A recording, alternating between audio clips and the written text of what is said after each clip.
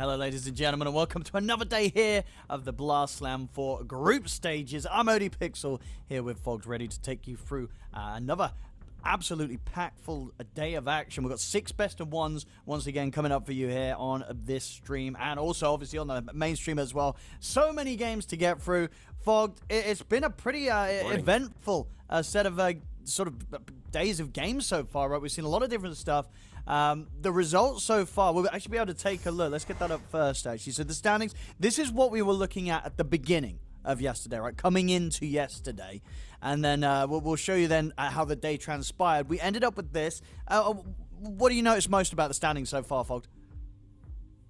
It kind of stayed similar in terms of, I mean, mostly what we expected. It's just the, the Bet Boom one, like I said the other day, is still one of those that I expected them to be doing a little bit better. But yeah, Tundra Falcons looking amazing. Heroic looks amazing too. Spirit looks pretty damn good. They don't look as amazing, I think, as the other top 3, but it looks, I don't know, there's not really too many that I would move and be like, okay, this isn't where they should be probably, right? I think the top 4 we could have probably expected. It's just, yeah, Liquid and Bet Boom, maybe the outliers of doing very poorly. Well, quite poorly.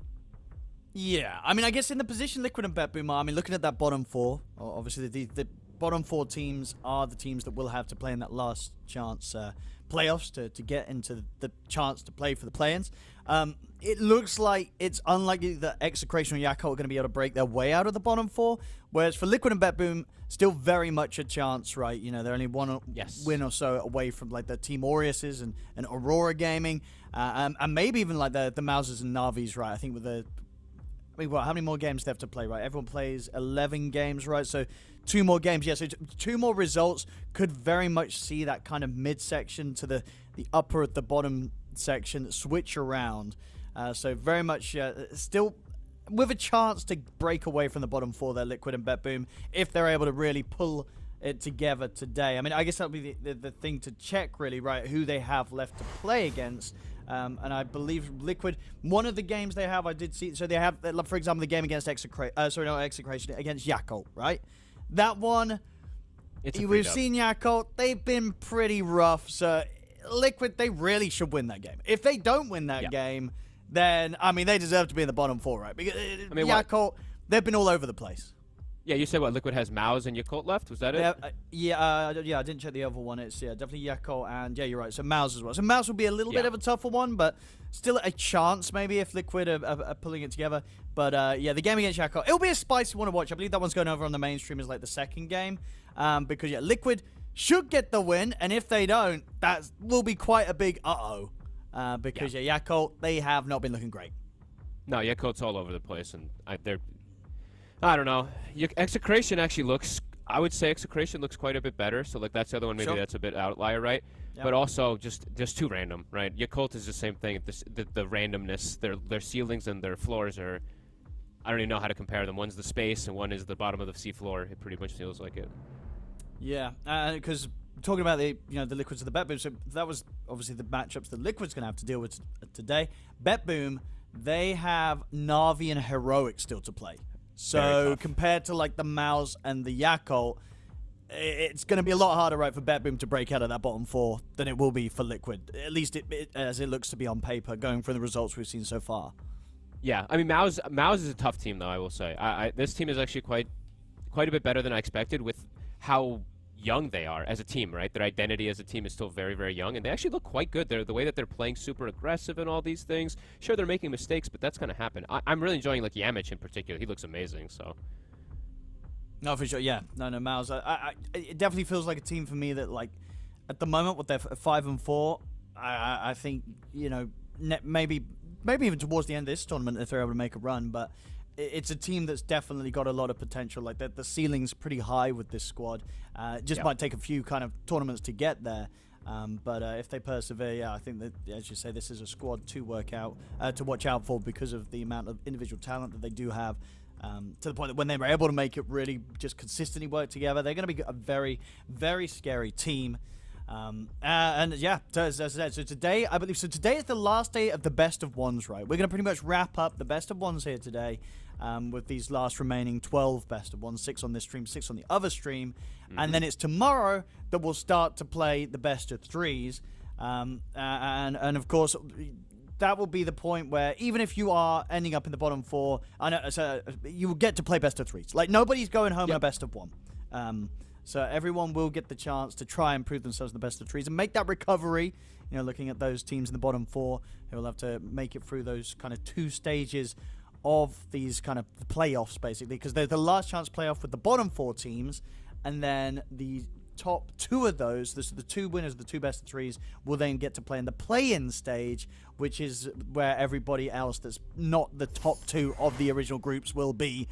You'll see it here. I trust overall, you. What we're getting going on. Yeah, it sounds complicated, but I promise it's not. It's not. It'll all kind of make sense as we wrap up these last 2 days. Because as you can see here, we've been on the week 1 of the studio gameplay with the 12 teams that we started with, doing these 66 best of 1s that are about to come to an end, and then we're going to do the 6 best of 3s tomorrow, and then we will have our 6 teams from these 12 decided and ready to fly off with us to Singapore in a couple of weeks' times, where we go for that very, very exciting weekend at the Singapore Indoor Stadium. I believe there are still tickets available, so make sure you do grab those so you can come and join us on site for that.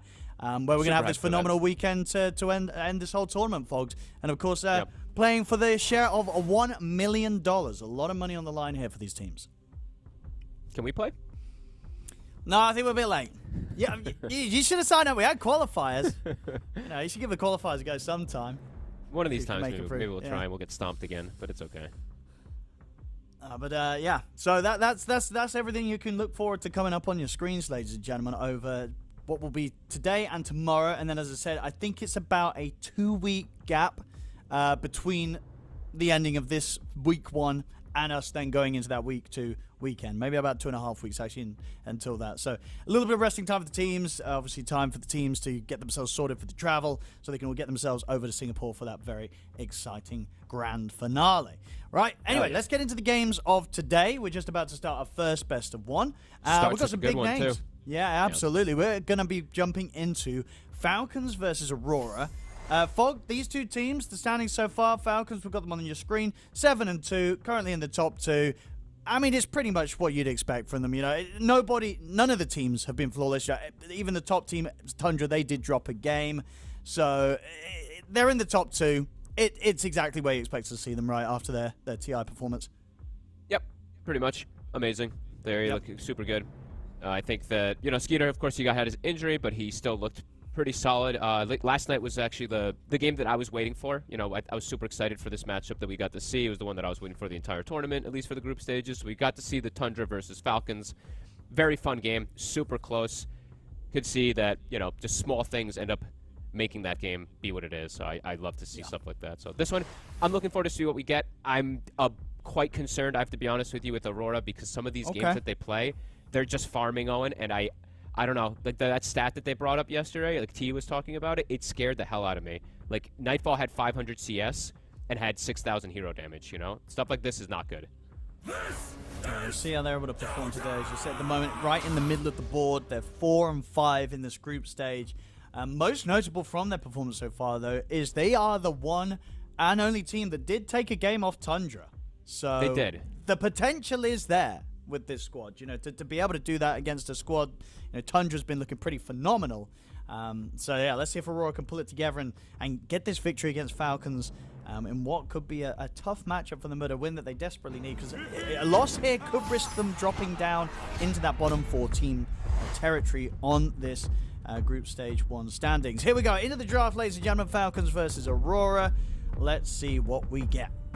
All right, let's see what, okay, so I wanted to mention a couple things for yesterday as I tweak my ugly camera, because it was very blurry for some reason this morning, because of, I guess, like a storm or something that hit my house. But I wanted to talk about the build that we saw yesterday from Toronto, Tokyo, because there's a couple things that I was just, I don't know. He went for the Deso build, which was all fine. The game was kind of weird, but he never bought Shard, and I feel like it's like a core item on this hero, and he's he's been like a pretty big Mars player, so I'm gonna be eyes on him to see the the adjustments and all this, because it was just weird. Some of the fights that they picked, some of his spell casting too, like he blew his combos on Schofield, right? So I just want to see a little bit cleaner play, especially from them coming in today, because yesterday left a bad taste in my mouth for Aurora.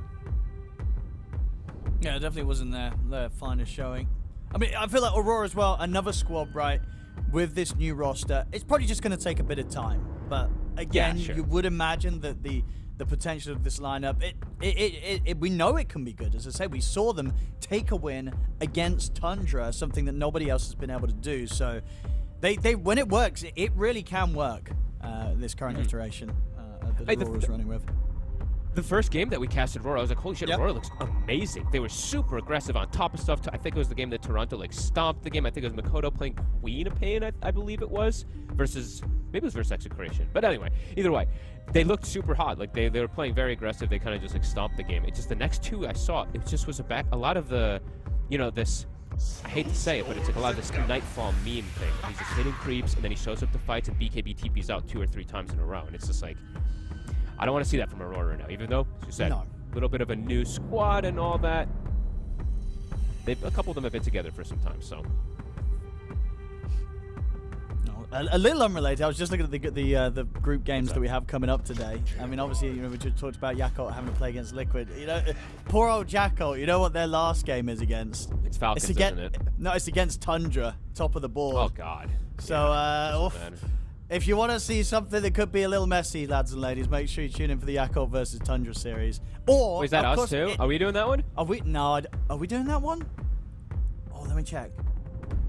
We are. Yes, that will be here. God. We'll get to enjoy that later today. The team that is very much at the top against the team that's very much at the bottom. That will be later today on this B stream. So it'll be fun. We'll get to enjoy that one later. Yeah. Yeah. Maybe we get a huge upset. You know, it's going to be one of those games. A very volatile game. It's either going to be it's probably going to be a stomp, but the small chance that it's a bit of an upset will be very exciting. Anyway, back to this one. What are we getting? Nothing surprising. Hoodwink and Tusk. So far, all 5 heroes on your screen are heroes that we have seen countless times before. Nothing unexpected here at all, really. Happy to see the Abaddon ban, of course. We don't want to see that. Gyro also being rather popular carry in this tournament so far. There's a lot of Gyro I like it play. a lot with Tusk. Always, because you get the possibility of doing drinking buddies. I'm already seeing the lineup, Owen, one of my dream ones that I'd love to see. We've got a Pango with Lucky Shot. We got drinking buddies, potential Gyrocopter. If they get some other extra minus armor and all that, this draft does a ton of damage at all times. And it's mixed damage, too. It looks like it's just physical, but Gyro, of course, brings in all that hybrid. On the side of Aurora, right now, it's very good control, right? But definitely some lack of damage, especially like when a BKB or something comes out, right? It's going to be pretty countered for what Aurora has right now. So wants to get some more flexibility and maybe some, you know, BKB piercing stuff and maybe something else that's going to go through. Because right now Falcons, they have BKB pierce, they have mixed damage. They're going to go for a casual Sven. So good versus that physical damage that we're mentioning. And overall, a pretty strong hero, especially when he's playing with stuns. And he has Hoodwink stun, Jakiro stun, Mars stun, so Vanquisher is going to be online whenever he's hitting targets. Yeah, that's super nice. Sven does not like playing versus Shadow Demon though, so I'm a little shocked about that pick. It's a pretty it's one of the any of these melee carries in particular that you completely lack on getting. You know, you saw Circle versus Kiting, you get purged, and Warcry also until you get the shard is just going to be removed. So that physical damage is going to be strong from Falcons too.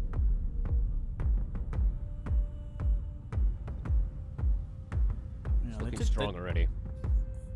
I picked it rather quickly, so they didn't really care that Shadow Demon was there, but as you say, it's not going to be too easy to play into this unless they've got a solid way of sort of getting the back lines. I mean, at the moment, obviously, they have a kind of a Hoodwink that can sort of scout through the tree line. Mars will, of course, have that jump potential with the blink to try and ensure that the Shadow Demon's not going to be able to freely play with their saves.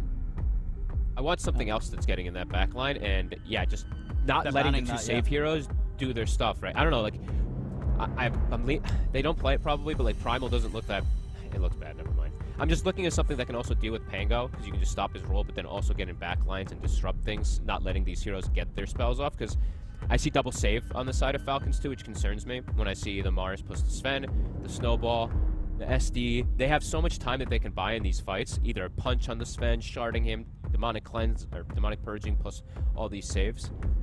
The good thing that Aurora has is a lot of AoE stuns, so if they do catch multi-heroes, they're probably just going to die. But if they don't catch multi-heroes, the worry of the saves can come in. Let's have a look at Aurora. Final ban.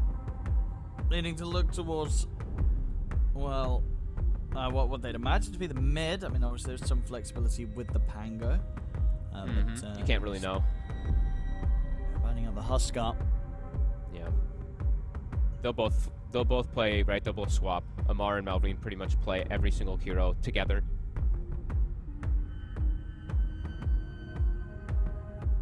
And I've liked seeing... I feel like a lot of these Pango offlanes are not getting punished as much as I usually want to see. They're getting away with just going like 4-4. They just sit in the lane farming. They get their Diffusal Blade and just turn up the fight, so... They do have a very strong dual lane at the moment, the Sven and the Jakiro, but I feel like Pango just sustains usually.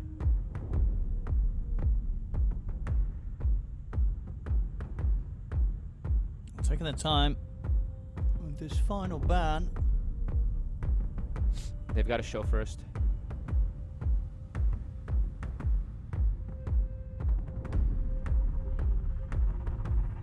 What's the call? Trying to think what Malrine actually wants. I mean, It still could just be the Pango actually, so I think they're just going to decide after what they see.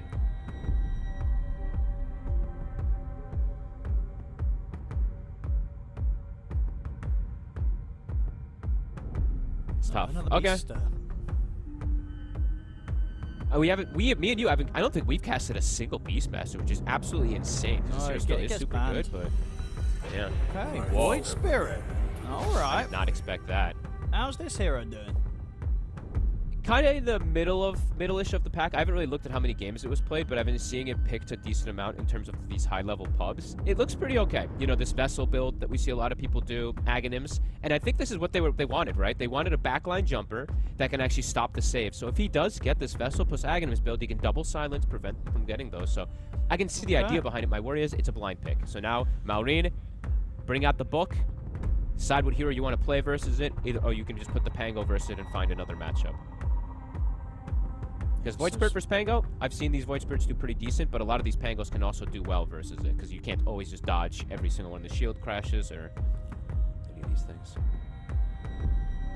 So there's been 2 games of Void Spirit. Team Spirit won with it, and Bet Boom lost with it. So Okay. a couple of games we've had.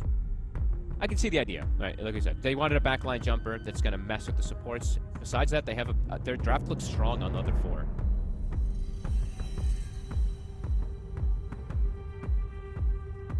Falcons. See what it's going to be. What's it going to be? Yeah, which way around are they going to do it here with Malrine and Amar?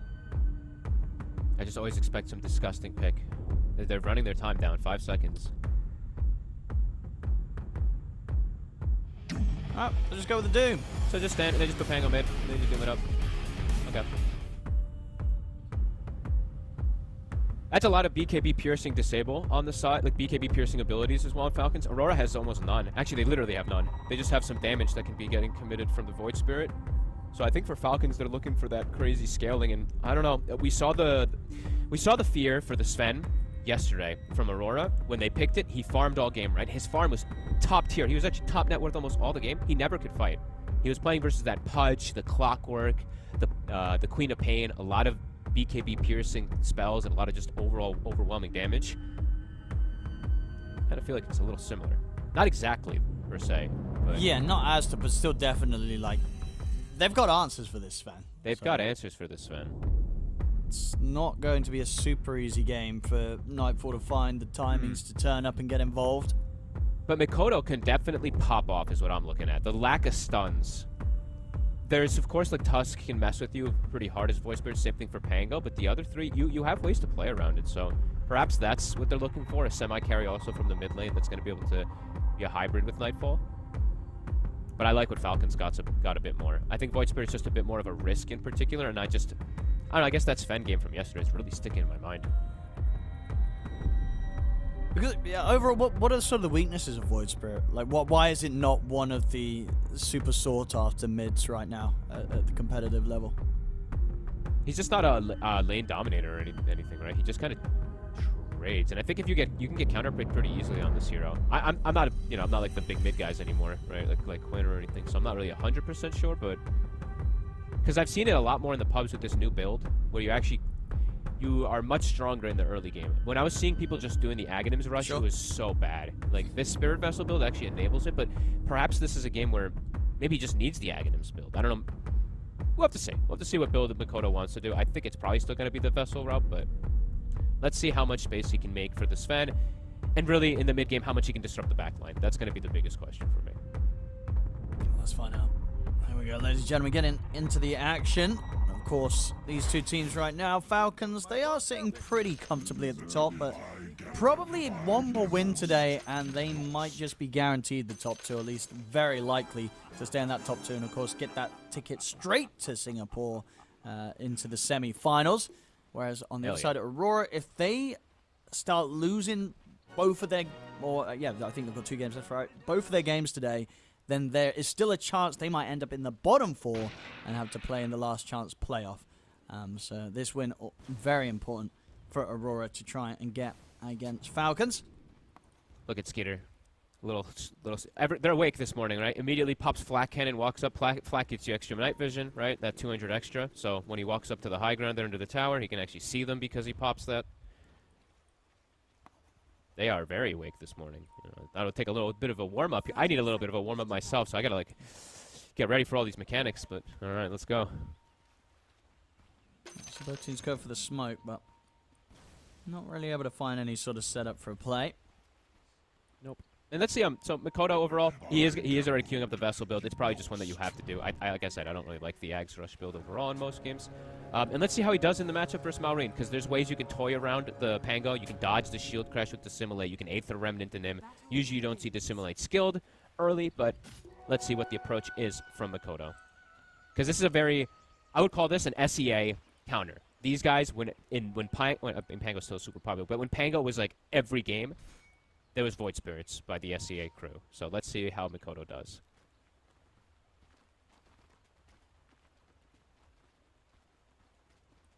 Yeah, then on these side lanes, I mean, obviously talk about sort of the struggles for Sven down the line. How does the lane look against, obviously, Amar, coming in with this last pick Doom? Should be pretty good. He's got Jakiro, super strong hero, one of the best 5 positions at the moment, it feels like. There's just some surprise factors of Shadow Demon. If he catches you stuck next to trees with Disruption and too many Menace stacks and poisons, they can get a kill, but I feel like Nightfall should be pretty okay down here. Looking at something that's Snay, so I just want to point out a couple things here with him, is 2 couriers get killed. Snay, of course, going for Drinking Buddies this game again with the Gyro. As we said, there's few heroes you do it with, but this one feels very value. But also, Snay has Quelling Blade, and he has Drinking Buddies versus Hoodwink. So you have multiple ways to stop the stun. You yank him out of it either with Drinking Buddies or you cut the tree. So this is going to be a bit of a tough one for Mira, it feels like. Versus that's like super rough. Like, right? It's horrible. What do you even do up here? I mean, you're going to be able to throw sort of like some small instances of damage out, but indeed actually setting someone up to allow Toronto Tokyo to get an angle with the spear is pretty much impossible as long as snaking is around. Yeah, and they're cutting the trees. Look how many trees are missing right now. Snake has just been preemptively, just quelling pretty much everything. It's definitely not easy. You have to pretty much know exactly where snaking is, or you have to go for him, right, with the stuns and prevent him from going. But they're probably both going to bail each other out of those scenarios. Yeah, tough stuff. Definitely going to see in mid-game, there's going to be a lot of tree cutting. I've seen a lot of these like really, really top-tier teams mess with the trees a lot for the Hoodwink.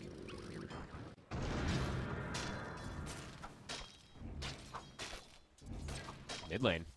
Maureen already having a pretty commanding start in the first 3 waves. 6-2 on Mikoto.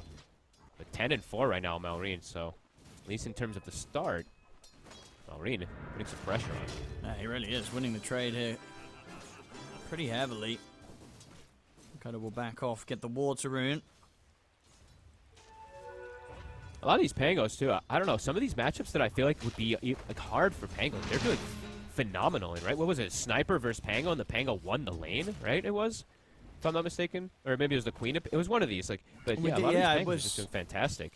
I can't remember what match that was, but you're right. Yeah, we did have that.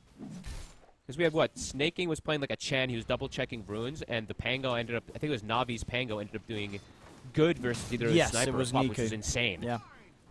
So, pretty cool stuff to see how amazing Pango's doing, and even some. Not counter matchups, but some more difficult ones. And my goodness, he's really owning the mid lane right now. He's crushing it. It's getting pretty one-sided here. 17 and 5 Yeah. against the 10 and 2. Marine getting nearly up to double the CS already on these first 3 minutes. And top, as we're seeing, it's just difficult for them to ever make a move. Sure, they're acquiring some stick charges from Mira, throwing some spam, but they just shove the wave out with these drinking buddies, and there's a lot of harassment that comes out onto Aurora.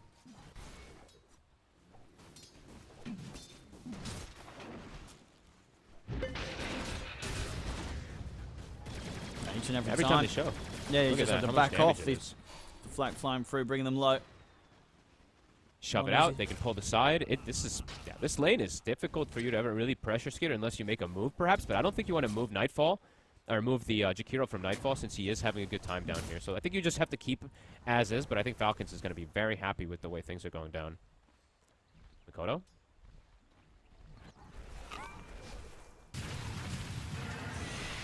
We'll be able to get that water in, but still the pressure continues to appear around the mid. He did put the point in the dissimulate now, as we were mentioning, so you can dodge that shield crash to prevent the shield, prevent some of that damage. But yeah, this start here for Marine is pretty damn good. 24-6 to the 18-2. And it's a good game for, I have to say too, even though it's like an early pick Pango, it looks like a really, really good Pango game. There's no BKB piercing disables, and he can roll in and out of this arena freely. Ooh, they'll get the shards on Toronto Tokyo. He will live. Very nice little play there as well for Snake King. He came in with the snowball to stop Skeeter from being pushed all the way back by that spear, so allowed Skeeter to stay close to get that extra bit of damage. And not enough to kill Toronto Tokyo, but still keeping him in a bit of a tough spot on the top lane. I'm telling you, and I don't know what happened at TI, but I don't know where Tusk was. I'm going to keep saying this because this hero just still looks so good to me every game almost.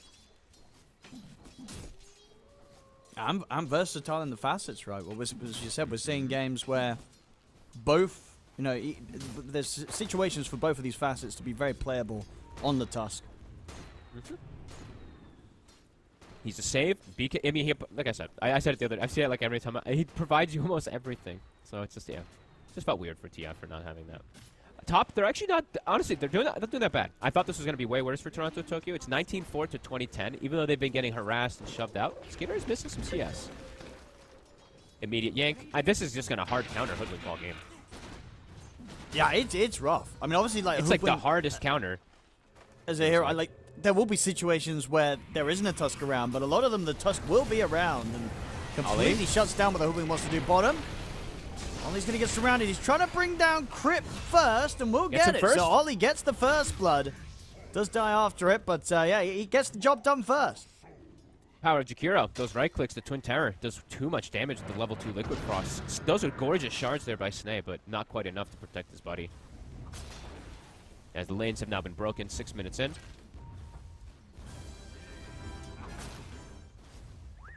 And they're actually moving as well. So Aurora looking to make a similar kind of move here and punish Skeeter while he's alone. Skeeter has 13 Wand and a Healing Lotus, though. So they got to get him when he's far forward, not too close to tower. See if they can bring him down here. And this time, with no backup, Skeeter not standing a chance. They're finding that opportunity to go whilst there's no touch, there's no save. No hope there for Skeeter when he's on his own against the 3 of them. Good chain stun. Don't let him get that sticker wand or Lotus off. He could have potentially maybe survived, but will get brought down. Mikoto gets himself a haste rune, and the urn is almost finished up. This haste rune they could really go for Skeeter perhaps again if he wants to pop it and make the move since he has his 2 supports already up there. See what Mikoto wants to move. What he wants to do with this move.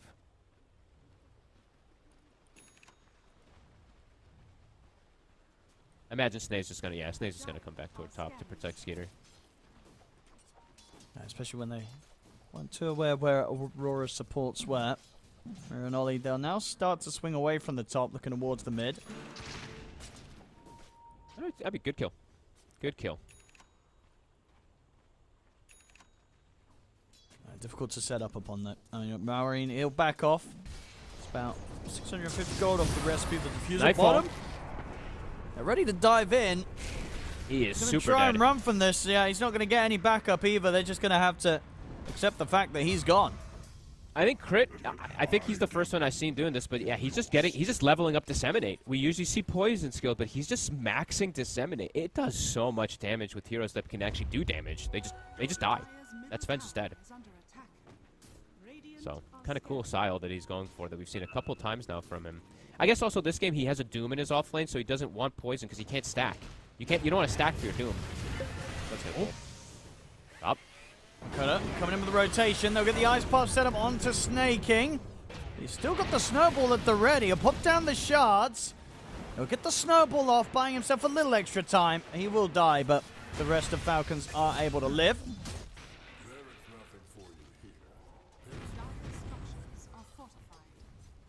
Can they get the tower here? Ollie does have level 3 Liquid Fire. Should be able to whittle it down. Nightfall is being chased. He's pinging. He is asking for help. Yeah, he's going to get it this time. I was going to say, last time he didn't get any TPs coming in. This time round, there will be at least Ollie turning up. He was that was a typical Nightfall thing. I mean, anyone who knows, right? Nightfall pings more than any other pro player in these games. He just pinged 50 times. And speaking of Nightfall, they're making a move a bit far forward here on Ollie. Malrine is here. Yeah, Nightfall's just got to run. He's got to fail, go down, but him. Malrine, yeah, he's going to see if he can try and get the angle for Nightfall now. He'll opt to just bounce back and secure the kill against Ollie. Will, at least for Aurora, allow Nightfall to remain safe. And there's some stacks that we do see from Falcons Crit on the right side. Crit does have that double stack ready. Malrine trying to put pressure onto this tower. That's his defusal done. It's actually extremely early for Malrine, and it's, I mean, very good defusal game. Especially if you get it this early versus a Sven versus a Mars. Definitely can trip them up quite a lot in the early game. I mean, Amar is massive too. Like, crazy how much farm he's been able to find here. Skeeter's been slowed down, but not the other two. It's just going to be an invis for Makoto taken up top. Dire's top tower is under attack. Bottom him up. He's got the Doom ready to go again. They could look for a kill easily. He knows that Mira's down here. He is so fast, by the way. He's got Phase Drum plus the Kobold Cup, which is quickened. He's going to be at 550 movement speed pretty easily. So Mira, if they're able to run from this, Snowball's heading their way. Won't quite connect, though. Still, though, indeed, HSC is zooming in. Amar runs down Mira. I mean, yeah, he's a speedy boy. He doesn't even need Drinking Buddies to be 550 movement speed. Mid, Marine. Looks like he should be okay here. He's still got the Rolling Thunder. He's going to try. He's going in. He was thinking about it, but the jump out with the Dissimulate comes into play, so Marion won't commit. And Snaking with that move bottom. They kill the Hoodwink, and he's actually using Drinking Buddies on catapults. Malrine will die. Oh, well, all right. That's a big one for them to find there, Makoto and Ollie. Very nicely done bringing Marion down. Okay, he gets away. Amari's having so much. Look at this. He's literally 550 movement speed. Whenever he phases or pops drums or pops the Kobold Cup. And yeah, okay, I have to talk about this though. But they took the whole tower with Drinking Buddies catapult with Snaking after getting the kill bottom. He just used it twice on that catapult and it killed the entire thing. Yeah, that went down super easy. We'll see them up top going to Skeeter here with the arena. Skeeter, he'll get the back of a Marion, but not before Skeeter goes down. See attempted TP out, but Marion instantly with the Rolling Thunder is able to stop the TP from Toronto Tokyo. Doesn't quite have the damage though to kill him. And Toronto Tokyo's still got both supports by his side, so Marion won't be able to find anything in return for losing their carry there, Falcons. These carries are struggling. Both of them. We see Nightfall only about 300 ahead of the Gyrocopter. He's got his Mask of Madness, but both of them, not in terms of last hits that we do usually see from these carries. It's 65 for the Gyrocopter and only 71 at the moment for the Sven. So very, very slowed down. It's like 5 CS a minute or less, which you really don't usually see on these carries any day anymore.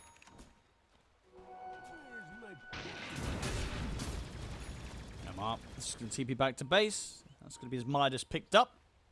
He'll be the carry. That's what he's saying. Look at that. His net worth is crazy right now.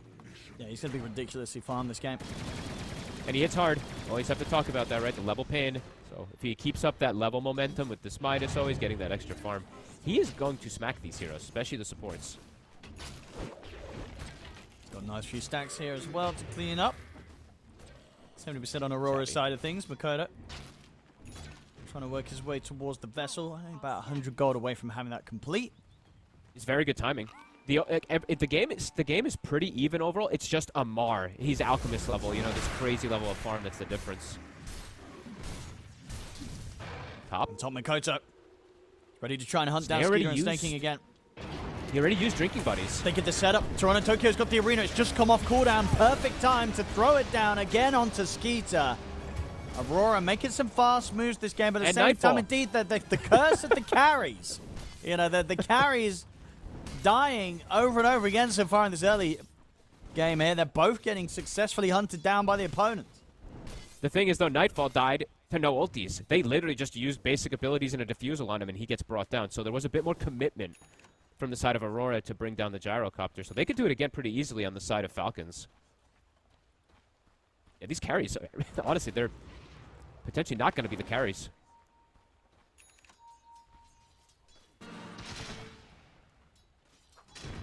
Minutes. Maureen. Photo. Able to secure the regen rid. With the disruption on him, but it's a hard one to go for. Maybe with Amar dropping down the Doom, they can finish him off, and indeed they can. Doom comes into play. Maureen as well with Rolling Thunder, also able to make the connection on towards Ollie. Falcons, they group up, get the two of them, and Skeeter, he'll be very happy there to pick up the 2 kills after having a bit of a struggle early in this game where they were consistently targeting him. He's now able to join, get involved in the action, and also by the looks of it, be able to pick up this tier 1 mid tower on top of getting this double kill. And that, I would say, is the difference of what we were mentioning, right? On Aurora, they had to commit quite a bit of spells to kill the gyrocopter top. To kill the Sven, they used nothing. So then they can just swing mid. They've got everything available. And for Skitter, it's much easier for him to just get involved, right? Just runs in, drops a call down. If the Sven tries to get involved at any point right now, 100% dead. Skeeter can at least contribute just because he can throw call downs and just play from a distance. 2 to 3K lead now for Falcons. Starting to feel in a much more comfortable position, much more commanding one. Aurora. I want to be quick to strike back as they come up with the smoke. 20 seconds until Ollie's got the Macropire back up. They might run into damage issues if they go for Amar. So I wanted to point this out too. He did go for the Devour grants magic resistance because Aurora's draft, most of their heroes besides the Sven, all magic. So he could tank the brunt of it and survive, especially if he has the SD behind him. And they're being careful as well, Falcons. No one pushing out the bottom lane.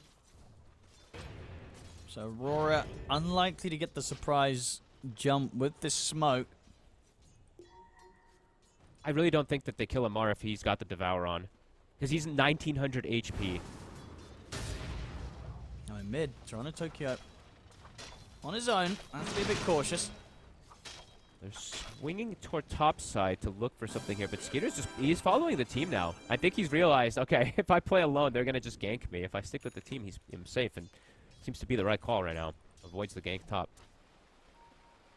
And for the moment being, he's still able to keep that little bit of an edge against Nightfall's farm on the Sven, so... Yeah, but overall, right, for the Gyro, as we stated before, like the game overall, it looks easier for him to play because of his supporting cast. The game for Sven, it looks hard. He's gonna get so many spells thrown onto him. So if he's behind, definitely feels like a really, really hard thing to tackle for Nightfall. Falcons on the hunt down at the bottom, but not going to find anyone. We will see Aurora, though, maybe go through the twin gate. It's going to put them pretty close to the majority of Falcons down here. Aurora bringing Makoto and Ollie over. You have to do it very cleanly if you do go for Amar. He could just turn around, survive, kill you. He's going to have BKB, actually, before the next go, potentially, too. So looks like they're going to shift their attention elsewhere, but mid... Alright, Tokyo. He's going to be able to get the setup. He does have the BKB trying to Tokyo. Pop it immediately, and he's going to try and settle onto these two with the arena set up. You'll get the spear onto Snaking, but the disruption's there from Crit. And now Nightfall is thinking about turning into the fight, or just throw a stun and run. He does not want to get involved in this. Aurora, as a team, are backing off. Mark doesn't want to commit with the Doom as of yet. So Aurora, they will be able to survive. Disengage. They'll get everybody out of there. At least they can disengage. I thought they would probably lose at least one with Amar charging in there, but a decent disengage. But a lot committed again, right, for Aurora. It was a Rolling Thunder that was used from the side of Falcons, but Aurora, BKB, the first usage from Tokyo, Macropire. A lot committed there.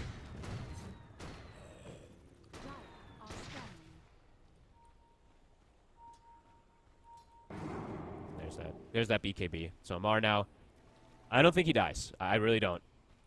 They'll have to commit almost everything onto him, and if there's a save there, it could be quite disastrous. He is a big problem for them.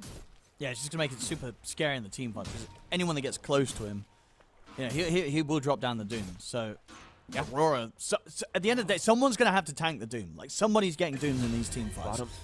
They'll get crit, but Toronto Tokyo has shown himself on a ward, and his BKB is still cooldown. Amar's on the way. He's right on him. They've found him. So Toronto Tokyo in a lot of trouble. Yeah, they'll drop the Doom down onto Toronto Tokyo. So the Mars will fall. And not really anything Aurora could do to strike back there in that sort of situation. They've just got to accept that Toronto Tokyo is gone. Yeah, they'll catch crit on the move over, but they lose a much bigger thing there. And the vision from crit, it's still in there. Maureen thinking about going in. He's going to get the opening setup. He's got a good angle here to continue the lockdown with the Rolling Thunder. Is it enough damage? It is just. Perfect. Very well done there by Maureen, seizing that opportunity with Makoto in this area, down in the river between the steps. A perfect position and perfect bounces. Dissimulate just that cast, right? That point cast is just too high for him to be able to get it off to survive there potentially. Falcons, they're just outplaying them, outmaneuvering them, controlling the game. And Makoto now, his Aghanims is going to be so slow this game, Owen. He did buy the shard to be able to get his extra farm, as we see most players do. But he is literally all 4 components away from having an Aghanim since almost 20 minutes in. Usually this is when you want to have it done. So these supports on Falcons, they're going to build a free cast. Oh, yeah. No, it's definitely looking like that so far. I mean, Aurora, they're coming in with a smoke play to try and bring the team fight to Falcons, but Roshan's already gone. Aegis, who's going to be taking it? Yep, Skeeter's going to grab that one. And Aurora, do they still want to try and look for something here with this smoke? Into this Aegis, it seems difficult. I mean, they know there's no Doom. That Crit will get caught at the front. They'll get him in the Remnant, but the pull's there for Snaking, dragging him back to safety. It's Nightfall. He's going to commit to get the kill, but he's had to go pretty deep for it. There's the punch-ups there. He's sort of trapped in the shards. He's dead. I mean, Toronto Tokyo still trying to make the fight work here with the Arena and Spear onto Skeeter, but Skeeter's got the Aegis. They're not even going to be able to finish him off the wall. Now Makoto. Chain stuns there onto Makoto. An absolute disaster of a fight there that Aurora, they went for. I mean, they walk into this. Nightfall, he jumps in deep to try and finish off this kill against Crit, but it is sloppy and it gets punished big time by Falcons. Yeah, I think they're feeling desperate, Owen. I gotta be honest, right? This type of move, I guess they're expecting Falcons to split up and go farm, but Falcons is so strong, they'll take any fight that comes to them right now, and Nightfall is incredibly weak, as we see there. So much control, so much damage. And Makoto, look at him. He's like indecisive about how he wants to really jump in, because you're playing into an Aegis Gyro. He doesn't have his itemization yet for this Void Spirit. This game is feeling it quite difficult now at this point. Yeah. After that fight in particular, it's like maybe before that, if they could have sort of settled things down, waited out the Aegis, got their next set of items to try to work towards the BKB on Nightfall before looking for that sort of play. But yeah, going for that very, very high risk move that does not work out at all has put them in a very tough position to fight themselves out of. Down 10k now, 21 minutes in. All 3 of the top spots here for the 3 cores of Falcons on the net worth. This game's gotten very hard for Aurora. And this game's gotten almost, I want to say almost impossible, because of the way that their draft functions in terms of playing against the lack of BKBs. They're going to have BKB, well, they have BKB on Doom. They're going to potentially have BKB on Gyro. He can wait because he has Aegis. They can just walk into the fights. I actually see no way that Aurora can really win a fight now. Even if they start off killing a main core, I think even a 4v5 Falcons will be able to take.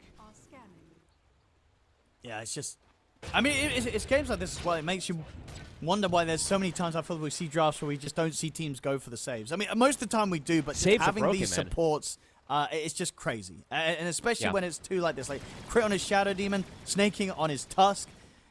If you're a core of Falcons, you know that you're going to be in such safe hands in any of these team fights. Like somebody somewhere is going to be bailing you out. Makoto. Falcons. The setup into the Rolling Thunder. Again, perfect spot. Ooh, not quite perfect enough. Makoto this time will escape. He'll live. They messed up. I don't know. They pulled him while he was rolling. I don't know what happened there. There's some weird spell casting that ended up actually messing up with this chain stun. Toronto Tokyo. Gonna force out Toronto Tokyo's BKB. Toronto Tokyo, he'll get out with the TP. Ollie will be left behind. Just watching Amar right-click people look so... Look at his speed. Man, quicken. He's keeping it. He got the quickened Cobalt Cup for the Tier 2 also. S and Y. Look at him. He's zooming. Nightfall. Nightfall? Amar is... He's on thinking the about chunk end, chasing. Yeah, he goes for the twin gate instead. So Right, if and the... Mirror. Yeah, is Mirror going to get out? Mar speedy. Oh, he was thinking about trying to throw the Doom out. He's just going to chase him. Look how fast He wants is. this, yeah. Even the bushwhack, they're only going to temporarily hold him back so he can keep running. They want to find Mirror. They'll find him. You can't run from this, Fog. This one almost feels not even worth it. They could have farmed so much on the map, but they're bloodthirsty. You know, they're feeling their strength, especially Amar feeling that power of the speed. So, if Mikoto's game was going a little better, I'd have a little more faith in this. It's just the problem is the Sven is just so countered. That's why I'm like I have like no faith really now at this point for Aurora. They'll lose Ollie also. Yeah. Because the Sven just has too many things to deal with, and the Void Spirit, he's the one that has to assist him. It's just not there for Mikoto this game. It's just some of these little combos as well. I feel like we've seen it here, and we've probably seen it from some other teams as well. But I think like getting both Tusk and Gyro, that probably shouldn't happen. Like these two together like, just seems so good. Like the lane seems amazing, the save seems amazing for the Gyro, the buff up with the drinking buddies. It's just like there's so many things that make these two heroes together in the right hands as well. When you've got something like a Skeeter Gyro pairing up with a snaking Tusk. Like, I feel like you can't let these two have these two together. Yeah, especially if you're playing with a draft like this that functions like Aurora's. Right? When you look at Aurora's draft and you just look at literally how their abilities work, they want to go on one target and detonate him, right? They want to just blow up a target before the fight with a bunch of spells, but there's a Tusk, there's an SD. They're going to be there to save every single time, so... Like, some of these other drafts, at times, it can be more about these longer team fights. Aurora's draft is not about a long team fight. It's about catching someone in the arena and killing them instantly, pretty much, so... Yeah, I don't know, saves. Yeah, I'm going to keep talking about Tusk probably in a lot of these games moving forward, but... Oh, yeah. Saves definitely look pretty broken, because we're seeing Bane as well playing with saves. You know, Tundra with the little mini sleep saves, as we saw in Pure yesterday during the Rapier play. This stuff, it feels very relevant. I mean, because considering we're seeing a lot of this sort of style be very, very strong, like having these two double save supports, like back there, what are sort of the strats that teams need to lean towards? Like, what counters this sort of play style? Like, what makes sure that teams don't get away with just having these two heroes that are ready to bail out cores? What people used to do in order, if you saw these, you know, backline supports, these saving supports, you usually have information gatherers, either some bounty. I mean, I'll throw in even like these Zeus's, let's say, right? Because we used to have, Zeus pops the ult, and you have a Storm Spirit or whatever, and you have somebody that just jumps the backline. The thing that Aurora really is lacking in this game is a bit of information. Yes, you have Hoodwink who can kind of do that, and the Void Spirit, but the Void Spirit's game is so tough that he can't actually do that to provide as well for his team. So it's that, or you pick Silencer and you pick an Initiator yourself. And then you initiate and you global and then you prevent saves. But that's a really big adjustment in the draft as well. Radiant's top tower is under attack. Yeah, saves, they look broken. They actually look broken. They're just avoiding the fights, Aurora. Trying to just get that next set of items online. Nightfall has got the BKB, but really needs that damage on top of it. And as we talk about, even then, it's still not going to be easy for the Sven in a team fight situation against Falcons line. Obviously, top, Marine. Looking to hunt down Mira. See if they find him. TP out just in the corner in time, so Mira will live. And this has to be one of the slower ags I think we'll see for a Void Spirit or most mids, right? 10k net worth at almost 30 minutes. That is very, very low. He's going to be getting close to, what, 300 GPM, 350-ish, maybe it is.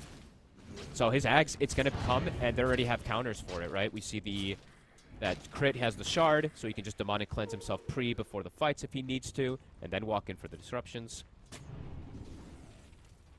Aurora needs to get something going soon. Otherwise, yeah, it's just going to continue to feel pretty sad. They're going to smoke.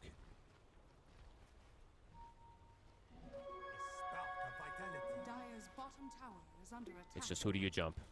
And can you even kill them when you jump them because of the saves? Skeeter is far forward, a bit alone right now.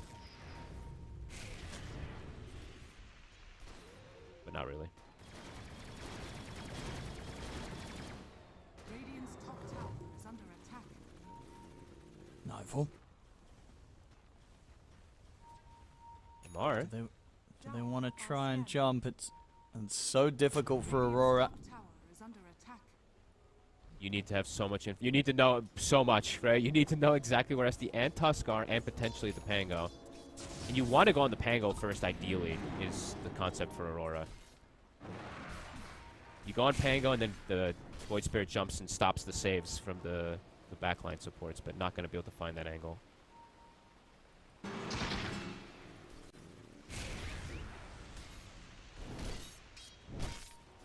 Because this is the timing they probably wanted, I want to say like 8 minutes ago on the side of Aurora. Getting the Ags, getting the Blink BKB on the Mars, getting the Blink BKB on the Sven. It's just all been delayed so much with what they're up against.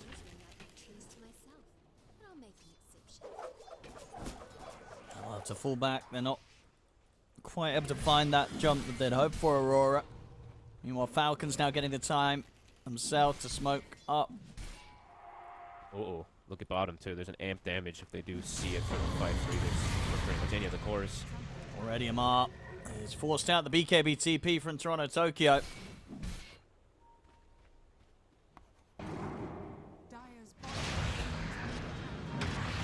Maureen, this time round, he will get the catch onto Mira. Mira not escaping this one. And a Basher now picked up. 9-1 and 4 on Maureen. Crit. Aurora, Nightfall is going pop in. The God Strength. I'll get the Ice Buff onto Amar, but not really able to fight with this, Aurora. I think they can just walk away from the God Strength and then do kind of whatever they please. It's going to be going down pretty soon. Yeah, Roche, it's going to shift down toward bottom. So already you see Falcons. They were about to start that Roche top, and then they're like, wait, it's about to go bottom. So pivoting themselves down there. They won't get the amp damage as it despawns right in front of Skeeter's face, but it will be an Arcane Rune for Maureen. And yeah, we can just watch Amar have fun. Honestly, he's just... This is probably... I want to say one of the more fun that Amar ever has is, you know, when he's playing in Doom. When he gets this type of game, but I don't know, Amar just has so much fun, I feel like, whenever he's playing Dota and ahead. It's just so tough to kill him at this point. 3k HP, a hell of a lot of armor. Hell of a lot of magic resist, super speedy, backup of team, yeah. Falcons, they'll roll into the Roshan. Aurora just split on the map. As I say, just continuing to just desperately try and find that next big item. Just something that might allow them to change the outcome of the fights, but it's looking unlikely in the mid. And Mars able to make the solo Goodbye, play, Ollie. drop the Doom down onto Ollie. It's the Falcons. Another Falcons feels like masterclass. And for Aurora, I think they actually made more plays this time than I was, you know, the bad poor taste that I've been talking about. But Nightfall. still similar kind of thing where Nightfall can't play the game. He's going to go for the BKB and try and run. We'll get the blink out, looking for the TP, and managed to make it. Top tower is under attack. Swashbuckle Bash not quite reaching him there.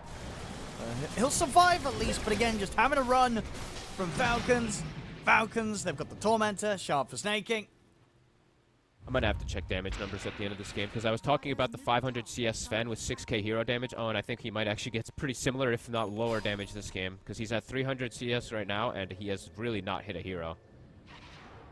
Yeah, I think he hit crit that once, where they went for the kill and then died. True. That Amar? might be it. Okay, maybe this one they can do some damage. Here we go. They get the jump. Straight in. Amar was There not we expecting go. that. That's a big catch. They need to try and turn it into more. They might just be able to. They look towards crit.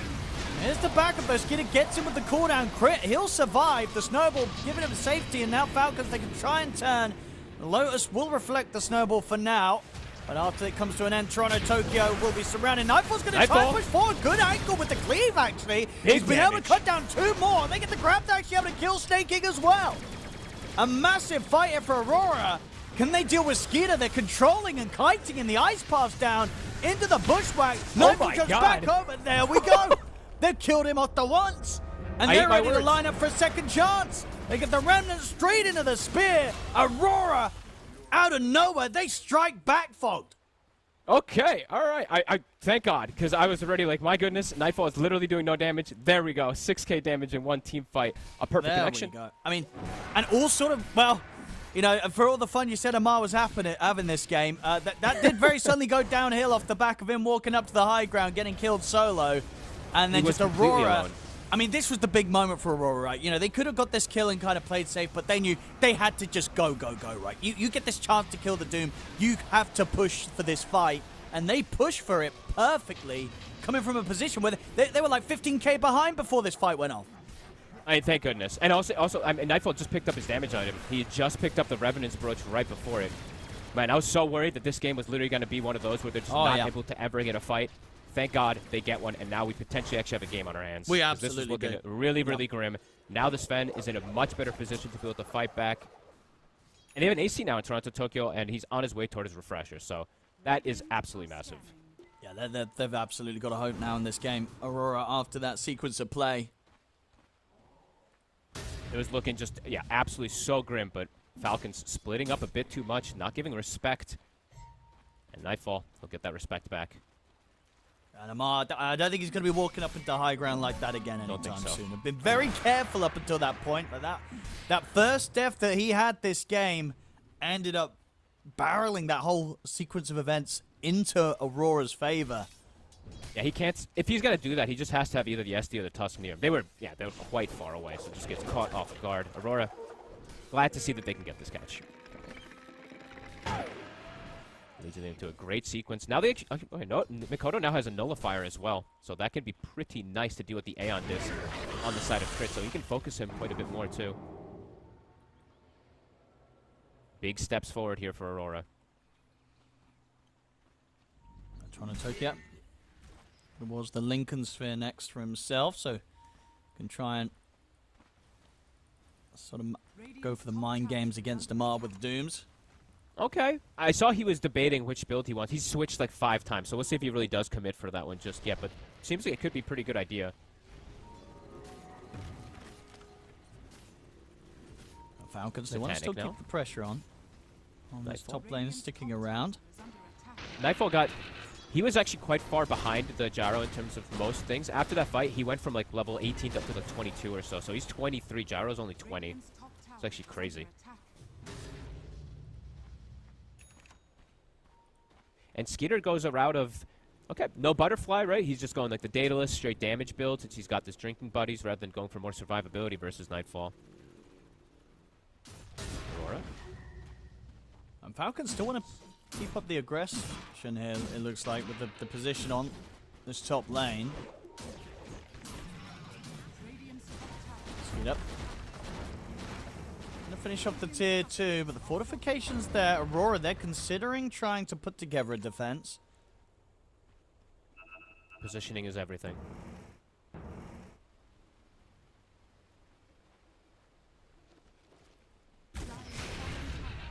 Very patient on Aurora. Nightfall continuing to hit these creeps. Waiting to TP in. Jumps the lead in Maureen. They get the opening straight away onto the Mars. They drop the Doom down. Trying to Tokyo go for the BKB and the TP out. He's away. Snaking wasn't close enough. Nice play. And now Nightfall, he's ready to get the jump back in. They close it onto Snaking. Aurora able to pick up the killer against Snaking at the end of the fight after and he not losing anything themselves, and indeed those last moments in the air. He buys the Yules. He literally bought the Yules to survive in the base, right? That was a heads-up play there from Toronto, Tokyo. And now down the mid. Amar is going to get jumped.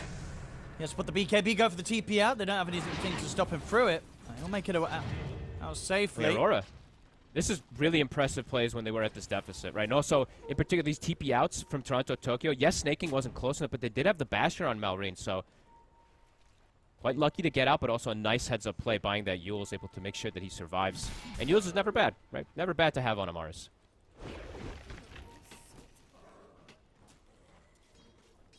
Nightfall's getting close to 25. He's going to have it a good time before Skeeter. And now we are seeing Skeeter queue up the butterfly, but I did see Nightfall already showing that he's probably going to go MKB after the Swift Link. So he probably anticipates that that butterfly is going to be coming soon.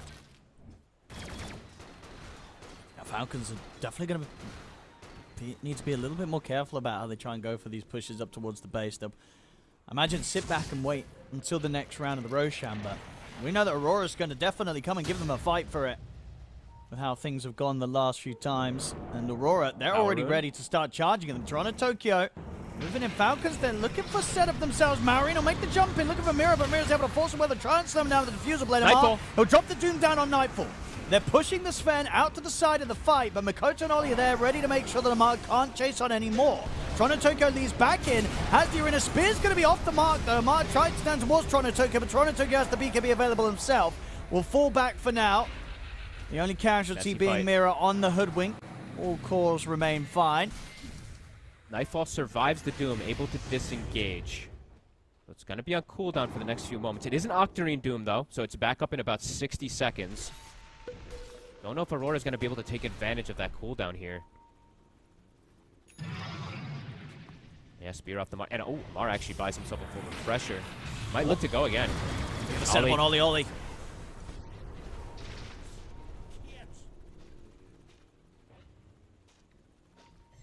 Most support's dead. Roshan's going to be just under 2 minutes into this backup. Fights still look difficult, of course. For even though they made this massive comeback, it was a big positioning error from Falcons. So still seeing the difficulties in terms of team fights, though. Ways to approach them, because Amar really can't just Doom and remove the Sven, remove any of the cores from the team fight essentially. He sees any of them, and now he does have the double Doom potential, so see how Aurora approaches. If they have to somehow get rid of this Doom, but it's just not easy because the double saves, and Falcons, they're smoked up. Well, here we go. Aurora, are they ready for this? In terms of their cooldowns, they're going to have the arena back up just in time. Tokyo. Maureen, he's going to look for the opening, he's going to find it. There's the Doom follow-up, they're straight in onto Toronto Tokyo. BKB will be up in a second, but not soon enough. He's already gone. Nightfall now has to put the BKB in contract to try and fight. He'll move on forward towards Skeeter, but the Doom's now dropped down onto Nightfall. Nightfall has to run. Skeeter and Amar chase him down as Amar cleans up the triple kill. This time round, Amar finding these Dooms, it completely ruins the fight for Aurora. He actually cleans up the Ultra at the end, getting that final touch onto Makoto as well. But just great Doom usage. And Amar very much making up for that slip up earlier in the river, securing the fight like that. I was like, what is he typing? Because he was standing still. I knew he was thinking of something to write. What does this mean? What's the meme? I just don't even understand what he's saying. 33 plus Nightfall, Doom on same player. Whatever. 30. I can't keep up with these Zoomers. I don't know. Doom on same player. What is this, like, 4D meme or, like, reference? 33 plus... Now, what's 33 got to do with all this? He's not even in this game. Just like some flavor, I guess. I mean, I don't know. With Amar, I can never tell. Is it a flame? Is it a joke? Is it a compliment? It's always a band. It's always a band with Amar. He's always attempting. Just sometimes it makes no sense. I'm sorry, Amar. I don't know. Yeah. 33 plus Doom on same play. What does it mean? Somebody somewhere understands what he means. Maybe. Right. Oh, apparently Weapons is letting us know the lore. He might be messaging you, Clogged. He's messaging one of us the lore. Anyway, whilst we try and keep up with the lore, Falcons now get themselves the Roche. Yep, back to business, right? It was a little small hiccup overall. Aurora took advantage, got a great pickup on Amar, but these fights now, it still looks like what we kind of expected overall from Falcons. But yeah, I mean, that hiccup, Falcons definitely doesn't want to do stuff like that if they're playing versus Tundra in particular right now, right? You have to play super clean. That can definitely cost you a lot of these games. Whereas Aurora, we are seeing, they are still struggling in the game, but that was a pretty massive swing for some time.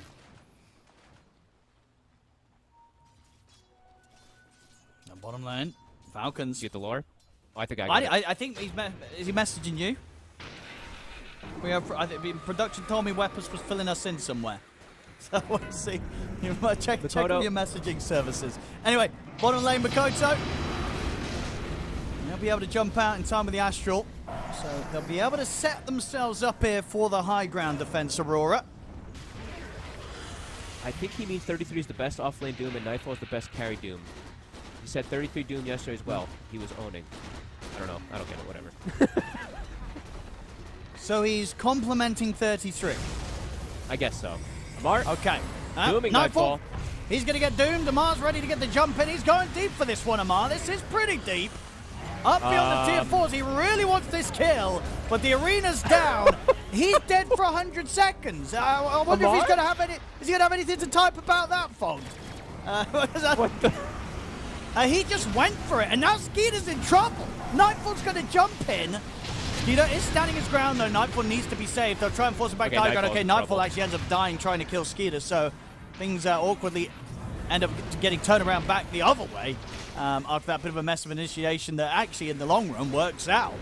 Bushwhack will land onto Skeeter. This was the plan from Amar all along. Charge in, bait every spell, and then his team can win the fight. I mean, it worked, but yeah.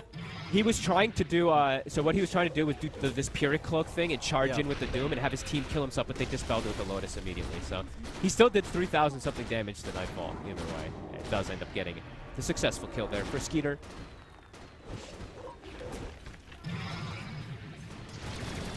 And I like that Skeeter did do this type of build. Rather than going for Butterfly, he can just pivot, go for the Scotty build. He doesn't really need damage. He already has it all naturally built in with the Daedalus plus the Drinking Buddies. Bottom.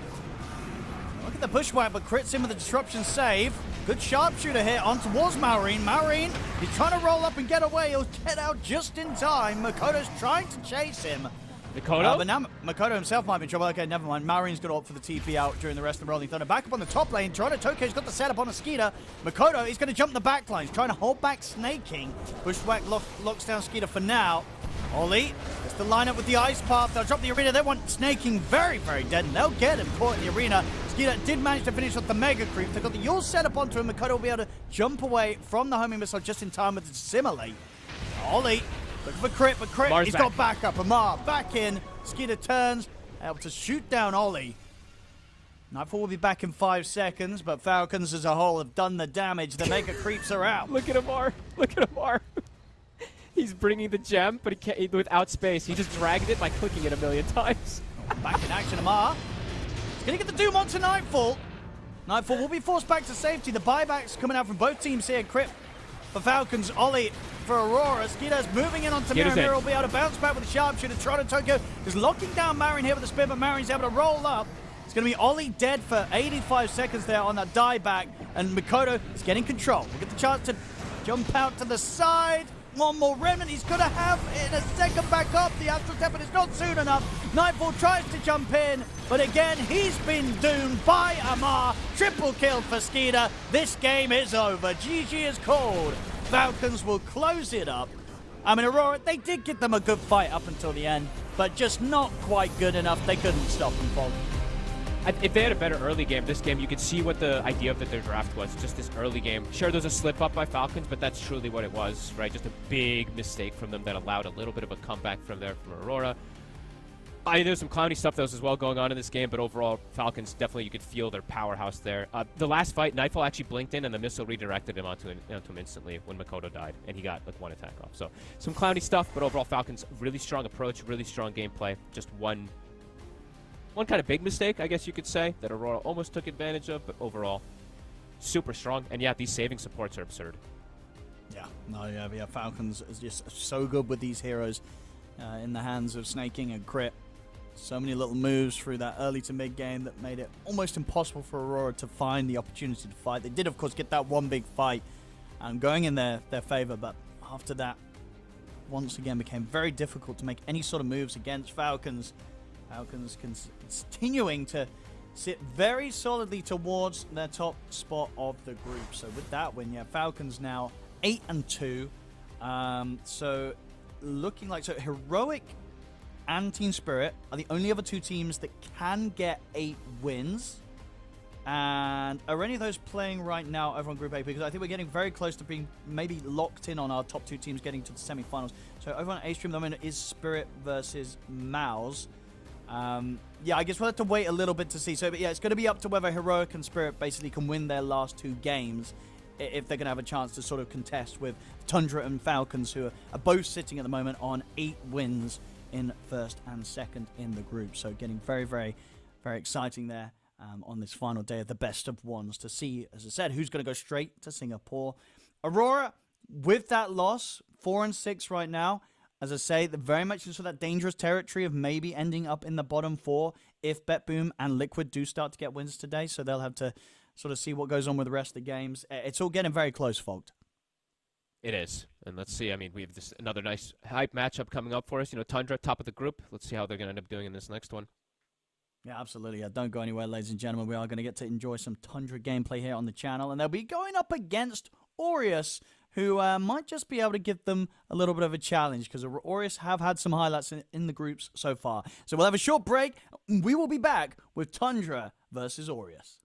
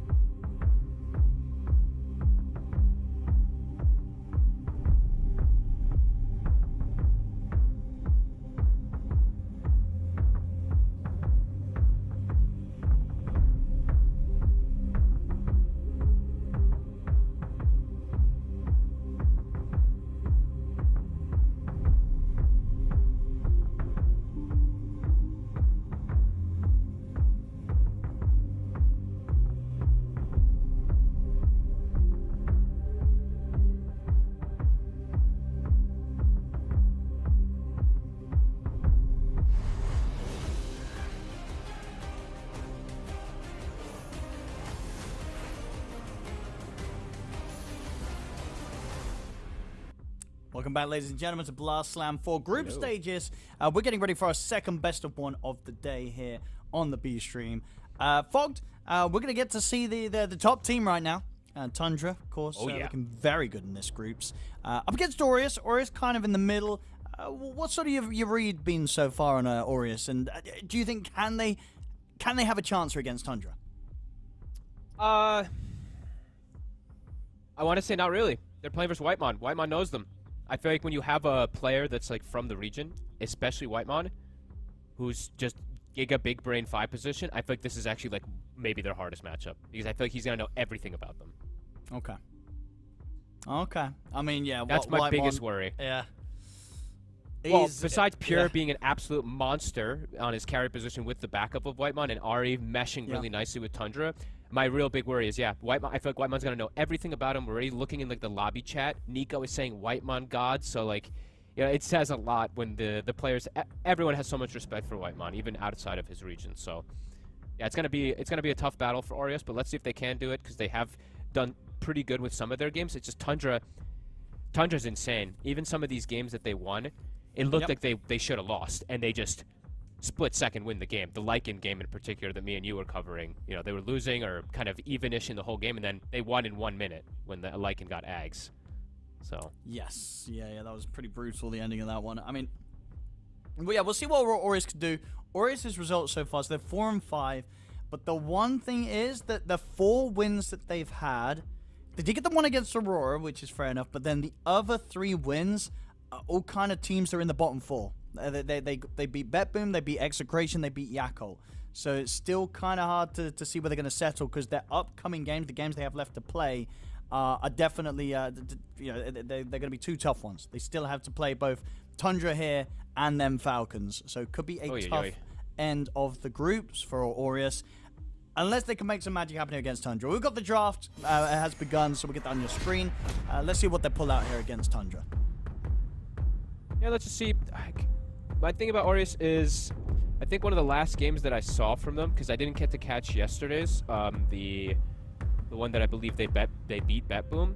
I think I caught a little bit of the Navi one, but it's striking out of my memory. The one that I really remember is the Heroic one versus them. And if you saw that one, it was the biggest stomp of the tournament. So that's unfortunately the last thing that I remember from Aureus, so it's leaving a little bit of a sad taste, especially with playing versus Tundra. That's true. Heroic's one thing, but then Tundra, that's quite another beast in terms of how well they've been playing. Yeah. So, who is left to play against Tundra today? Because, I think it's just these guys and Yakult, right? It's Aureus and Yakult. So, yeah, good luck to those 2 teams. Could be a pretty chill day for Tundra if their performances so far are anything to go by of how well they've been performing. And 8 and 1. I think this win, I'm pretty sure. So if Tundra win this game, that is them absolutely 100% locked in to the top 2. They get the Marcy to open. GG. And okay, Aureus, they'll get their bristle, their comfort. They're one of the few teams I think that are still doing this as one of the early picks, so they are going to be able to pick that one up. They better have a strategy. You gave up Marcy. You better have something really, really prepared for this, because from what I saw the other day, Pure is insane on this hero, but also it's because also he has this backup with Whitemon who makes sure that he has a good lane no matter what. So I don't know, giving Marcy's dangerous. It's like giving Lycan or giving Naga at this point. Any of these 3 feels like it's almost an auto win in current pro Dota. I mean, what does kind of deal with the Marcy? Like, what have you? Nothing. I mean, is that why we're just seeing it banned out all the time? Like, there's just teams haven't figured out a way that kind of just makes it hard for the hero to play. So we'll go look. We always talk about the cyclical thing of Dota, right? When Marcy was first added, the heroes that were very good versus it was what, Troll and PA, I believe it was, right? Those are the carries at least that people like to play because of the misses and da-da-da.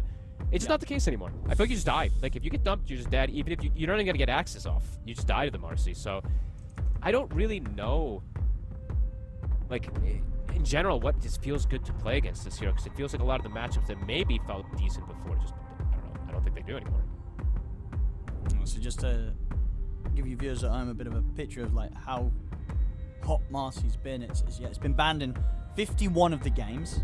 It's 94. So in terms of picks and bans. Oh no, sorry, 48. 48 of the games has been banned, and it's only been allowed through. Or I don't know what happened, but some drafts it was ignored entirely. But there's like a handful, and it's gotten through 3 times. So it's been picked 3 times, and it has won every single game that it has been picked.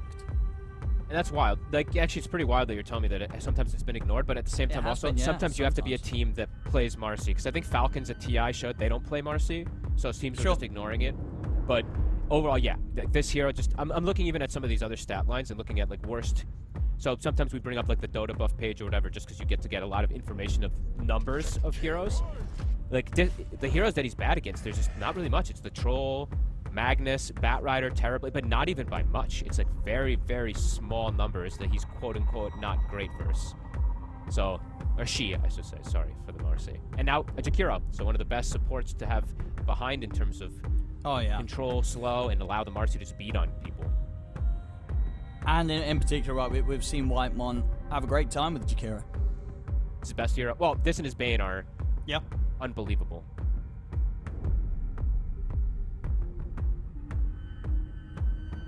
Aureus. So far with the Hoodwink, nothing surprising from them. Tundra. What else do they want to just bolster this incredibly strong opening with? So the DK. Something strong and safe. Hard lockdown. BZM been playing it quite a bit. Looks good.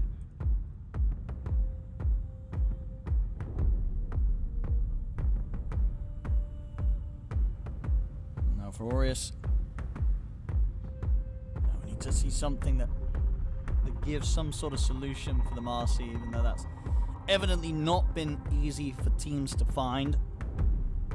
It's just like, I'm like, okay, they're just gonna go like down the Terrorblade route, or what are you gonna do? Because that was the one of the other ones, but I don't know. I feel like Marcy just kills Terrorblade. I don't like that matchup either. But that's like on the numbers, people do see that the Marcy can beat the TB if it gets to the later stages, I guess, but. I still don't see it. Marcy just does too much. Tempo that this hero sets is just absolutely ludicrous. And speaking of tempo, right, already, I think that might also be why they went for DK and Jakiro. This is a fast-paced draft. They can fight very, very early at all times.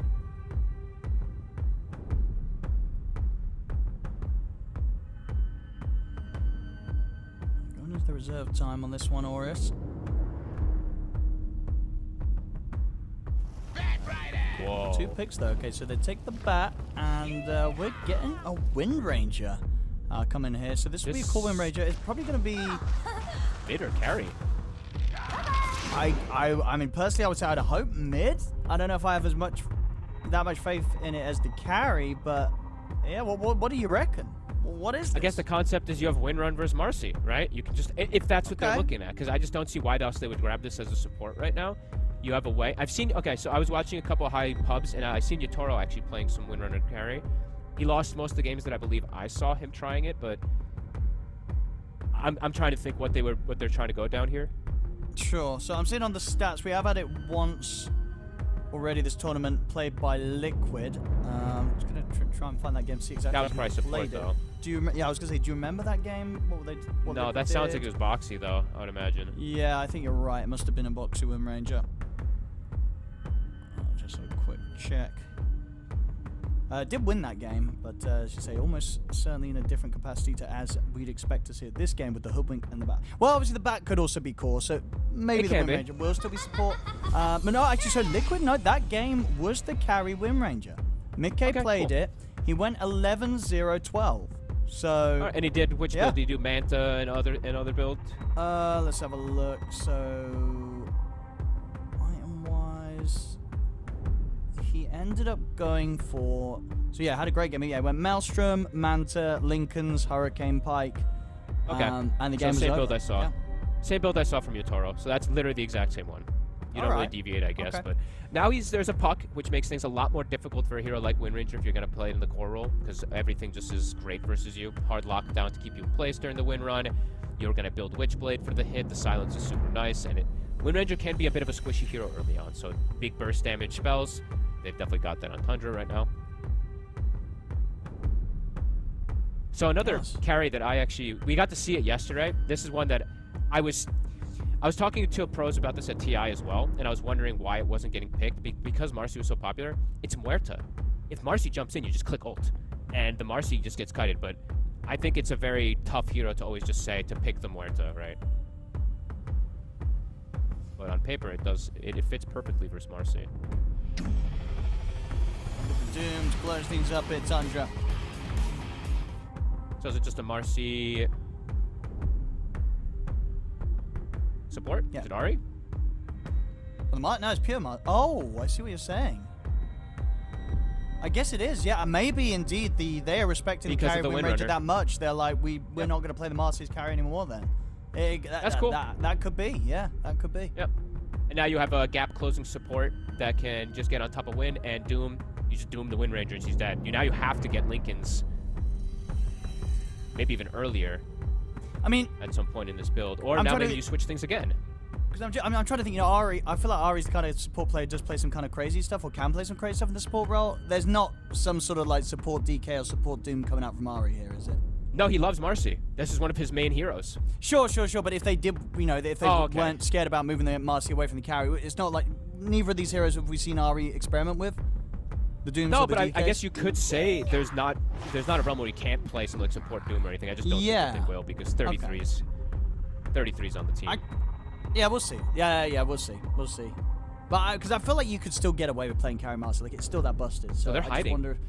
I think they might be discussing if they want to do something a bit different. So, but no, That's indeed, just they won't. Yeah, they'll keep Ari on it and move Pure over to the DK instead this game. And I like this quite a bit. Yeah. Yeah, because I think the Marcy, the carry, of course, super good, but I think as soon as they see, like, the Bat Rider, which is a bit annoying also for carry Marcy because of just has a BKB piercing disable and has ways to flame break you and control you during your ult. And then the Wind Ranger, I think they're like, okay, we actually could just swap things around, get a DK carry. It's a hard lockdown versus a Wind Ranger carry, and I like this pivot quite a bit here from Tundra. This is very smart. All right, well, let's see if Aureus can stand a chance against Tundra. Tundra looking terrifying in this group stage, and it definitely feels like that there's no reason to doubt them with the draft they've managed to get through here. Tundra looks very, very strong. Aureus obviously trying for something a little bit different, going for this Wind Ranger. So we have seen it once before. It did work out in the hands of Liquid with Mickey. Let's see what they can make work with it here in this game, Aureus. I don't know. My worries really is, I've seen this a bunch in the past of when these Wind Rangers were more popular as a core, and then a Doom gets picked. You pop Wind Run, he Dooms you, it dispels your Wind Run, and you're screwed. So this matchup is really, really hard to play as well. Doom's also incredibly tanky, so it does take you a very long time to bring down even with Focus Fire until you've got some big items later on down the line. So, yeah, I don't know. I think Tundra's got a just genius kind of draft, and look at the comfort levels on these heroes as well, as we've said so many times. Everybody's a signature Grandmaster. Sure, you see on the side of Aureus, this is also a very comfort draft, but it feels like this draft from Aureus is more their style and a little slightly out of meta, while the side of Tundra is full meta and insanely potent.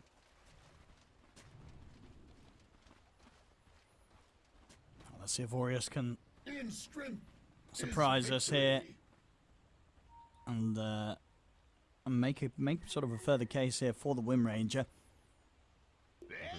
So looking at lanes, right, that's something we definitely have to talk about. I think that's one thing that Aureus is also looking to have an advantage in. Last picking this Monkey King, they wanted to have a good matchup for BZM, and they want to get things rolling early. They want to get some type of snowball out of the laning phase. So let's see if they can get that going, because the lanes do look pretty good for them.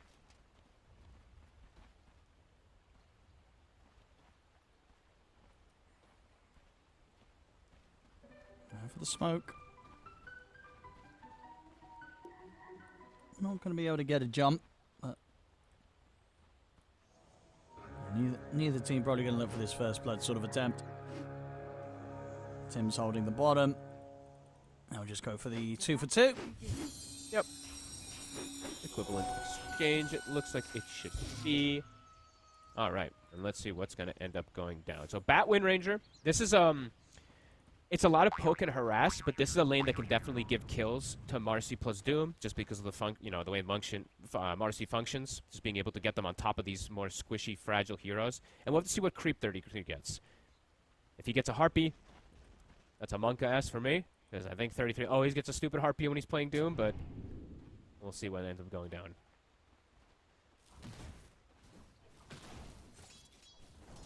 And then the mid lane matchup. We'll see how Yopaj can do against BZM on the puck. Should be pretty damn good for the Monkey King.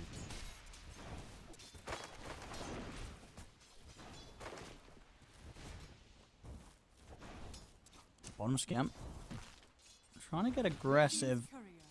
I mean, definitely get, yeah, as you say, this is going to be one of those lanes. As soon as the level 2s hit, Ari and 33 will go immediately aggressive if they can get the jump onto one of these two. Yeah, for Aureus, this is more of a lane where they have to keep poking them and harassing them to make sure that when they do commit for the kill, they can at least get a trade or, kill them both potentially. So just have to keep poking and get them at least a little bit low.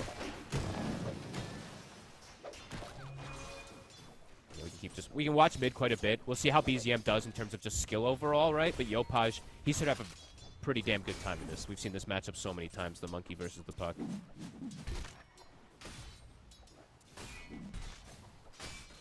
I'm trying to keep him low, but Yopaj ready with the tangos. In top lane. Try and go for a bit of a chase down onto Nico, but Tim's have the pushback. Might not matter though, because Pure, he's got the Dragon Tail, can still run in and take him out. So first blood going to Pure here on the safe lane.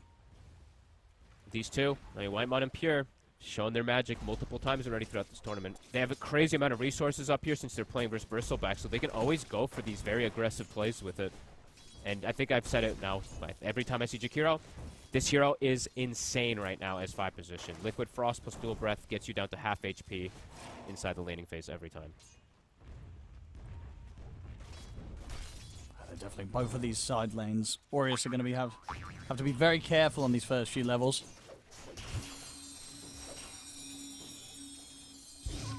Tundra's looking rather terrifying. Nico. That's just so much damage. I mean, Nico, he's got a few 1 charges. He'll be fine for now. And Pure does have the Quill Spray stacking up on him. Tim's not quite able to finish the job. Pure will survive, but very, very close situation. Both teams getting low. Tim's trading really well there. Good poke constantly there onto Pure. I wanted to see if Nico maybe changes his item build a little bit, because I see that Pure, he is the Corrosive Dragon. He does have a Blightstone, so this armor reduction could be a bit annoying onto Nico there.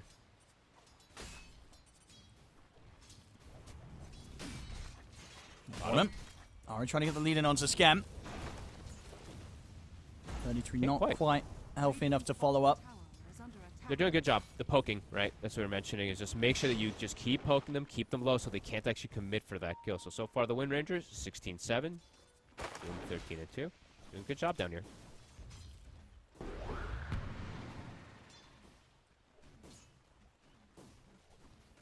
Here, they're going for top again.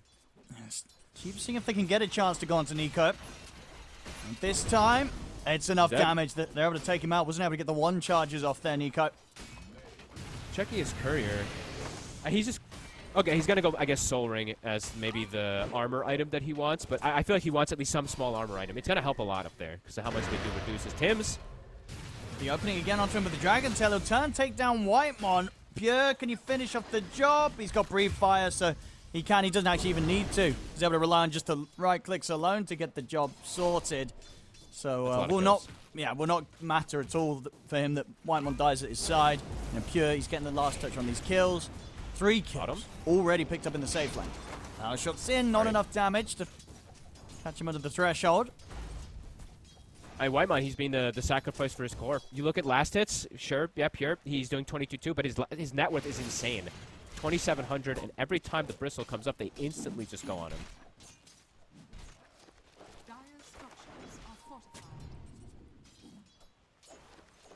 Mid matchup continues to be very close here between BZM and Yopaj.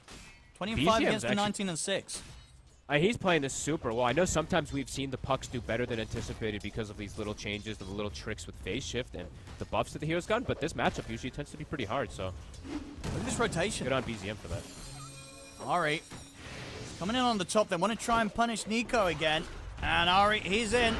They'll get the opening into the Dragon Tail. Nico will put the one charges, but the dispose is there. They'll lose Whitemon, taking a lot of damage from the Quill Sprays, but they will be able to safely take down the Bristle without losing anyone else. Same time, though, on the other side of the map, 33 on his own. They are able to punish it. Skem's able to take the Doom down. They had to dive, though, for that, and 33 actually killed Skem first, so he got the XP. They kind of committed very hard to kill 33 down there. The initial power shot didn't kill him. They actually had to just full commit for him after, so. And Pure, big winner out of all this still, 600 ahead of his counterpart. He's super happy. And we know the build that we've seen from Pure a couple times, too, right? Maybe he'll deviate, but when he plays his DK, he used to do the Armlet Mask of Madness build. I don't know if the Armlet is still something he might want to do, but it doesn't look bad this game. Yeah, he's going damage. He's got the gloves and haste and the blades of attack of the courier, so he's definitely going to go for that this time around. Over in the mid, Yopaj not able to survive here within his own Wukong's command as Tundra are able to overwhelm him. Oh, okay, cool. Yeah, I didn't actually see that because Pure hasn't queued up anything on Quick Buy, but yeah, this is something that he almost always does, and this feels super value this game. And they're diving in for 33, but backup's coming in. 33, he's got the one charges. He's back into the tier 2. He's going to be fine. And Skem, he's the one in trouble now. Tundra able to turn up and punish these aggressive plays from Aureus. Ari, 3 kills already for him. I feel like I've said this every game for Tundra so far, but Ari is definitely finding his place in this team. 33? Yeah. Oh, yeah. 33 almost just died to a power shot.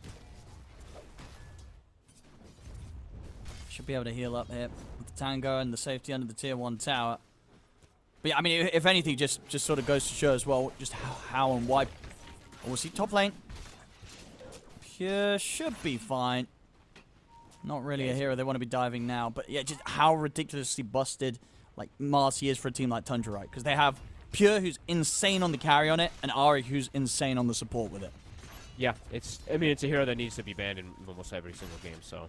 You gave it up. You're going to have to deal with it Pure. They're bringing it the squad. They really want him. Yopaj leads in with the Boundless Strike, but they're reaching pretty far for this, and backup's coming in. Ari's going to be able to drag Pure back to safety. Whitemon gets the Ice Path out onto the 2 of them. Can they at least get Whitemon here? Aureus, they're desperately trying to finish him off. One more touch. They will find the kill. Can they get out, though? BZM in with the Dream Coil says no. Locks down Nico. So they'll lose the Bristle for the effort there. Natsumi gets a solo kill, though. On the other side, he finds Doom. 33 stepped up a bit too far. He just got focus fired. And all in all, they'll take that then. I guess, yeah, the extra aggression on the top meant that there was going to be no backup for 33 down on the bottom lane. So, as you say, and Natsumi able to make something work with the fact that all attention was drawn towards the top lane. Back in action, though, Tundra will still find Skem hiding in the tree line. Another one for Ari, now dominating on the support Marcy. Pure is hitting too much. This is going to be the armlet almost done here. It's going to be pretty much done at the 9-minute mark. So very hard for them to pressure when he's got that picked up too, versus all this physical damage. Yeah. I mean, at least finding him some. Because they were desperately trying to kill Pure there with that dive, chasing him up to the tier 2. And not being able to do it before he has the armlet. You know, you throw an armlet in there. At this early stage of the game, like, this DK is very hard to kill. And he's very hard to kill, and on the flip side, Natsumi is very easy to kill, right? The carry on the Wind Ranger, if he gets caught from pretty much any disable, very likely to just die. Skem, he's got to be careful. Ari might find the chance to dive this. They're being careful with Tundra. I think Pure is going to come through portal with them. Yeah, he's coming. But Natsumi. Whitemon's caught first. He's going to be able to get the Ice Path off, though, to hold him back. And Whitemon is trying to run. He will die, but Skem will trade his life for this. So they'll get the trade. I mean, TPs were coming in return from them, trying to find BZM. BZM out with the orb. This is a true 5 position, though. Gives his life, and Pure gets another kill. He's got 4 deaths on the Jakiro, but Pure's got 5 kills. He'll take that all day. That's pretty crazy. Yeah, 5-0-2 already, pre-10 minutes in, Pure. Off the back of, yeah, as you said, pretty much all these little moves that Whitemon's been doing in the laning stage. Top, Nico. I don't think he expects sort of this level of TPs to be coming in. Tundra bringing the 3 of them up here to try and chase the Bristle down. BZM, he's got the coil ready if he wants to drop it. And he will, buying time for Whitemon and Pure to close in on the Bristle. Tundra, they'll be able to get themselves another one here. Nico, no way out for him. Ooh, Pure doesn't get the last hit he tried there with the Breathe Fire, but BZM is the one to claim it. This Bristle just, his is 5 deaths. They're just running at him. They're not letting this Bristle really get much of anything. Oh, And all in the meanwhile, Yopaj is falling behind. He'll get the pick off on White Mom. Quick rotation up to the top of the amplified damage rune.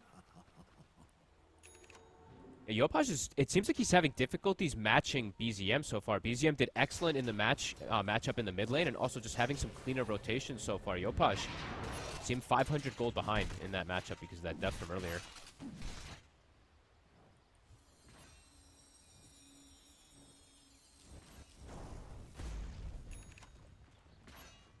Yeah, item-wise for Nico, he's going to try and get that pipe online ASAP this game.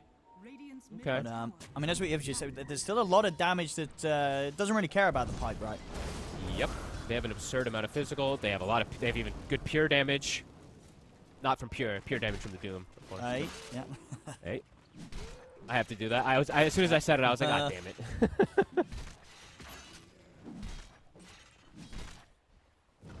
And yeah, just difficult for them to slow down, really to slow down this DK. It's, even if you find him kind of isolated, as we've said, 2k HP, you're going to have to commit a lot. And you probably want to do it when he's pretty far away from his towers, because they can get there to assist him pretty quickly, as we've seen.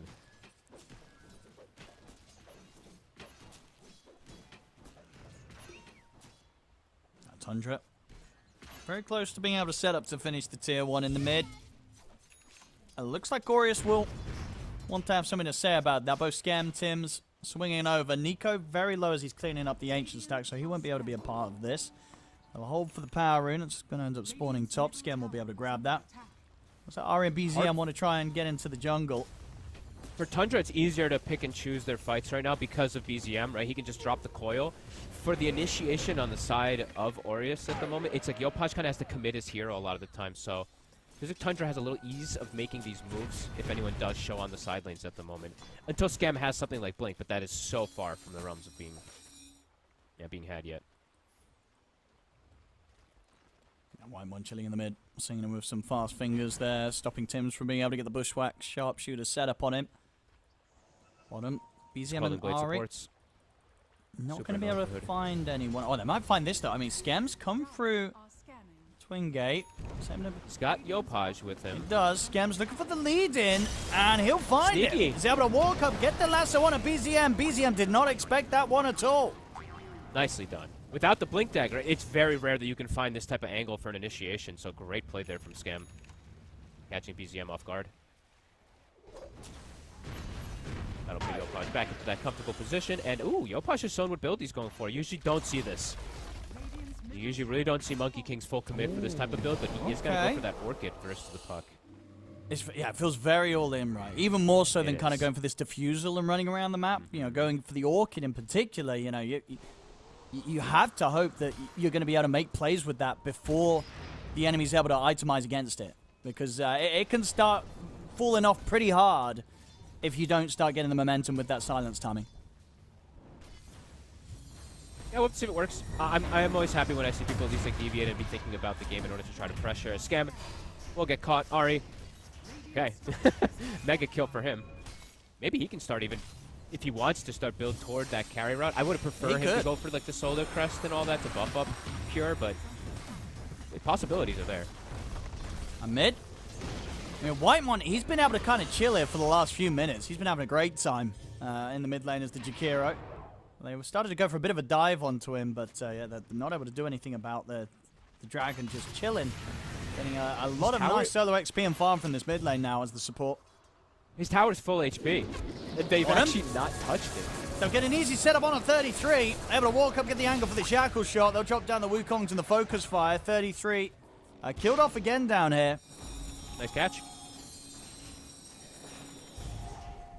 They're doing a good job of matching in terms of aggressiveness. They found 33 a couple times now. Bit far forward. He is not very rich, actually, on the Doom. Even though he's going down this Midas build. That third death now. Completely isolated. Momentum for the side of Aureus. Definitely increasing a bit here. As we said, the Orchid, 60 gold away. Could look to get perhaps another catch on BZM with that.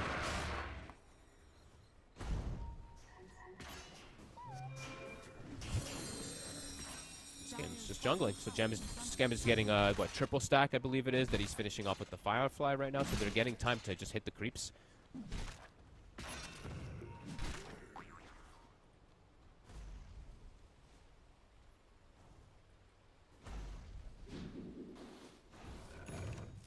Keeping it very close in the gold. So there's the timing for Yopaj. They have pretty good timing together at the moment, right? Natsumi, sure, he just got the Maelstrom, but the rest of his team now, they have the pipe, they've got the Orchid. This could be go time. Let's see if Tundra is prepared for the move. Here we go. Aureus. Looking to make this play around the mid. Ari can bail him out. So if he does get Orchided on the puck, there's always going to be the potential of the pick-me-up. So they've got to be aware of where the Marcy is.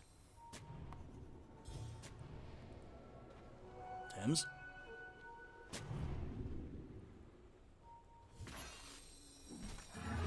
Look to try and burst just drops Whitemon. the macro. Yeah, Tim's. he just drops the macro to stop the push. Again, Whitemon instantly with the Quelling Blade. This time under the tier 2 with the Orchid. And a few punches. They'll bring him down. So Orchid does help them get the kill there in that situation. Tundra doesn't react at all, though. Look, nobody TP's over. I think they're all identifying. All right, this is a timing that Aureus is looking to fight around. Let's avoid it for a moment here. Scam, though.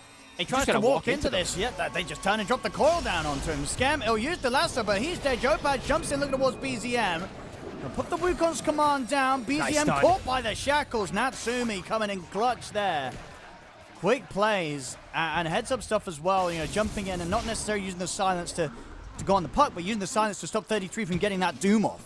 Boundless Strike as well, also stopping 33 from being able to get closer to get the Doom off. Now the silence back up again onto 33. I mean, the Orchid pulling off back-to-back there to completely ruin what 33 wanted to do. Super smart, honestly. I was like, oh, he didn't Orchid BZM. That could be a bit of a problem, but preventing the Doom, and then BZM still had cooldown on Orb. Perfectly executed there from Yopaj. Now he's got the shard. The timing's working. They're playing quick with this. All these item timings coming together. Getting some nice kills. Scam, it looked like he just was kind of giving up his life to them, but did have the backup of the team very quickly. I like this. Even though Nico, right, he's been shut down a lot in this game, his net worth is still pretty good. 0 and 5, but he's got 1,200 over the Doom. And they can rally around this pipe timing pretty nicely here. Although we did say there is some other damage, of course, from this side of Tundra. This is going to prevent a decent amount from the puck and the Jakiro. All right. On Whitemon, they're looking towards Nico. And they're going to get him. Caught in the ice bath, they'll drop down the Doom and the Macropire. They want to make sure that no funny business occurs here and any chance of a turnaround. They might even get more. The Dream Coil. It's onto Natsumi. As they move over, is he able to run? The Wind Run is back up.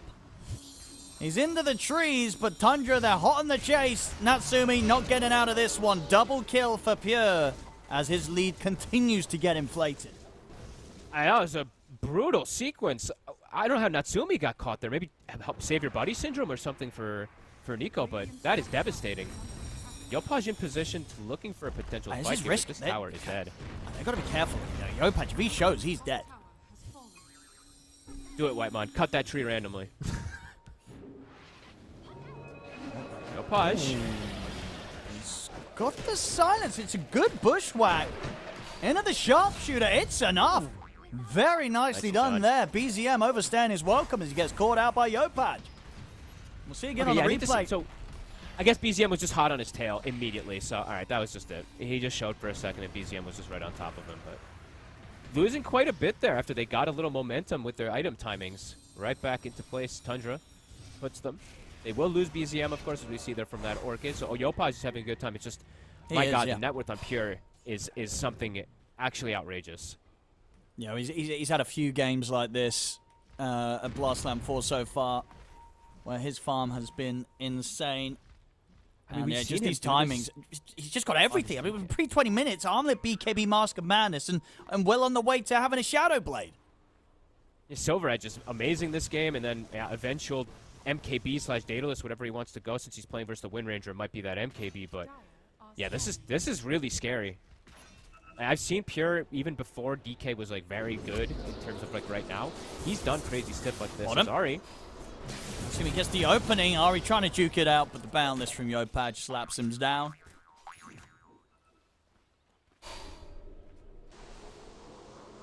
Top. Trying to make moves on the BZM. But not able to get the window for the lasso with the waning of silence coming in.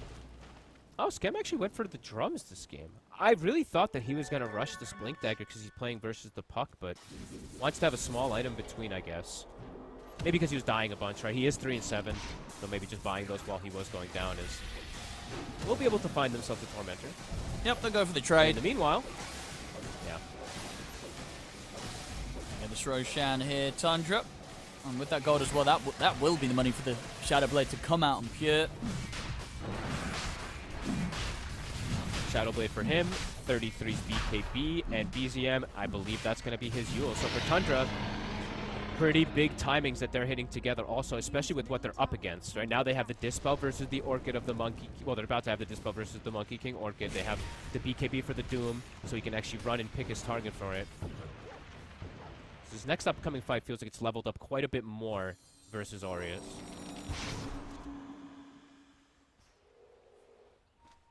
Even though Natsumi wants BKB. Yeah, definitely needs it.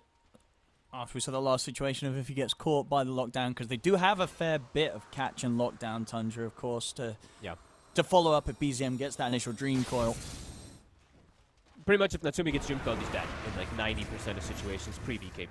So really does need it. BZM, they're making the move again. They got him. Stuff. And they've been able to catch him a few times with these sweet plays around this Orchid. I mean, yeah, up until this point, it's definitely paying off for Yopaj, this build. It's just a question of how much is going to fall off in these future scenarios where Tundra will have the items to react to it. Absolutely. Oh my god, Natsumi on the high ground there does see the smoke of Tundra. Oh! Does he get out? Oh my god. That was close. That was very, very close. Almost got tumbled. Bottom. Oh! Oh no! He cut the tree! He did! He just fireflied straight over Yopaj's tree! Oh, that's no. a bit awkward. Uh-oh. Well, he'll be able to get away with a shard boundless strike. Have to drop down the Wukong's command. Yopaj trying to hide for now. We'll be back up in the trees. Oh my goodness, it looks like he will get out, but that nearly got very scary. Folks. Oh my god. Wouldn't want to be the bat in that situation. He's got his tree.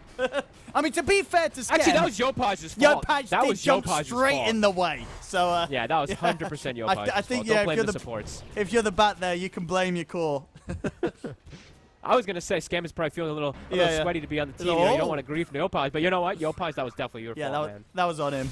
Well, fortunately, he gets out alive, so you know they'll be able to move on from that. Yep, and they'll get time to be able to finish up this much-needed BKB as we were talking about from Natsumi. He's getting very, very close to it. Tundra, Pure on the way toward that Silver Edge. Nico does have Lotus Orb, so at least a little bit protected in terms of some extra armor versus that DK, but the break will be devastating. And just 100 to 0 him during quite easily with this route. I mean, this thinking about it now, it's actually kind of a spooky game for the Monkey King, right? You know, there's power shots, there's fireflies. You got to be careful. You could end up griefing your Monkey King teammate quite easily this game. Yep. I don't want to fully commit on him with this Aegis and BKB.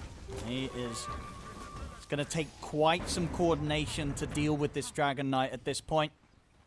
BKB's done, though. So for Natsumi, as we said, this is what allows him to actually join inside of these fights and potentially actually get that focus fire onto the DK maybe. Because then he can just BKB, focus fire, run through this puck's coil. But still not easy, as we said. Pure, extremely tanky, level 18 now.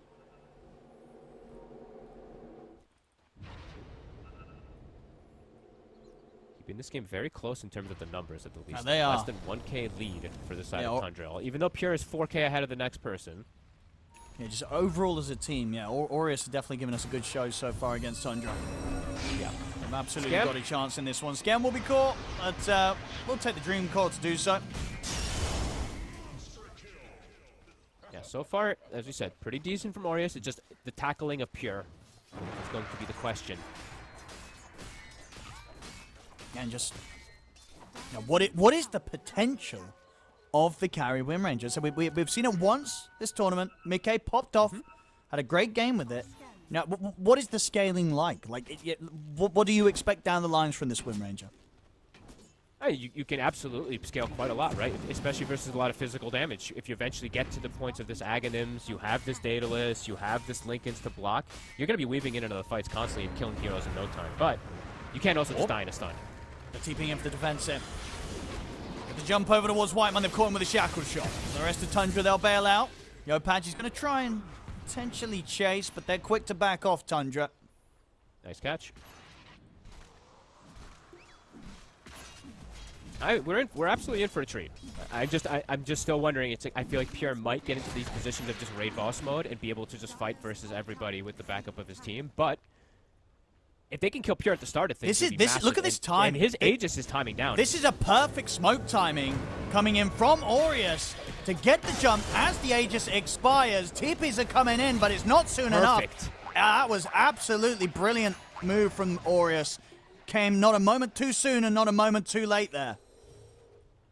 Yeah, great identification, great read of the map there. I think they saw him going back for a moment maybe with one of these wards, but either way, they placed a secondary one. They knew exactly where he was.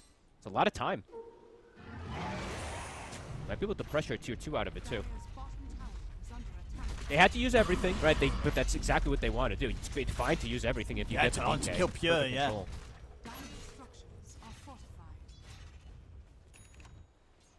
Aureus continuing to show some good proactiveness here in this game. Giving Tundra one of the best showings. I mean, especially for teams against Tundra, right? The majority of teams in their matches against Tundra have faltered pretty drastically. Yeah, Aureus, at the moment, they're giving us a very, very close match. 27 minutes in, 17-17, less than 1k gold difference overall. Yeah, they're looking impressive here today, Aureus. And what I really like is that they're not really, like, I don't feel at least like they're overreacting with a lot of things. They stuck with their guns, they stuck with their draft, their ideas, right? Yopaj going for this Orchid, and so far, looking pretty decent. See how an overall team fight is going to look, because Tundra, we know how they like to play. We know they like to hit these creeps and get to the scaling of the later stages. And we have yet to really see a full big 5v5. Catch it, Pure. You get to jump on a BZM with the Boundless. Trying to move over towards Ari in the back line. Yopaj will put the BKB, finish the job. They take down Ari. Pure having to pull back here with the rest of his BKB. Doesn't feel strong enough to try and push for the fight. Nico pushing back against Tundra. 33 waiting in the tree line. Pure will be locked down for now by the Bushwhack. The Boundless catches on the BZM. Will be able to jump back out in time with the orb to get back to the safety of the tier 2. But as you can see in these fights, they're not easy fights for Tundra. They're getting shaken up by Aureus in these 5v5s. Especially in this area, Pure, it's just awkward for him to hit targets. Scam gets down to this tree line there. The Wind Ranger's able to wind run and disengage too, so. It's going to get the setup on a Whitemon. As Whitemon tries to run up to the high ground, it's not enough to survive. The last bounce of the Acorn shot does the damage. I love this aggression. Like, they're just running at them on the side of Aureus now, playing with their timings. They've got good control. This Lotus Orb play, too, we saw from Nico. Really messing stuff up. Pure has to be very wary of that Lotus Orb, because that's what actually made the whole situation also be awkward. He reflected the stun onto himself, got the BKB afterwards, and got lassoed, so he was controlled pretty much for the whole duration of that fight.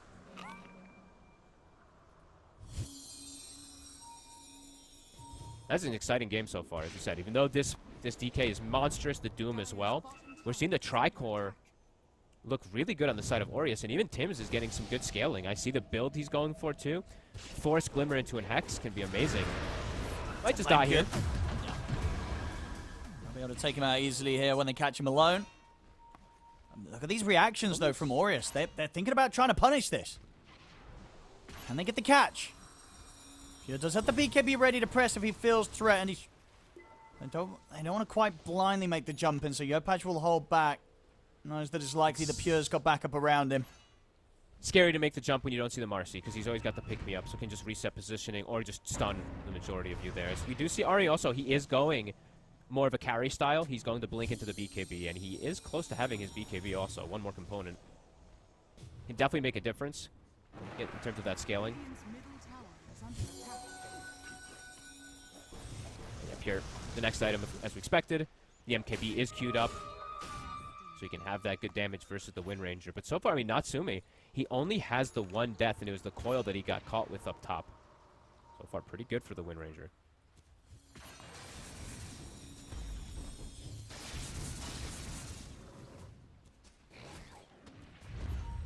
got a smoke. Aureus looking for another catch. Dire are scanning. Here we go. Scam. Can he get the opening with the blink? Are scanning. Big pickups. 33, a full Octarine. Level 18 has been hit. They're all in position. In, but they're going to see Scam. They're going to drop the Dream Coil onto Scam.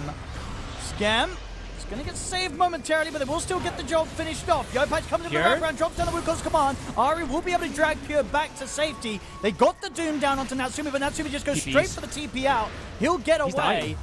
He's dying. Try and turn for Nico. And can he survive in the fountain? I'm watching him tick down. I think he's okay or not. It's the last tick. It's the last tick. The last tick of the Doom kills him off in the fountain. Back in the action. You see 33 able to back away. Dragon's Tail from Pure looking towards Nico, but Nico's still pretty much full HP on the bristle. The BKB's coming to an end. They have to be a bit careful, Tundra. Pure's relatively low. Yopaj looking for him. Gets the bounce in. But the BKB back up. Two-man stun. I mean, standing his ground here, Pure. He's actually getting away with this. Can Nico finish Pure off? He can. Nico will come out on top, killing off Pure at the end of the fight. BZM gets a big kill streak, though. He gets Yopaj's godlike at the end of it all there. 1,000 gold being handed to him. Start of the fight there for Tundra is ideal, right? They get the Bat Rider, they get the catch right away, they reset the positioning of Pure, and yeah, they kill Natsumi. The Wind Ranger literally just gets doomed and has to BKB TP to base and still just dies. At the least, Nico gets a cleanup kill at the end there, but I still don't. I think Tundra's pretty happy with that.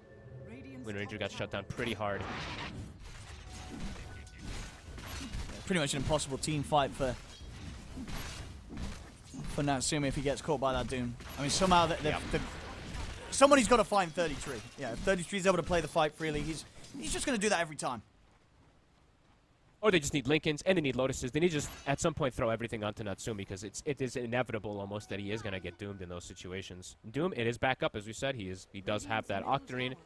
The ward is still there, though, from Scam, so they are looking for a further catch with that vision.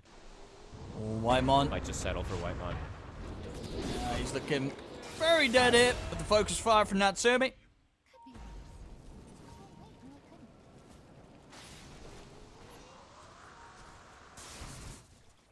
Swinging towards the bottom as well. They knew that Ari was around. And Yopaj, he's found him. Another spends his gold. Likely, I mean, he's speedy, Ari. He's got a blinking four. Yeah, he's going to have in a few seconds. He might actually be able to play his way out. This doesn't have a TP, but I can definitely make them work for it. I'm still going to keep looking. Whoop! Yeah, they'll get him. Can only run for so long there on the Marcy, and that's whilst it's all going on. And the rest of Aureus able to move into the pit and get that Aegis picked up for Natsumi. So now we'll have that effective counter against the Doom. Ooh. They still had this ward inside the triangle, so they had so much info. They can make that move for the Roche while also going for the kill. This is heads up, honestly. Aureus making some nice moves happen here. And now, with this Aegis, could actually give the blanket to finish off that Lincolns to be able to have the protection versus the Doom. Bottom Yopaj, he's watching BZM. BZM won't quite wander close enough for Yopaj to start something. BZM does have a Lincolns now also, so quite a bit of a tougher kill to go for. Right, and Ari at BKB, it is now finished. Again, on the numbers, the game, and the numbers and just overall game state, it's still incredibly close. The triple scaling cores of both sides looking pretty even. Same thing for the two supports that also are very scaling. So, yeah, we're in for a treat in terms of the next few moments of this game. It's a lot dependent on these initiations. Who gets the first catch? If they're able to 100 to 0 a target, if they get the right Doom target in particular, or the right Lasso target on the other side. And this Aegis, it's going to help a lot, because Natsumi, he's going to have the Lincolns finished up with it on top, too. Also have the shard here. Nico cleans up the Tormentor. Shard goes the way of Natsumi. That's not bad at all. To get it for free, it's really nice. You just keep people in range for the focus fire as well. They want to fight this down bottom. Setting up here. Giving them pretty good vision here. And Tundra will back away now that Nico shows in the lane. So they're going to have double Lincolns now picked up, plus a Lotus on the side of Aureus to protect their cores. The game is getting harder for at least the Doom, and even, honestly, for the DK too. These are relevant. Stopping the stun, reflecting the stun could actually prove to be Pure's demise.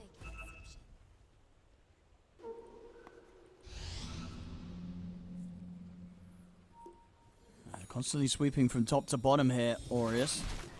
Oh, maybe see Pure. He switched the build, so not going for the anti-Wind Ranger build, he's going for the kill everybody else build. BZM.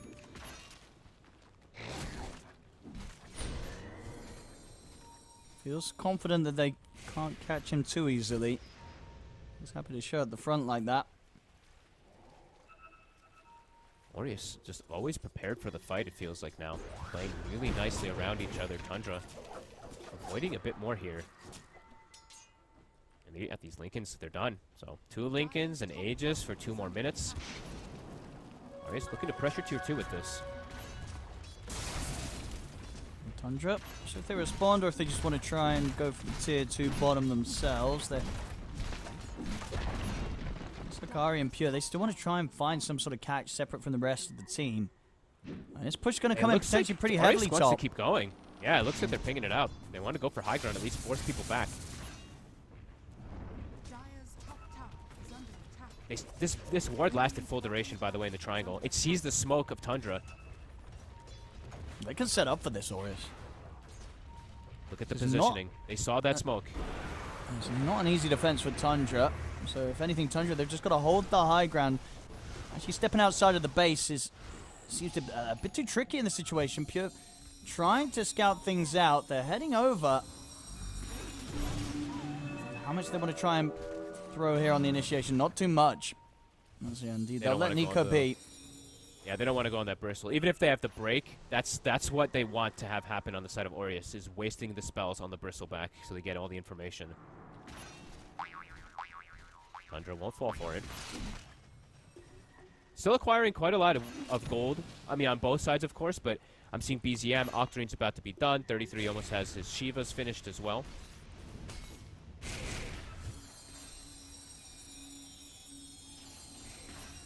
Mid lane. Pure.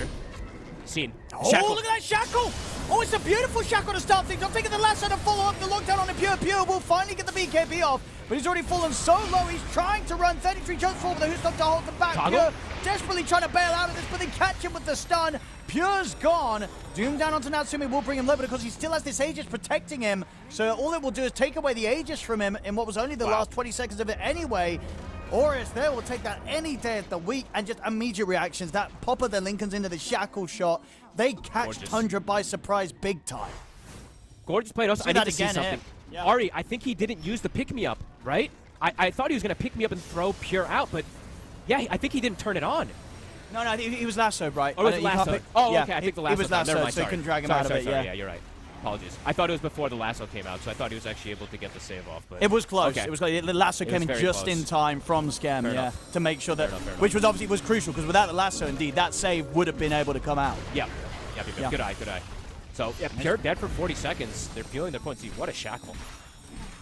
Yeah, who placed that sentry? It was Scam, right, I think. Yeah, Scam placed the sentry, made the lasso play, so top stuff there from Scam in the preparation for that fight allows them to set up to take this full mid-set of barracks.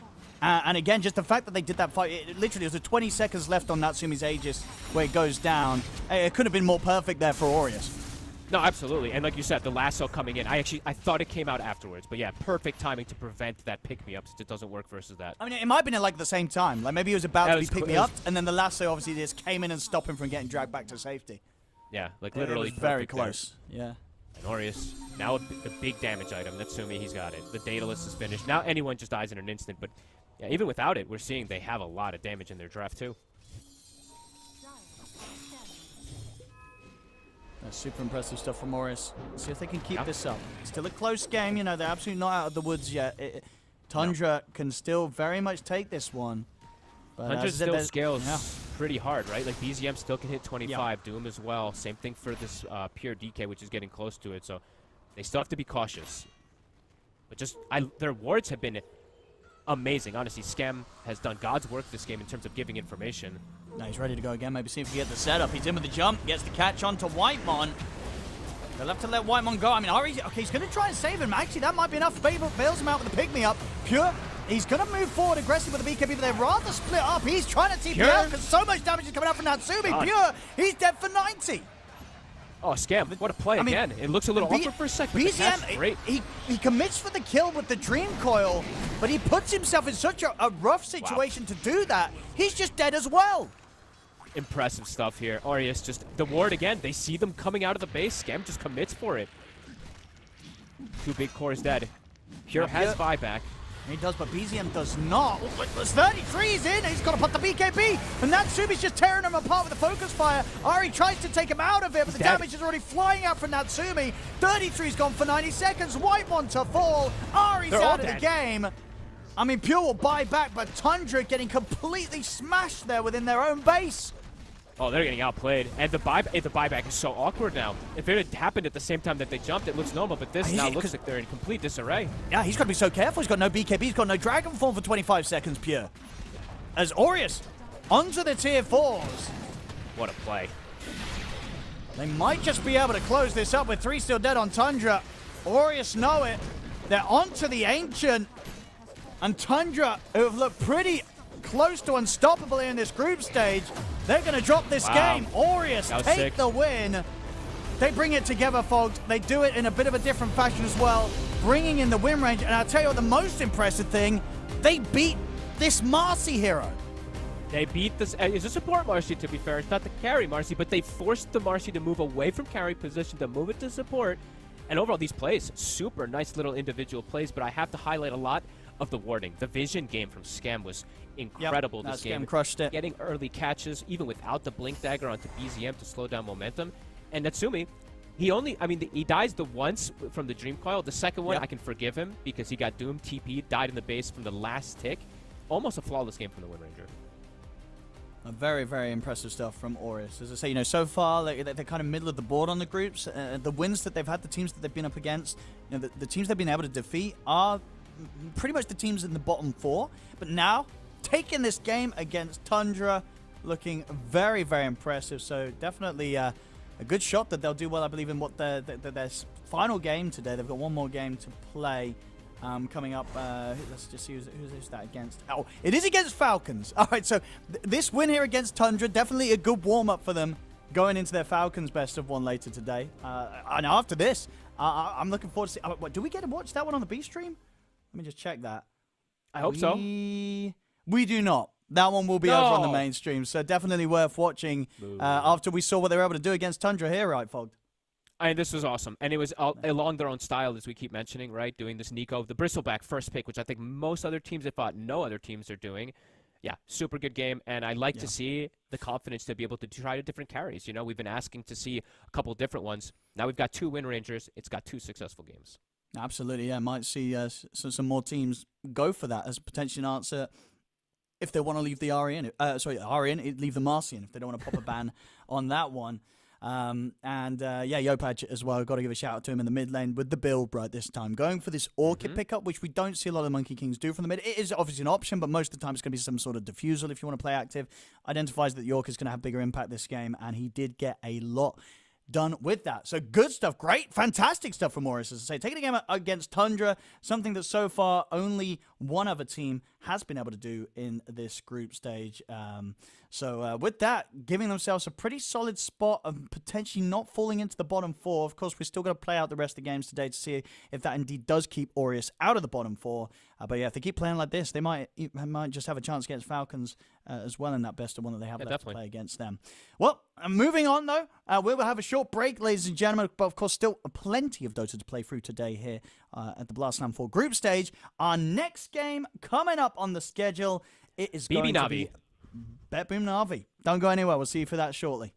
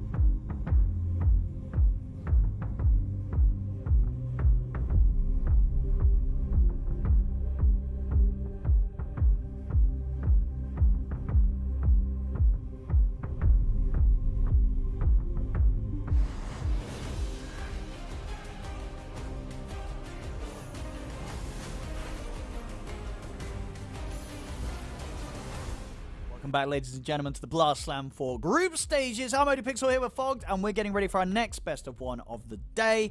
It is going to be a BetBoom up against Na'Vi. Position of these two teams at the moment, Fogged. What we've got, Na'Vi, they are 5 and 4. BetBoom, 3 and 6. So definitely relative to what you'd probably expect for these teams. Na'Vi's probably ended up where you would expect them. You know, they had some, at the start they were getting a lot of wins. They looked very impressive, but still going to show that they're not quite all the way there. There's still a lot of potential with the squad. BetBoom, I think people probably would have expected a bit more from them, right? At 3 and 6 at the moment. I can't imagine BetBoom's going to be too happy with their placement right now. They need to get the wins today. Something feels off. I'm not sure what it is, but something really does feel off with them in terms of just clicking together. Their games are going pretty long. I think I didn't check entirely, but I think they have one of the longer game lengths. Okay. But yeah, definitely a bit of a tougher one. And yesterday, the game versus Aureus, this is a bit of a wild one. This is the one that I caught a little bit of yesterday, and just a really fun game. I don't know, Aureus is super exciting to watch. BetBoom, they seem very split up. I'm not sure what's going on. They seem like people are doing they're all doing kind of individual things at times rather than so much as a team that we have seen from them in the past. Because Aureus just dismantled them, and Aureus looked like a team that's been along together a lot longer than BetBoom did in terms of like the team fights that I saw, which is really impressive. Yeah. I mean, to be fair to BetBoom, I guess, obviously Aureus, we saw them continue that into today. So, like, we're starting to see, when Aureus play well, they really do play well. It's not an easy team to go against. BetBoom up against Na'Vi. Yeah, the wins we've seen on the other side from Na'Vi, like, they've looked good. And they've had kind of their own sort of approach to the game, right? A lot of the stuff that Na'Vi's doing right now is pretty different to what other teams are trying to run with. Yeah, especially what we saw yesterday, very all-in kind of style draft. It ended up not working, but their early game was phenomenal. I still love watching Na'Vi. I don't know, they're really, really entertaining. I think all the players always show like these level up little abilities, show little individual things. It's just sometimes, even though they've been together now for some time, there's some little team things that sometimes don't fully mesh, and maybe some experience that still lacks. But we'll see how it is in this game. Yeah, let's see what they come out with. Looks like it might be a little bit of a delay. We're just trying to load into the game. Somebody's not connecting. Fogged, is it you? I think you're fine. Is it me? No, I don't think it's you. We're just waiting on one of the players having a bit of connection issues getting into this one. But yeah, so we've got this game, of course, ladies and gentlemen, and then after this, 3 more to come. The remaining games, just to keep you updated on what we're going to be playing through on this B stream. So we've got BetBoom versus Na'Vi. Should be about to start once we get the lobby all sorted. And then after that, we're going to be going into Aurora Execration. So we'll see if Execration can try and scramble their way out of the bottom 4. Then it could be the messy one. We've got Tundra versus Yakult. So obviously we've seen today Tundra can be beaten. Maybe Yakult pull out something spectacular. But from results so far, it's kind of hard to see that. And then to close the day, we're also going to get to see Na'Vi once again and Execration once again. So we'll see how those two battle it out there. Those wins, of course, being very important as we come to the end of these 66 best of ones that we've had in this group stage, which will really decide the final few spots of the teams. Over on the mainstream, what you're going to be able to catch is spoilers, but they just came to the end of Liquid versus Yakult. No surprises, Liquid did get the win against Yakult, even though Liquid's been looking rough. Yakult have just been looking that much rougher. You scared me for a second. What? I thought you were going to be like, no surprises, Liquid lost. Liquid lost. Yeah, I obviously didn't get to catch the game with what we were doing on this one, so I have no idea how quick or stompy it was, but yeah, Liquid got the win there, looking at the records. And then over on the mainstream, they're going to be having Spirit versus Heroic, which should be a pretty fun match. Not that you should go away from ours, but get up on a second stream. That'll be happening a similar time to this one. Then they've got Falcons versus Aureus, which of course will be very fun after we've just seen Aureus take a game against Tundra. That'll be a very hot matchup. Then Liquid versus MOUZ. We'll see if Liquid can step it up as they need to. At the moment, sitting around the bottom 4. What we said Falcons Aureus? That was Falcons Aureus, yeah. Yeah, I mean, that one's going to be... I think that one's actually super exciting. It could be pretty one-sided, but honestly, Aureus is gaining a lot of my love. I don't know why. It's always whenever there's a team with Tims. I think it's just like maybe a slightly biased thing for me with Tims, but like whenever I see him doing well, I get excited, so... Yeah, no, I mean they've been fun. Even in some of their losses, you know, they've brought out some fun moments in the games. Yeah. And then the last two over on the main stream is going to be Liquid versus MOUZ, and then they end with BetBoom Heroic. So yeah, a lot of fun matchups across the board on both streams. I'd say that in terms of the hypest ones, probably the next two on the A stream with Heroic versus Spirit and Falcons versus Aureus. But I'd say for me, in terms of chaos, I'm looking forward to Tundra Yakult. Because, who knows what's going to happen there. It's like, it's either going to be so one-sided, or we're going to have, like, just what the heck's going on if Yakult can actually pull it off against Tundra. So It would be very Tundra fashion to lose to, like, the bottom teams after being so dominant, though. I feel like we've seen that from Tundra sometimes, where they're beating the best teams, and then for some reason they lose to the worst, or the weaker teams in particular, so it would be pretty funny. Yeah. And so looking at some of the results wrapping in from those last few games that we've had so far today, it looks like MOUZ and Spirit are locked in the middle section. So they won't be in the bottom four, but they also can't make it to the top two. So at the moment, in terms of the top two spots, which are very important, again, if you get top two, you don't have to play any of these play-ins or playoffs tomorrow. You are going straight to the Singapore semi-finals. It's between Falcons, Tundra, and Heroic. And Falcons and Tundra, they have 8 wins. Heroic, if they win both games today, then, I mean, that will put them level on the score. In terms of the Dr. Neustadt score, I think they'd probably still lose out. So I think it's going to take a very particular... I think, like, Falcons and Tundra need to lose their next game today, and Heroic need to win both. So it's looking like 90% that it will be Tundra and Falcons taking the top two, which, coming into this, that's... actually, would you say that's expected? I mean, I'm kind of looking at the initial seeding. Spirit and Liquid were placed higher than Tundra, but I think a lot of people did feel... Obviously, because Tundra, TI, they didn't have Whitemon. Now they've got him here. It's given them that boost. I think a lot of people would have said Tundra Falcons to be the top two. Like, it would not have been unheard of, right, if you would have asked people for predictions coming to this group stage. Yeah, I probably would have said Falcons, Tundra, Spirit, Liquid, then Heroic, maybe, just because I think so. I don't know. Maybe this maybe these two, like the 4-5, I would have changed depending, because Heroic's still been looking super strong, and this change, I actually quite liked when they did it, right? Getting Devi. I feel like having that the more sacrificial player from the offlane is really good for them, and Whisper's popping up in mid. We have a lot of exciting stuff going on, and I think it's always nice to see. I like just talking about like multi-regions doing well. Sure, SEA is maybe not doing the best still, but seeing like multiple regions do well is always good. And Heroic has gained a lot of fans. They have, a lot of fun to watch, and getting quite with the plays that they've had. I think sort of like 3 of those, daily films that we're making with the source, the animated stuff. We're getting a lot of Heroic plays getting highlighted in those because they just happen to be the team that's doing the fun stuff. Yeah, they got 2 rampages, right? Their carry has gotten 2 rampages. I think we've had Yuma has gotten 2 rampages, and Yatoro has gotten 2 rampages, I believe. So. Yes. Did Pure get it? No, Pure got like an ultra kill. He didn't get Rampage, did he, in any games? I think you're right. I think it's Yatoro and... Yeah, definitely Yuma. Yuma getting 2. I didn't catch... it's impossible to catch all the games, we're not seeing everything. But I've really been trying. I didn't even get to catch the Yatoro Rampages, to be honest with you. I just caught them on the other stream, so... There's been a some lot. Connection issues, by the way, so apologies, everybody. Yeah, we're just getting everyone reset and back in the lobby. Yeah, so... Sorry about this little bit of a delay, but once we're on with the game, we should be able to quickly jump into the draft. Just waiting for the final player to join, and then we should be good to continue. But there's no doubt about it.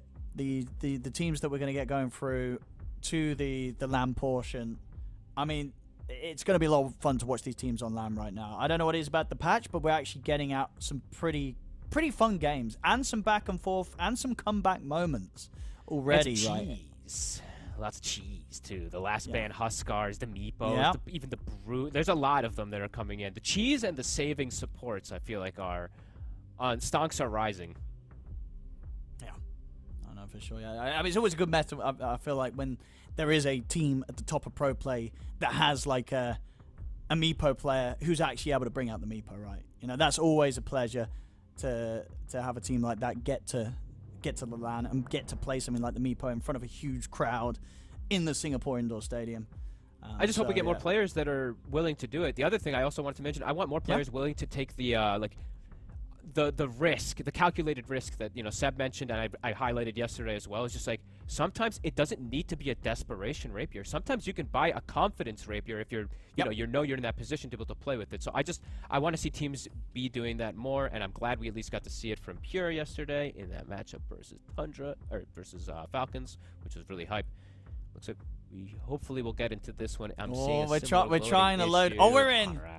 Okay, we're all good with so the game will be starting very shortly, ladies and gentlemen. It looks like the tech issues have been sorted, so there will not be much more of a delay. In fact, we'll just get the draft in now. The draft kicking off here with the first couple of bans. Here we go, ladies and gentlemen. So Na'Vi versus BetBoom. As I say, Na'Vi at the moment 5 and 4, BetBoom 3 and 6. So BetBoom pretty much need to win this, otherwise they will be guaranteed bottom 4. I want to say, I think if you go 3 and 7, yeah, I think 3 and 7, you're pretty much bottom, right? Because Aurora or Liquid, they're both on 4 wins.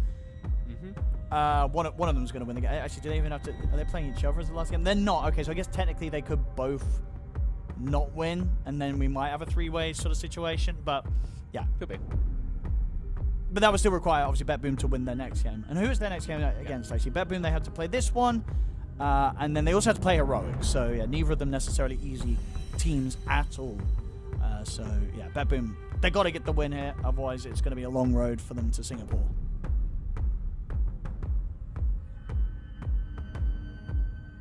What are we going to get this game? Are we going to get just some...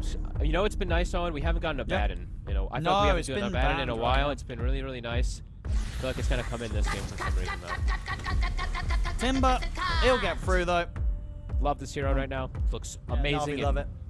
It looks good in almost every game, honestly. The new build that we're seeing a lot of people do, like treads, bracers, pipe. You tank up. Sure, Amar doesn't. He's just going to go standard ags and whatever if he plays it. But, yeah, I'd like to see what new people are doing with this Timber Saw. As just a first pick, you just put it out there.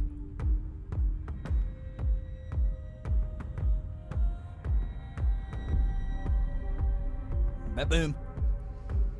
What do they want to open with? Do they? I mean, what's BetBoom? They've been a team that's been like going for like the first pick puck if it's in. Do they just grab the Abaddon? I feel like they want to just get it in.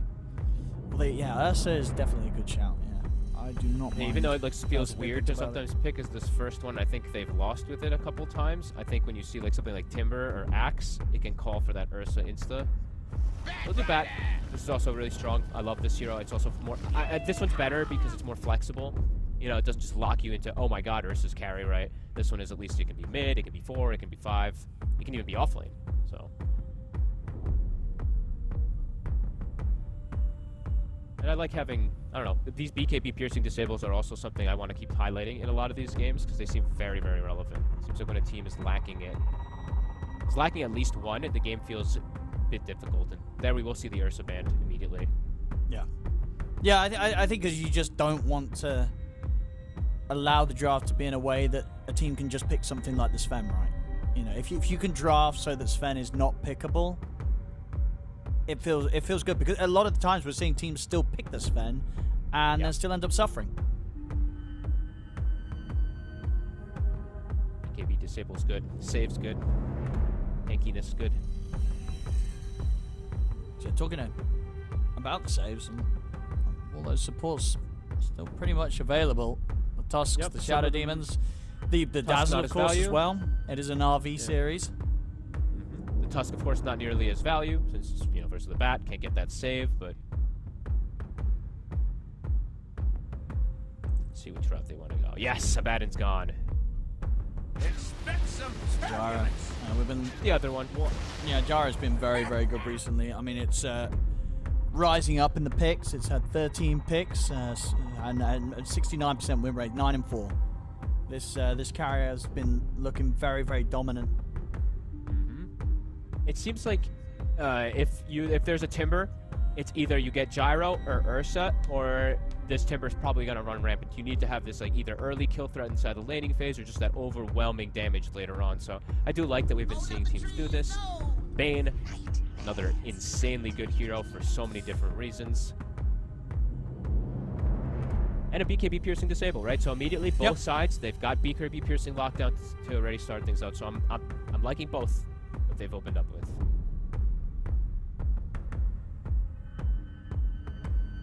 Na'Vi, so they just want to grab their second support. Knowing them, you know, again, they'd love to get something else with a bit of a save. Something else I do also like to mention at times that I feel like it's overlooked, and I'll try to point it out in the game as well too, but I feel like in Gyro, sometimes when he's more of like a spread damage carry, Enfeeble can do a lot inside these fights. Because he doesn't usually build just like that hard damage early. In the mid-game team fights, if you're getting Enfeebled, your spread damage gets reduced a ton.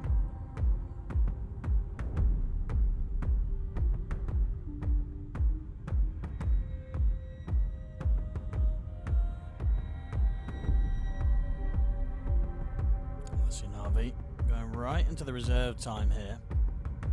I like the silencer ban. I was mentioning that one from earlier. You know, if you're gonna have these saving supports, the way to counter it is having an initiator of yourself plus that global. So they'll take that one out. Now they do have, I mean, kind of a style of these two defensive supports. So it's a 4-position Bane, which you don't see always.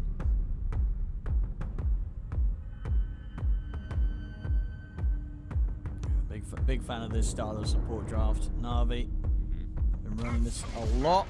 Betboom, they get another one of those solid supports. Disruptor, two of them, Disruptor and a Hoodwing. So very defensive on Na'Vis with the saves and the sustain. And Betboom, they're going to get two of the more aggressive supports into the duo.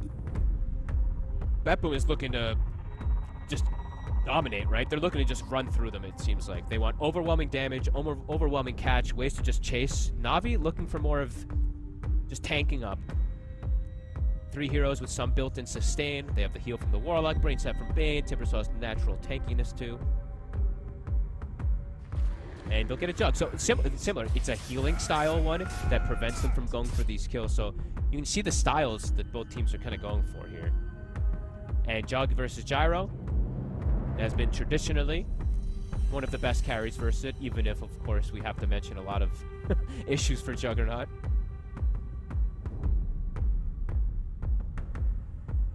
Carries, though, still love to play it.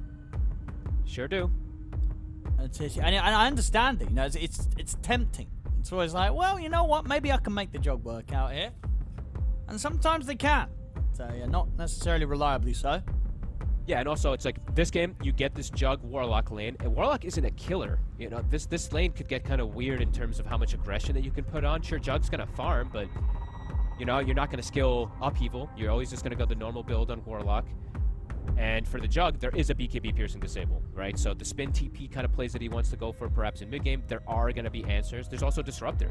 So spin TP can get glimpsed as well on top of things too. So although I do understand why they want this Jug, I'm uncertain how much I like it.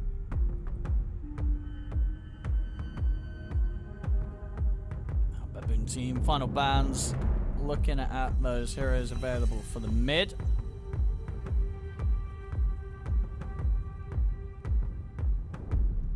There is, of course, always the chance that Niku can take the Timber to the mid. What do Betboom fear the most? What do they fear the most? What do they fear?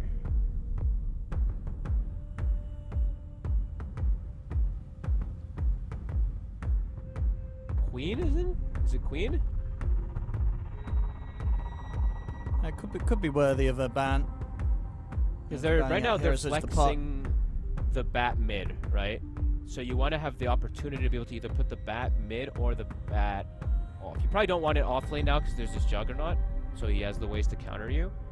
So okay, they'll ban Huskar instead. That's probably more devastating.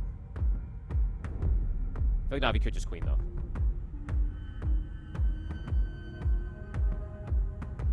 Queen seems pretty fine, and you know, not terrible to pick when you don't know what the last pick is. It's pretty fine to pick in this sort of position. Na'Vi. What else could it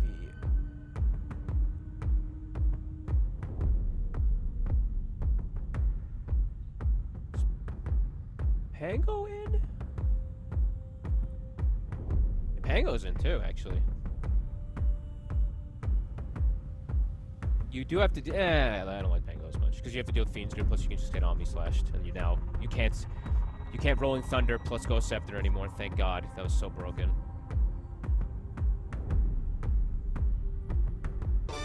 Ooh, yeah. All right, a little bit of mobility. Happy to see it because I feel like we're not seeing too much Ember. No, not we're at seeing all. a lot of like a similar mid laner, so this is a cool one. Mage Slayer buyer, so they can actually go for Mage Slayer pipe this game, Ember plus Timber, and looking right now at the 4 heroes of Bet Boom, it's all magic damage until the Gyro's got items, so this is actually a pretty clever pickup. So on the side of Na'Vi, as you mentioned before, right, looking to control, play more of a defensive kind of style, reduce damage, the Ember fits that route. For Bet Boom. More about aggression. What is it?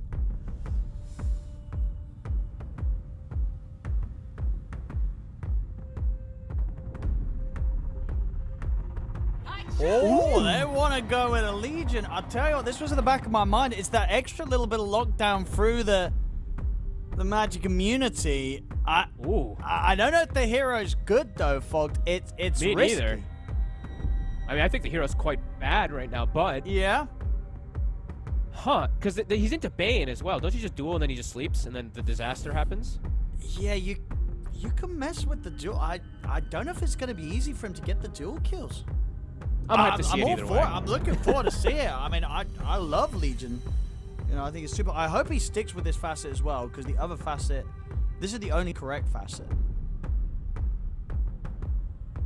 So I hope he does stick with that, Mira. Okay, so in terms of the lane, it's a Warlock Jug. There is no like, how are they going to kill Legion? Legion's going to be fine, right? So on paper, when you look at it from what Bet Boom is seeing, I think they're like, we can pressure this lane. We can actually go for pressure onto the Jug with the constant harassment. The Warlock on paper shouldn't be able to bully a Legion because he's got Dispels, has the build. Oh, she has Dispels built in Sustain.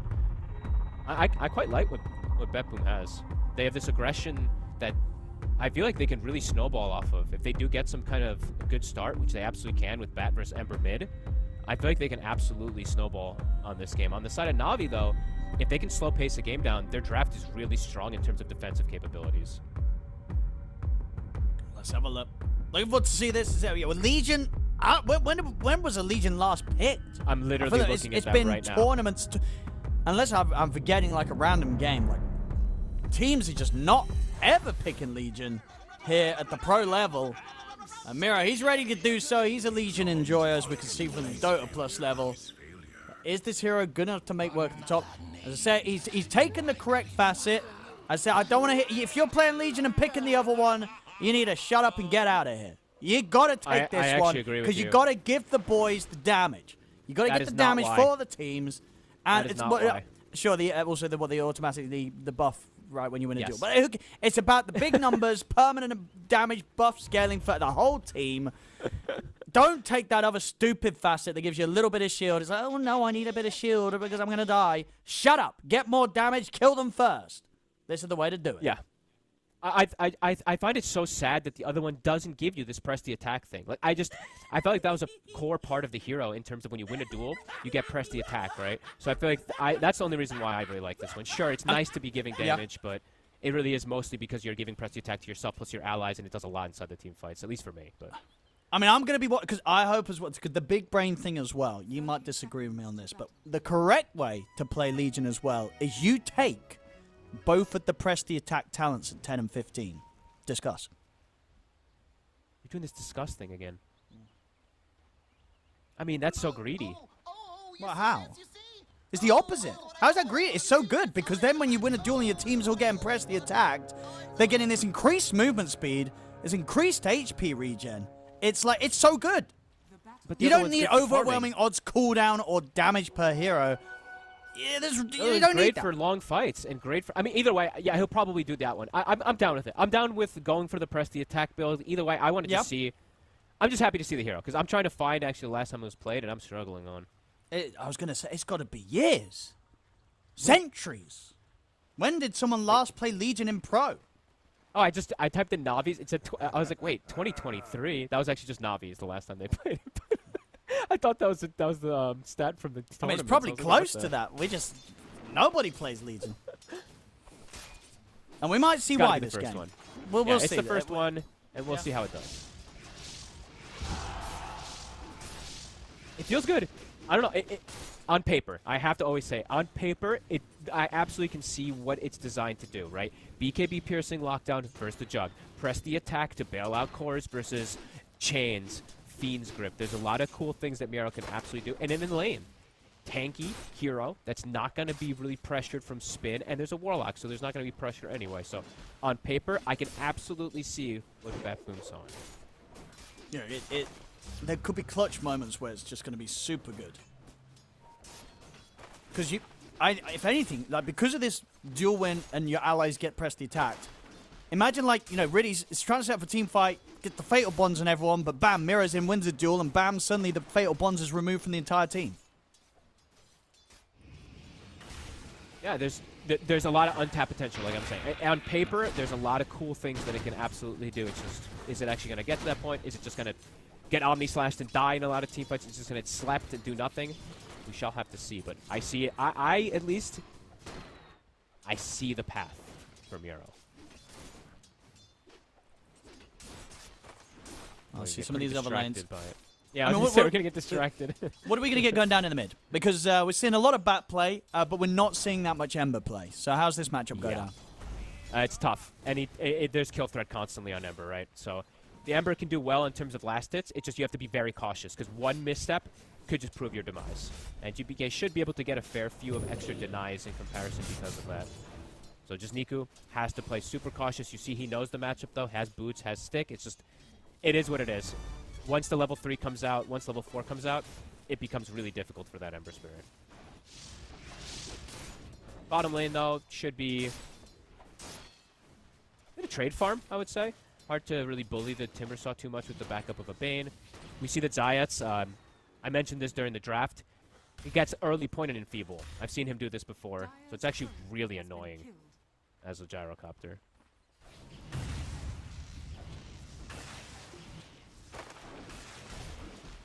So mid lane, ooh, GPK.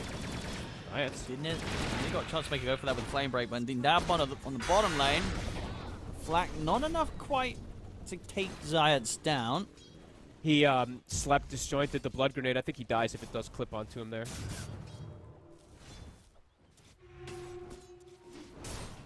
I can't take my eyes off mid. I mean, they keep both getting very low. Yeah, GPK keeps trying to set up for some Flame Break play, but Niku's been very good at dodging it with the Sleight of Fist. Top lane got the juice.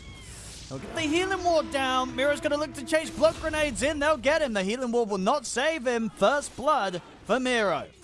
Not an easy lane for the Jug. I mean, this setup, it's a very strong aggressive lane versus a very passive sit back and farm lane. So absolutely able to take advantage of that.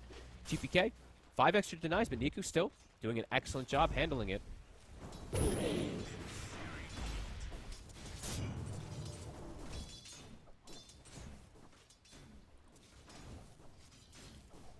He's playing it really nicely.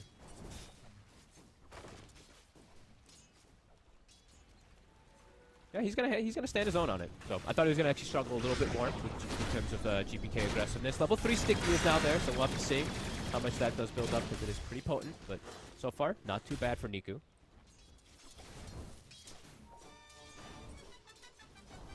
Definitely the biggest difference so far that on Na'Vi's side of things, got the juice struggling that little bit more than Kiritich the carry for Batboom is on the other side. Kiritich about to get some nice last hits here. Oh, Timber actually able to claim them there with that Whirling Death. At least the neutrals. PMA. Oh. Zayats might just be dead here. Yeah. Katomi can turn left and go for a glimpse play, and there's no mana for sleep. Oh, yeah, he's definitely gone. He's definitely gone. And now they can coordinate it nicely because of the pause. Watch Katomi glimpse the Timber now, though, and then they turn for the Timber. We'll see which one they actually want to try for. Nah, yeah, surely they... It's probably just a bait if you want to be safe, but... I was going to say, yeah, if you try and go for PMA, maybe you get none of them. Could be risky. It's possible though, because right now if he glimpses him, I believe the glimpse position is like right besides where Katomi is on the left side. Okay, we'll see. We'll see which. I imagine they go for the easier kill. Yeah. We'll take a little bit of time to run down Zayat, as he's just out of range of the glimpse, and he might be able to remain it. Oh, no, yeah, he just clips him. Just able to get him range for that Katomi, and brings him back to allow Kiritich to pick up the kill. It's actually a little closer than I thought it would be, because he got the mana for the sleep, but either way, able to close that gap. Mid.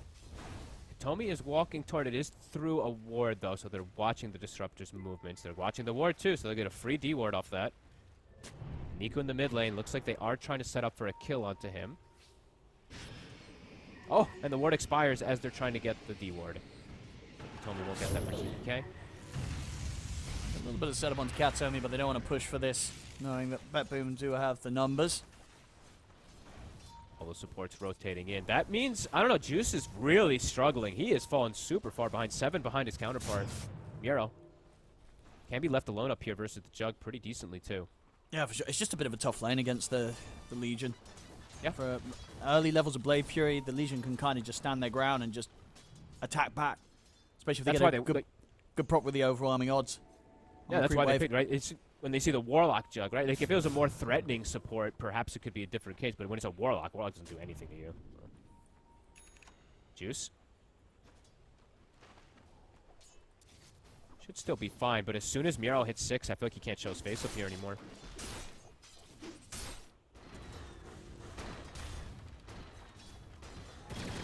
Bottom.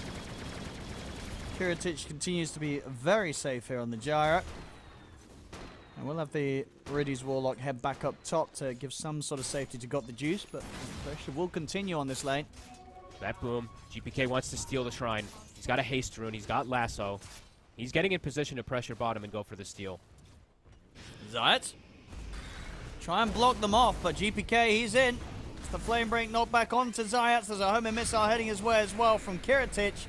Zayat will try and look for the deny to the neutrals. Is not going to be able to do it. GPK gets the last touch. Takes him down. And indeed will make sure the BetBoom get both of the 7-minute wisdoms.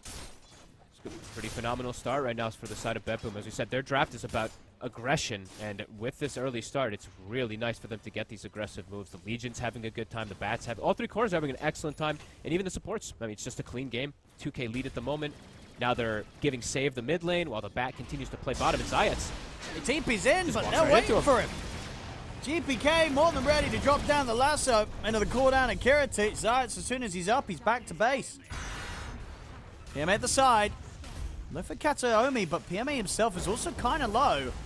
Not bad from the flame break. They'll get the chain up to the high ground, but they're ready with a glimpse. PMA dead as well on the bottom lane. This is one of the rougher starts Na'Vi's had in the laning stage.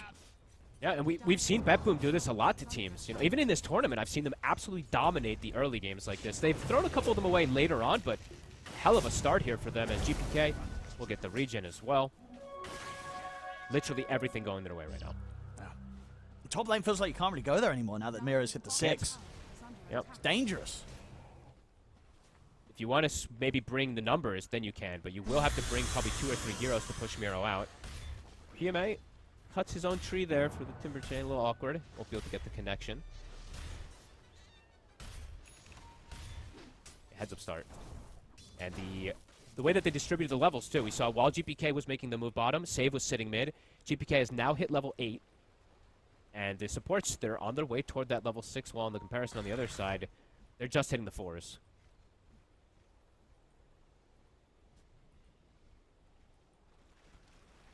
And I love that we're going to get to see the right-click style bat. Since he is going for the Arsonist, he is going to be going down that Hurricane route. It is insane how much damage this hero does. Oh, yeah. And especially with the fact that he will get the chance to get some damage from these duels as well. So, I knew you were going to mention you know what I mean? It adds up. You know, if you start getting the ball rolling, next thing you know, your teammates have all got like plus 30, 40 damage. No, sure. I mean, absolutely. Later on in the game, absolutely can make a difference. I like when towers start getting it. That's my favorite. Yeah, that's super fun. Then you bloodlust them. Save. Scout out PMA. GPK's on him. See if these two have got the damage. Save doesn't quite have the 6. Quick whirling death will cut out the tree the bush. The Save was trying to set up there for the bushwhack, so PMA is able to break away. Bit of a slip up there from the side of Bat Boom. Niku. Cut the wave. TP back to base. Does he have a remnant down? A blind. Yes, he does. So he'll be able to jump back out. Top tower falls. Blade Mail almost done here from Yarrow. Top of net worth. Gyro uncontested also. Kiritich, he's just been chilling. So overall for Na'Vi, they're definitely feeling that pressure, but this is, I mean, their draft is more about of a passive kind of chill out style. For Bet Boom, their draft is about playing aggressive, and they really do probably want to look for constant kills. Although they do scale very hard, their draft just likes to thrive on aggression when they have Disruptor.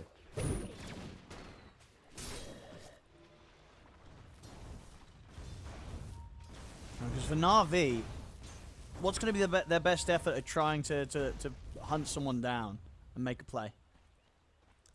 With numbers, right? With a golem plus numbers, it feels like. As CEST is setting up bottom, he's not quite level 6 yet, though. Oh, they might still get a chance. They get the chains connection. Kiritich will pop the cooldown. TP's out coming in to help out. He's going to be fine. Static Storm catches both Niku and Riddies. They're going to try and turn and run down Niku, but Kiritich, can he actually continue to finish off the job and get a few hits off of the flak? But no, Kiritich will fall and die for his effort there. Niku's going for another. He'll be able to dive in and take down Kataomi. So, he did yeah, the Na'Vi, make it work down there. He pushed himself out of the kinetic Static Storm with a branch. That's what allowed him to actually get the distance there to be able to get that connection on the Ember. Heads up play there from Niku. Yeah, at the same time, Mira did get a successful duel. So plus 10 in the bag for the Legion. Okay. Pressuring onto the mid-tier 1. Juice, that is very aggressive. Oh my god, that was so risky. They're going to still try and chase on. I'm going to say, he does have an Omnislash if he sees a chance, but it's kind of awkward to do with the illusions out. So he'll hold back here, got the juice. The play that he was going for was so, you see what he was trying to do? He was trying to Omni GPK from the tree line, but GPK is not squishy. Like, this is a 1400 HP bat. I don't think it would kill him. And you run the risk of getting lassoed if he sees you first. Yeah. That was a dangerous position for Juice to be in, but at least attempting for it. Amp damage now for GPK. And Niku get another setup. Catch there from Save in response to CEST. Did try and reach him for the Fiend's Grip, but quick shot from Save will get him back. Slow down Kiritich a touch. They back to business. The same. Still able to hit these creeps at nice timings. Level 9. He's got a good separation between him and the Jug in the moment. Not the Juice. This Battle Fury is going to come a bit slow for Juice because of how hard that lane in particular was. Usually we do see these Jugs, and most of these Battle Furies lately I've been seeing them come between that like 11 and 14 minutes, 14 being on the later side. They'll drop the Golem for this. Kataomi will get the Static Storm off. He's surviving longer than expected. Miro gets in with the duel and will successfully be able to take down both of them with that. Niku and CEST. Not going to get away with that sort of play. They get themselves a third here, Bet Boom. Miro gets the double. He's got Blade Fury, so should be able to run, but Lasso is up if they're getting close enough. They won't quite, so got the Juice Lift, but a little bit of an awkward one there. Na'Vi just quite heavy-handed with that move, dropping the Golem onto the Disruptor alone. Sure, he dies, but they lose 3 heroes in response, and the setup's there for Miro to get another easy duel. They've got to be careful how they make these type of moves, because now also the Shrine, it's coming up, and they're not going to have Golem to fight around it. So 30 seconds, Bet Boom already prepared for this move. Up to a 4K lead now. Niku does have his Kaya finished up, so in terms of aggressive potential, he does, but he is so squishy. He's all in on damage. It's literally phased Kaya. If he gets close to this tree line, GPK might be able to Firefly and get the lasso set up. Save might try for like the vacuum kind of mini pull in, but Juice is careful, won't give them it. Yeah, as you say though, just the fact these Wisdoms again slipping away to Bet Boom. That's brutal. Besides a 4 or 5K lead, now they have a full 5 level plus advantage. PMA, he wants to steal the Ancient stack. Under the cover of the smoke, should get away with a little bit of it, but indeed not the majority, as Bet Boom will be able to push them back and still clean up the rest of it with Miro, which will put him very close to having that blink on the Legion. By the way, look at CEST's build. You know, I said it during the draft, but I didn't think he'd go all in on it like this. It's full max enfeeble. It's 4 points in enfeeble to throw onto Gyrocopter, which is kind of funny, but can understand why he wants to do something like this. But definitely reduces their damage even more in terms of not having these little brain sap plays. This is gonna sting. This is gonna sting. A little bit of a pause, but so far, BetBoom definitely going to be happy with the opening they've managed to find in this game. And Miro definitely the opening couldn't have really got any cleaner for him. He gets a very nice lane to play out. He's 4-0-1, already won a couple of duels. Looking so far so good here for this Legion pick. And indeed, yeah, Blade Mail, Blink Dagger timing, 15 minutes. He's in a very happy spot right now. Anybody but Timber dies to the Blade Mail duel now, it feels like. Like we said, Niku, he's the most fragile build ever. He's going for the Kaya Sanji. It'll take some time, of course, but right now he's an 1100 HP Ember.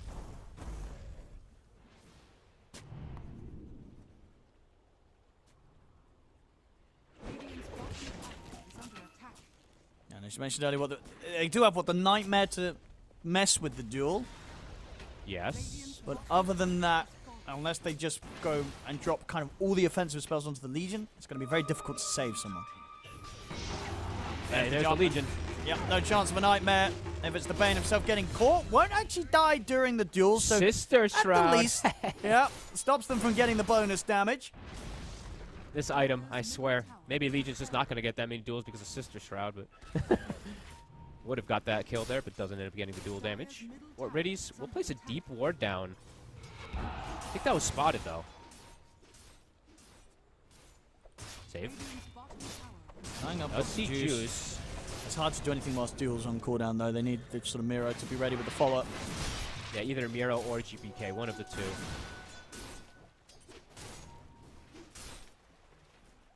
We'll find the sentry. Won't find the ward, though. So a nice sneaky placement there from Riddies. Miro, come with the press the attack to bail save out. Tomi is here. Duel's back up in 5 seconds. Yeah, if Katsomi can get his hands on someone. Look at Juice. Duel in 2 seconds, but the Omnisash is going to come out.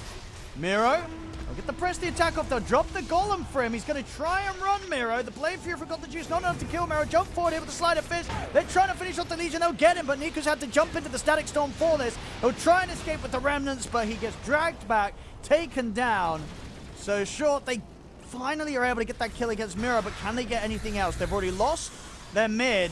They'll throw the Chakrams out over towards Katsomi. PMA consider if he can get back in on this. Oh.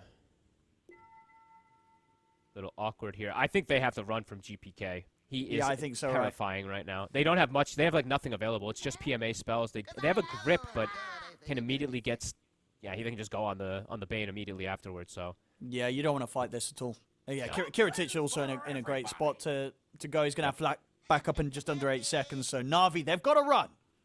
Sneaky little plays that they're going for there, though. You see with the vision that they're placing, the little ward. Juice tries to go for this Omni. It doesn't bounce the best because Save actually runs in and tanks a couple bit. At least they finish Miro, but can they clean disengage?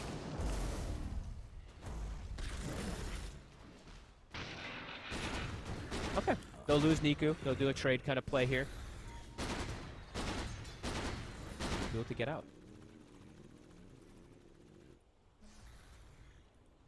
But seeing the difference in terms of net worth versus some of these cores, right? Look at this Gyro's farm compared to the Jug right now. Look at this Ember's farm also. Niku really struggling. They will get a pick. Does jump back down to the Remnant and finds Katomi somehow because of the D-ward. And then maybe see if they can get even more from this. To respect Kiritich.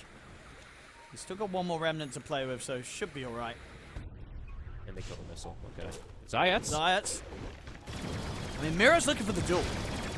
He doesn't want to settle for the easy one onto CEST. He wants to try and get the bigger one running down Niku. Uh-oh, Niku.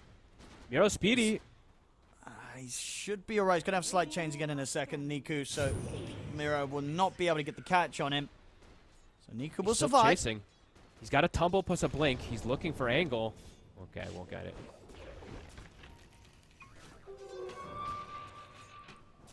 Survives and gets a kill. Nice little jump forward, right? Does get Zayats dies trying to bail him out, but does at least jump forward and find Katomi. He's still sticking around here, Niku. Oh, Miro's going to get the grab on him. He did not expect them to stick around, but they did. That was greedy. Definitely greedy. I mean, Niku, I think this is one of the first times I see him really feeling the pressure in this game. Katomi gets the opening on it, got the juice.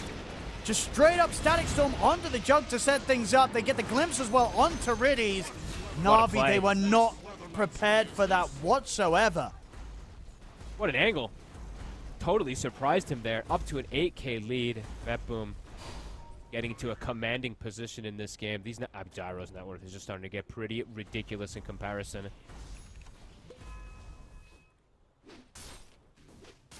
Yeah, this is one of the few games I really do want to say. I feel like Niku is truly feeling the pressure of the game, right?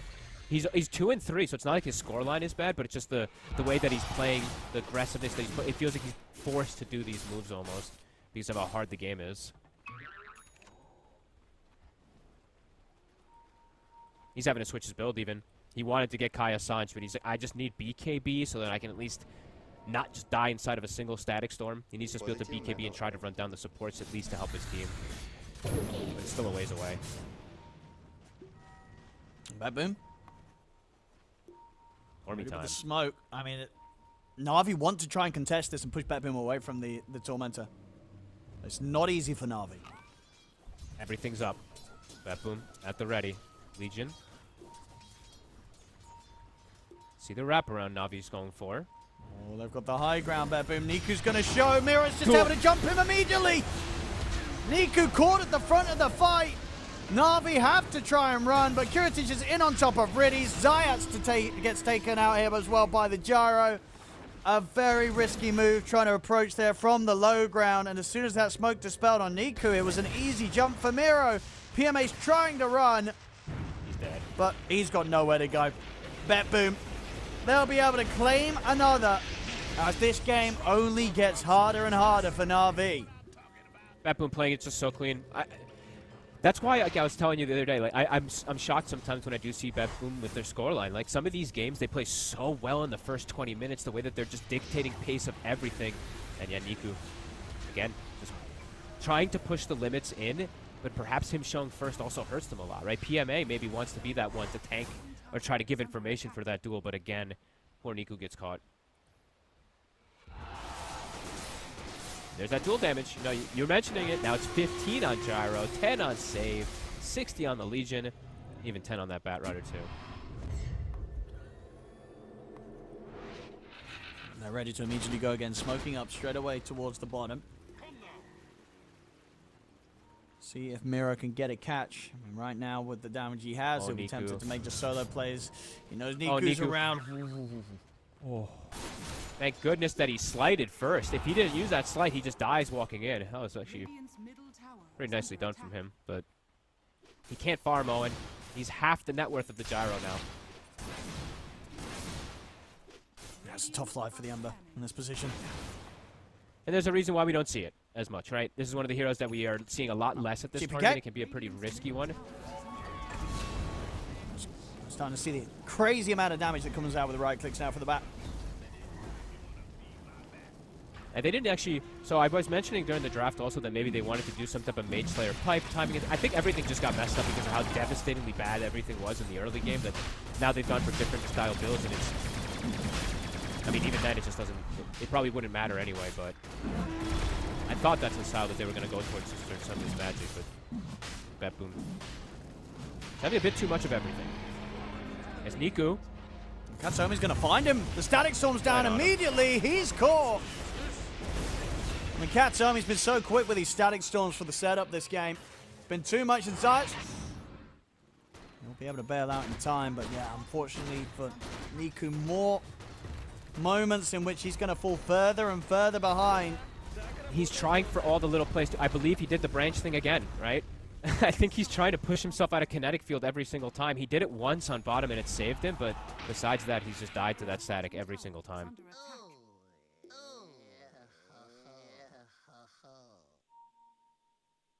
Top one here for Na'Vi. Vetboom looking very, very good. And maybe too much of the same thing is my thing that I'm looking at for Navi, right? We talked about how it's like 4 defensive kind of style heroes, and then they clean up with an Ember, which isn't really like the most popular, like best kind of hero in terms of rounding things together. So I think BetBoom just are taking advantage of that. The fact that Navi's aggressive potential is just quite lackluster, especially if the Ember's game is rough, which has been extremely rough.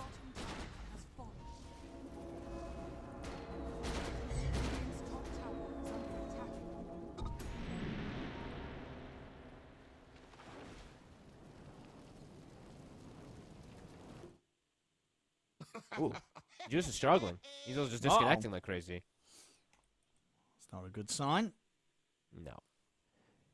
This game does feel like one of the harder ones. You know, we've seen a couple comebacks in some of these games, but yeah, this feels like one of the more difficult ones in terms of comeback because Niku just has literally no game. The supports are catching up to him, and it's just, as we said, overall not the best core-to-core matchups in particular, especially not at this point.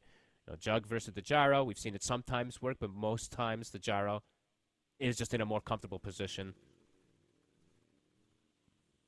And yeah, 2 BKB piercing disables versus that Jug is never going to feel easy.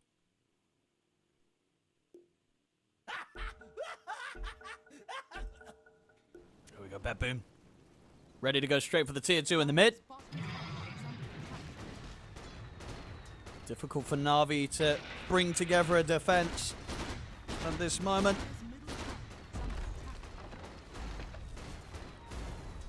And the tier 2 taken for BetBoom.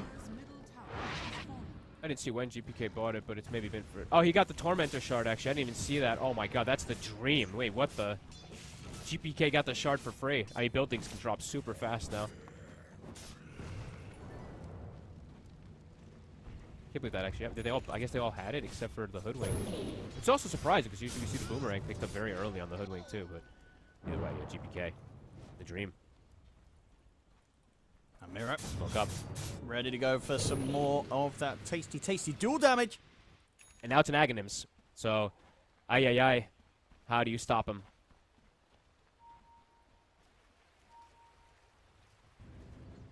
BMA. Oh, that was Oh, they get the jump! that was something, but they got the big one. Yeah, Miro's able to make the jump right over towards the big catch. Got the juice. As Na'Vi, Niku's going to get glimpsed back, has the Remnant in position to jump out. They'll go for the grip onto GPK, but there's just no follow-up damage as GPK is perfectly fine. Zayas will try for the TP out, but the damage is done. They'll clean him up before he can escape. Miero, what a play. Just bypasses absolutely everything and finds juice somehow. That was wild. The Legion pick is absolutely... You know, we saw the reason why they picked it. We saw everything on paper. It's absolutely looking amazing. You know, Miero playing it to the T, 6-1 and 7, finding all the dream catches. Yep, yeah, he's crushing it. Cool to see that we get a little more variety. And yeah, look at that play. The tumble into the quick blink past everybody to find juice. Yeah, just at that point, it's an impossible fight for Na'Vi. Down 15k now.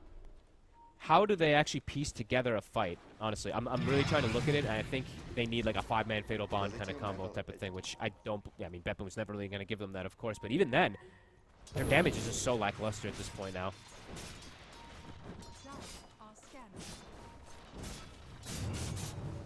Miro is ready to go for another duel. Has been hit by the scan, so Na'Vi... I said they shouldn't get caught by this, but Zayas is still hanging around. Looks like he'll be right, having the high ground vision. Kiritic is pushing on, obviously, on his own. He's confident because he has this Aegis. Can they take him out the twice? They can definitely get him the once. He has got BKB, but as you said, they've got a lot of damage to focus him down with. He's going to go for the BKB TP out. They don't have enough to kill him through it. The creep wave came. It absorbed part of the Omni, and now the duel. Oh my god. Once again, Miro just having got the juice's number. The fight could continue, but on the tier 2, they will manage to cut down Kataomi, but Niku caught in the static storm again.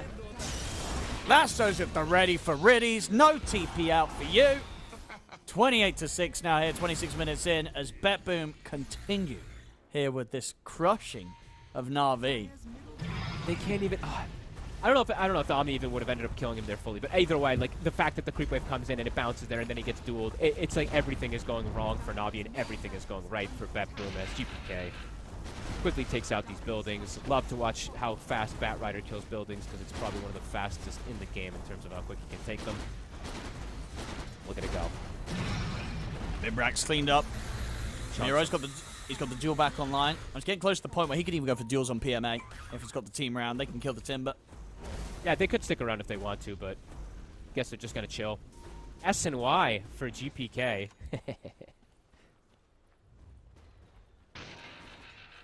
Not something you see too often on the Batrider. Miro, he's got the Shadow Blade, so even more likely to have the chance of catching Na'Vi by surprise with these jumps, as unless they've got superior ward vision down, they will not see him Another blinking shrine. in. Can they just let them get their shrines, Beppu? You're bullying them. They have to back off Na'Vi. They can't fight here. Did they get any? They might have got the 21-minute, right? Yeah, Niku got the 21-minute. Okay, so they got one Shrine of Wisdom at the 21-minute mark. That's it. Besides that, it was all stolen from Beppu. Miro looking for a chance. Not going to find anything that he wants to jump quite yet. I mean, Betboom still continued to keep it very clean, right? Sometimes I've seen Betboom where they hemorrhage some kills. I think this play top where Kiritich was alone, this was like the potential of them like doing one mistake, but so far this game has very few from them, if any. Miro.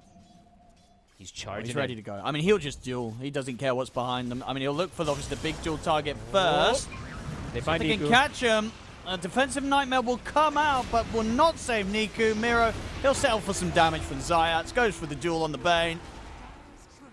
Everyone gets damage from that one too. I think all everyone but I think the Hoodwink got. 4 of them got that bonus damage, so up to 35 now on Bat, 30 on Gyro. Might be time to look to close them. Up to the top lane. Full Satanic on Kiritich. Na'Vi, have they got anything left to show here? It's looking pretty rough for them. It's Betboom. Give me a rapier Juggernaut. I mean, he could dream of it. It's a long way away. Yeah, just 200 gold in the bank at the moment on Got the Juice on top of this Battle Fury, and He's got the some Y Lincolns. Ultimate Orb. Okay, he's got the full Linkers. Okay, at least that one's finished up. But yeah, in terms of finding the damage to kill these heroes, it just does not look like it's there at the moment from Na'Vi. No. There's no damage. And Betboom, just truly masterclass. Just playing this one super beautiful. I love the way that they draft. The confidence to be able to pick Legion is pretty cool. Zayats, And more dual damage. Hey. There we go. I mean, I hope we Miro. see more Legion. This hero, I think it can be really, really good. I mean, we're seeing Miro give us a showcase here this game. And I'm sure there's a lot of off-lane players at this tournament that do play Legion right. Or at least would want to. I feel like if you're an off-laner, you never aren't going to have fun playing this hero. Unless you're getting completely crushed. But it's a fun hero to play.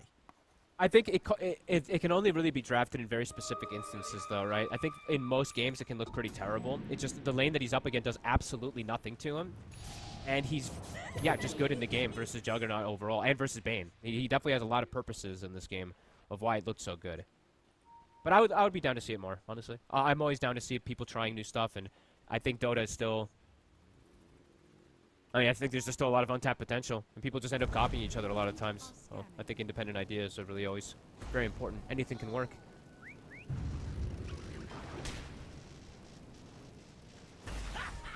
Tormentor.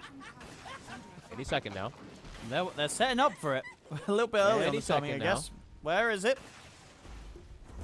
Any second now. They're waiting. We need a timer. We need a timer on the bottom left. You hear me? Like, we need a roast Got timer you, and a Val. tormentor, Come because on. I also forget. I legit forget when they kill us here. I can't write this down. We don't quite have the technology yet. True. Soon. One day. There there'll be we a go. tormentor It's timer. up. That is it. I'll say we'll take it. That's actually surprising they never added tormentor timer. Maybe next patch. Next patch. Next year. We'll see. Next year. What do you mean next year? I want a big patch this week. Actually, it's a weekend, isn't it? We're not getting it anymore. It's a weekend. Maybe oh, next look at week. that. Oh, that is beautiful. We've got the anime tormentor going down. Anime? There's an anime picture, the banner. What anime is that from? I Well, yeah, actually have no you idea. don't know. I legitimately Do you have know no idea. I only animes? know like 5 animes, so. Yeah, Simpsons, Pokemon. Yep, that's you. That's about it, yeah. 24,000 gold lead. Got the juice, hitting some creeps, but he's gonna have the butterfly, potentially finish it, but it's all just gonna be the same. The nice thing is that he does have Lincolns, and there's no Lincoln's break on Miro, so the duels should be prevented at the least, unless Katomi walks up and nukes him first. So. There we go. Radiant are scanning. And looking Got at the some of these juice. other item pickups, Katomi, Yule Scepter picked up, amazing in this game for the Disruptor in defensive and offensive capabilities. Now he can tank Omni as well. And Save has Lotus. So, great itemization from them. Positive metal attitude. Positive metal. Might be their final shot here, Navi. Let's Yeah, fight around the feels like Roshan. it. See if they can bring out some sort of surprise in. Down 24k gold.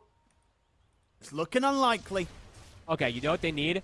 5 Remnants placed on top of each other, 5-man Fatal Bond, and all 5 of the Ember Remnants connecting. There we go. Plus an Omni Slash on top. That sounds nice. Bepboom's going to continue the Roshan. Navi, do they shoot their shot here? Do they wait to the high ground? Thing is, man, they can't even like YOLO pop BKBs, run in pit, try to contest for the right because they don't have BKBs. They just have Jug Spin, and they have BKB piercing disables on the side of Bepboom. Speaking of BKB piercing disables, too, GPK has Ags, so it's going to be a likely double lasso as well.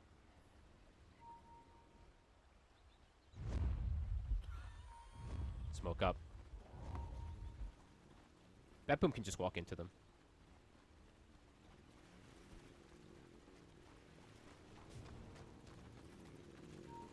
That's a very good rune to just be able to walk into them with as well. GPK with the haste. They saw where the Remnant went back to. They know where Niku is. Miro's ready to get the jump, and he's going to find Gets it. him. Straight in onto Niku. Niku taken out. I mean, Navi, they're like, hey, maybe we can Look at sweep the them. Roshan. I They don't know don't if kill they it can, fast though, enough. folks. Bepboom swinging back over towards the Roche. Got the juice, and PMA desperately trying to take this. Can they finish it somehow? They can't. Static Storm's down. The lasso's there. Navi pretty much all dead. As they won't get Save. away with that attempt. Save picks up the Aegis, and indeed they'll tap out off the back of that. Navi call it GG as Bepboom. They smashed them here today. Amazing. Bepboom, they've had a bit of a rough performance overall in the group stage. But this sort of win, no question about it. These guys, the better team today. Yeah, sometimes, I was mentioning earlier, like, Bepboom's early game is still very, very terrifying in a lot of games. It's just later on, sometimes they do end up hemorrhaging and losing quite a bit out of it. This one, though, as clean as it comes. Picture-perfect draft. Love their gameplay. Itemization, super nice. Navi, just a hard game from start. Just you could see it, forgot the juice. He could feel the pressure. And Niku especially. I rarely see him really having these type of games where he's just literally unable to do much of anything, and he feels forced to do so much. And, yeah, overall, Bepboom. Everything just looks great. Yeah, no, it really doesn't. And as I said, gives us hope that we might see some more Legion. As I said, Hell you know, yeah. Miro, obviously a big enjoyer of it. It's level 26 on the Dota Plus.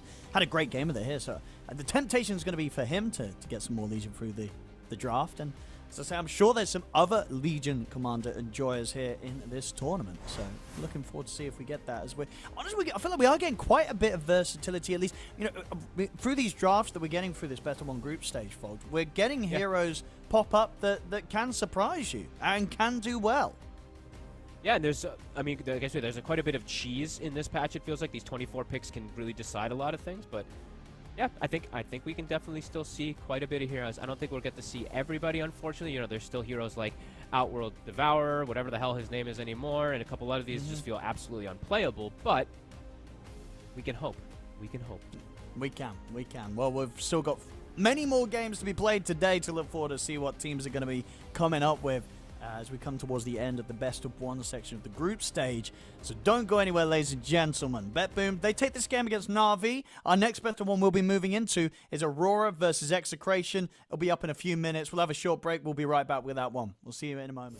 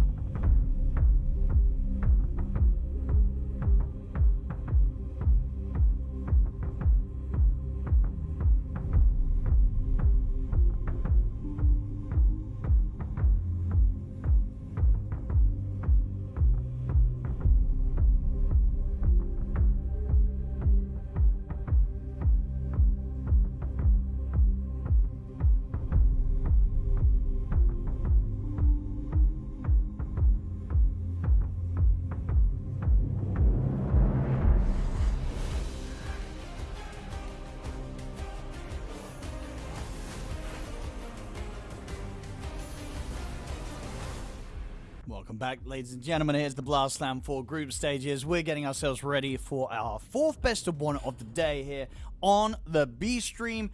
Fogged, we're going to be jumping into Execration versus Aurora.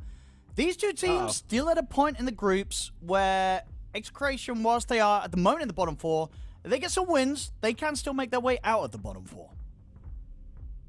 Okay, well, let's see which Execration we get today, right? Because these guys are also a bit of wild cards. Sometimes they look super on point with stuff, very, very active, very, very aggressive, but other times kind of all over the place and just, not really structured in the best ways. So we'll have to see how it ends up going versus Aurora. As Aurora, I mean, also a bit random, I would say, but overall, I feel like Aurora looks a little bit better.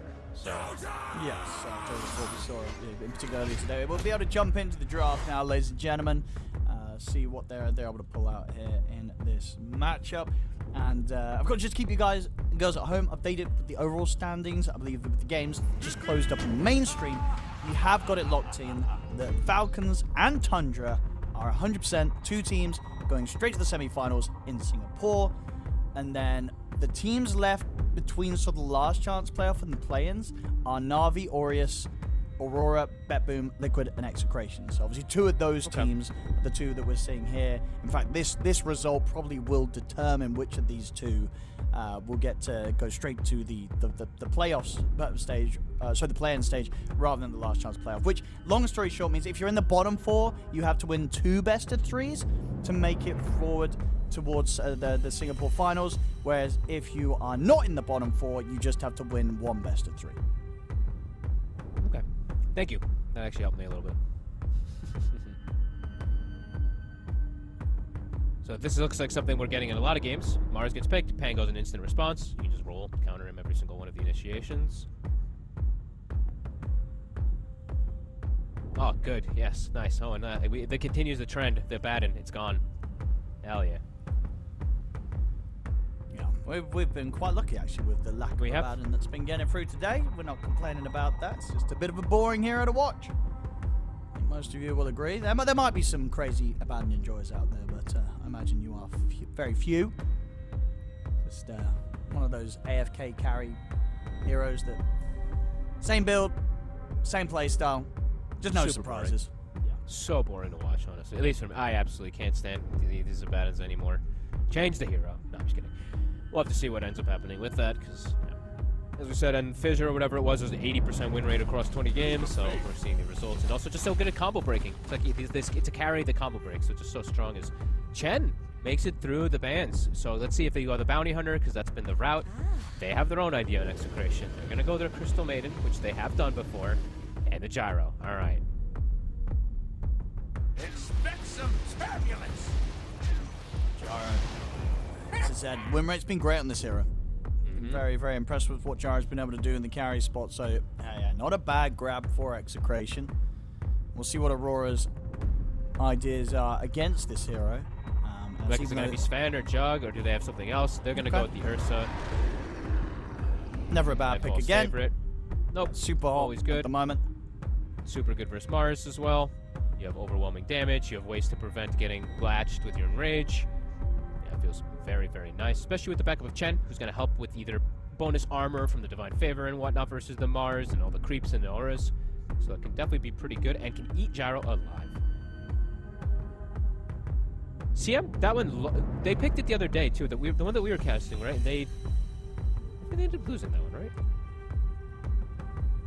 CM, yeah, I think it's not been doing too hot, right? Because I remember we casted one of them from Execration, and I remember like the lane was pretty good. And CMO was like pushing limits, but I think they ended up losing that game.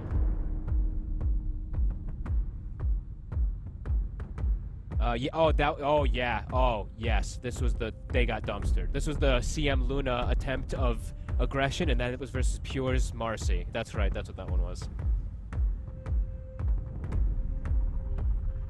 It was not a pretty one. No.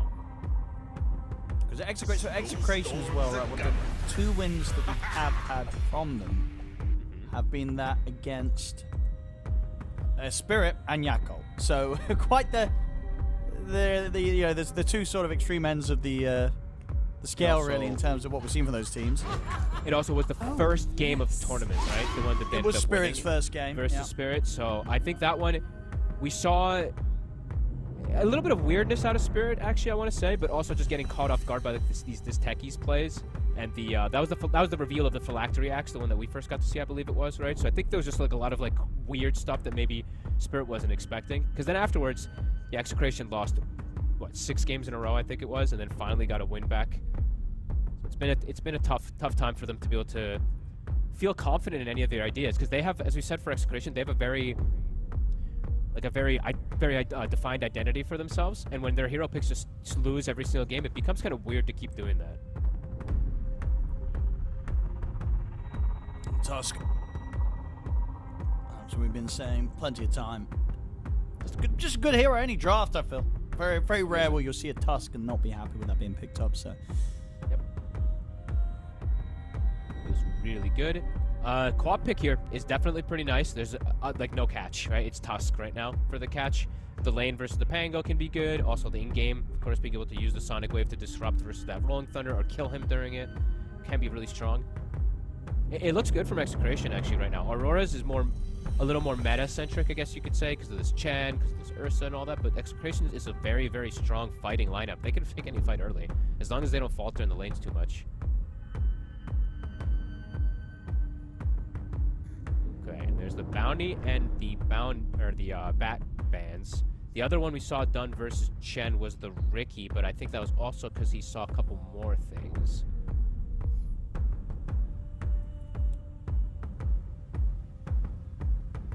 I see. Execration. It's Shanks' hero, right? Unless they flex Yeah. the gyro to like a support and pick a different carry if they want, somehow like that, but that doesn't sound ideal.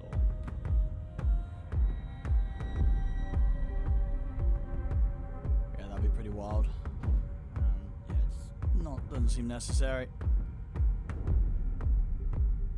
Unless they do have a hero, like a carry in particular, that Paulos is thinking about that is going to be really elusive, because as we said, there's not really the most amount of catch in particular. Yes, Pango and Tusk, but I guess they do have to reveal first, so hard to be sneaky.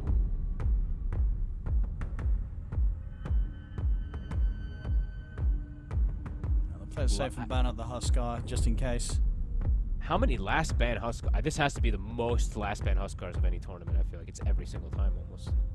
It makes sense, right? It does. Being like, we've never had a tournament, I want to say, right, where there's been 66 best of ones, right, for the group stage. True. This is the most best of one heavy a tournament beginning has been. And honestly, I'm all for it. I think it's given us some pretty good games. It's been a lot of fun just jumping between different teams, best of one, best of one, best of one, best of one. And honestly, I think it has resulted in what seems to be, you know, a group stage final standings that, you know, it's hard to argue with, right? Like, Agreed. It gives you a good pool of results and different situations that every team has been in. So, all in all, it's different. I don't mind this one. I don't mind it at all. And especially with the fact that it doesn't matter even if you're in the bottom 4 of these best of ones, you get to play some best of 3s tomorrow. What's gonna be? Really thinking about this last pick.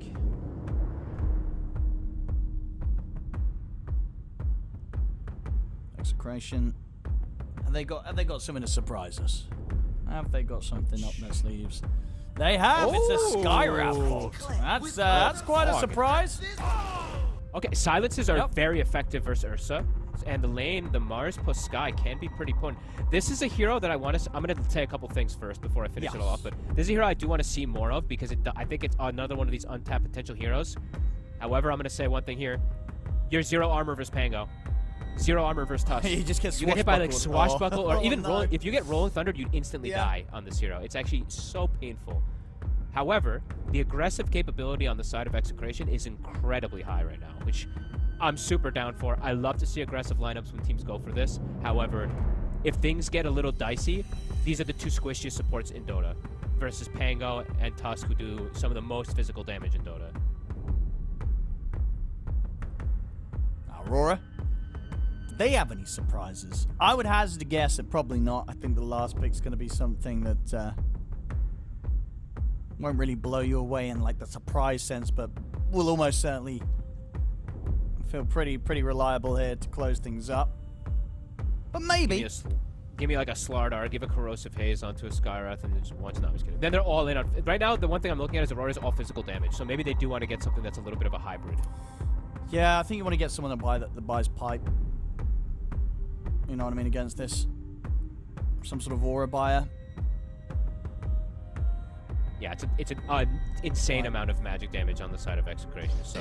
Oh, that's a little different though. We're getting the Night Stalkers. Take that, a little bit of surprise. We've only had this hero picked 3 times so far in the group stage. A 1-1 game. Lost 2. I mean, another hero that does eat these supports though. Like if he gets on top of them, these heroes and the have Skywrath. no Oh counterplay. no. They have no counterplay. They just die. This could be it. Yeah, you could feed pretty easy as a support on Execration this game. That is for sure. Actually, they could feed out of control in this game. Let's be honest, right? Who could feed harder, a CM or a Sky? Like, what's the feed potential on these two? Because it's high on both, right?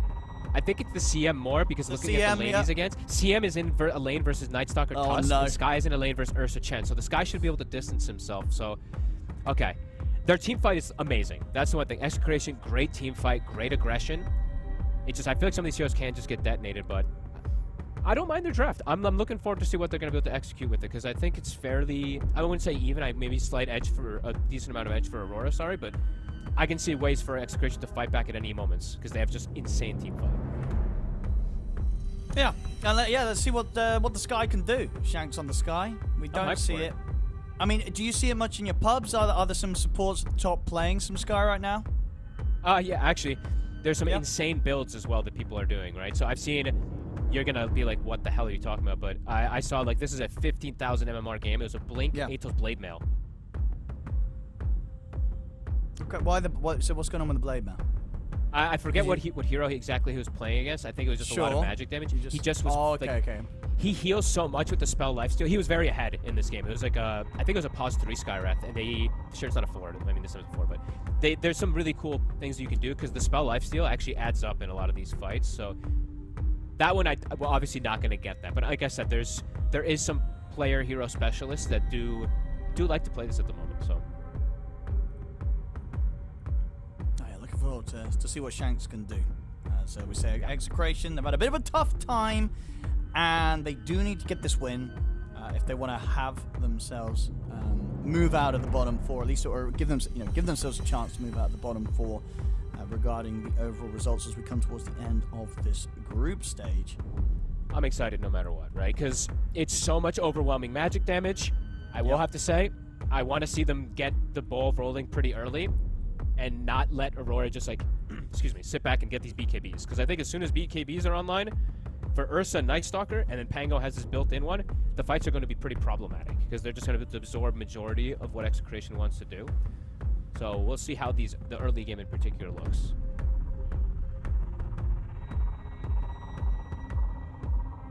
For sure, but yeah, things do start to get rocky in the early stages. Execration could crumble pretty quickly, especially with these squishy supports, as the scoreboard could end up looking pretty bloody. Yeah, squishy supports and no saves, and on the side of Aurora, tanky supports with save. But let's see what we can get. Bob playing his Queen of Pain. I love Bob.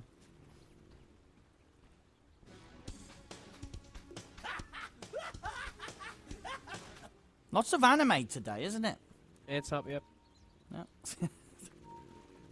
See my anime banners, anime Wait, I can't see profile names. pictures. I gotta click them individually. There we go. Let me see how many. Have we got some anime? We got. Wait, have we got a few Aureus anime has profile one. pics? Yep. 30 seconds to battle. Toronto Tokyo has one. Do we count Sonic as anime? Yeah, he was the original anime, I think. Okay, that's 3 then. They Yeah. got 3 because Ollie has Sonic as his profile picture. So that's 3. There we go. I think Sonic's cooler than anime, I think. I met the voice actor of anime. Sonic last week. Did you? Kind of random, but yeah. I was at Comic-Con when he was there. So That's kind of oh, cool. that's pretty cool. Yeah. The battle All right, Oh. level 1. Smoke on smoke. Aurora. Uh-oh. Can they get the first blood here? I mean, Aurora's going to try and stand their ground and turn and chase down Palos. Tag team. They're going to get him. Palos goes down. First blood. Oh, no, poor CML. They're turning towards Supports. the CM. CML's trying to fight back. Will succeed in doing so. At least allows them to get the kill onto Toronto Tokyo. But overall, it's 2 for 1 in favor of Aurora. And including Aurora being the ones to get that first blood. And in terms of bounties, it's actually still a bounty rune up top. So, I mean, if Makoto wants to go and grab that, they'll actually have the majority bounty rune pickups as well. Ooh, and he gets a range deny. That was nice. Makoto, quick little sneaky play. All right, and now top. So something else I did want to talk about with the Skywrath is he is playing versus Chen.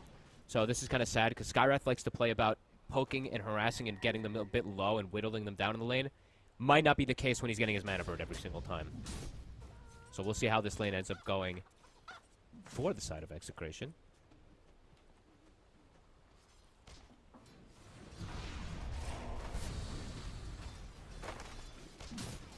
Bottom lane.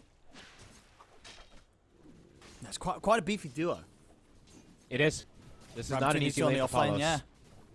No, not at all. Yeah, Toronto Tokyo should have a pretty good chance of getting some good denies against him. Yep, good denies, and they can get aggressive. Anytime CML, if he steps out of position, if he's caught in shards and attacked him, he's dead. Pretty much every single one of these times. Mid lane, let's see how Makoto does versus Bob. Very comfortable versus each other. They've played each other a billion times before. And Bob right now is getting 5 denies. So it should be a Queen of Pain advantage lane as well, especially once the levels start picking up as top. They try and go straight away as soon as they hit the level 2, but not quite having enough to kill Shanks or Tino. This feels so nice for Nightfall, though. You're just seeing like the constant poke from Ollie. It adds up, truly. Oh, he's in again. I mean, Tino and Shanks are so low here. He's just auto-attacking him. Look at him. Yeah, Ollie's just kind of finishing off the job almost. Tino should be fine. Shanks also should be able to run. Yeah, he's got 8 stick charges as well, so Shanks will be fine as well. But yeah, they're super low. It feels like it's going to be a free farm lane for Nightfall, though. Sure, he's gotten put a little low here, but he's going to get Tango. Look at all these items. Tango, Salve, he's got everything to feed over to him. He's got, of course, the Divine Favor to amplify it as well. Yeah. This feels like it's going to be really hard. And Skywrath overall is definitely a hero that wants to thrive off of early kills. So we'll see what he wants to do with the hero overall. Because he can actually make early rotations as well. Something I did want to mention about the 2 supports on the side of Execration. It's just not the easiest independent laners that they have. They probably need to stay there to help them.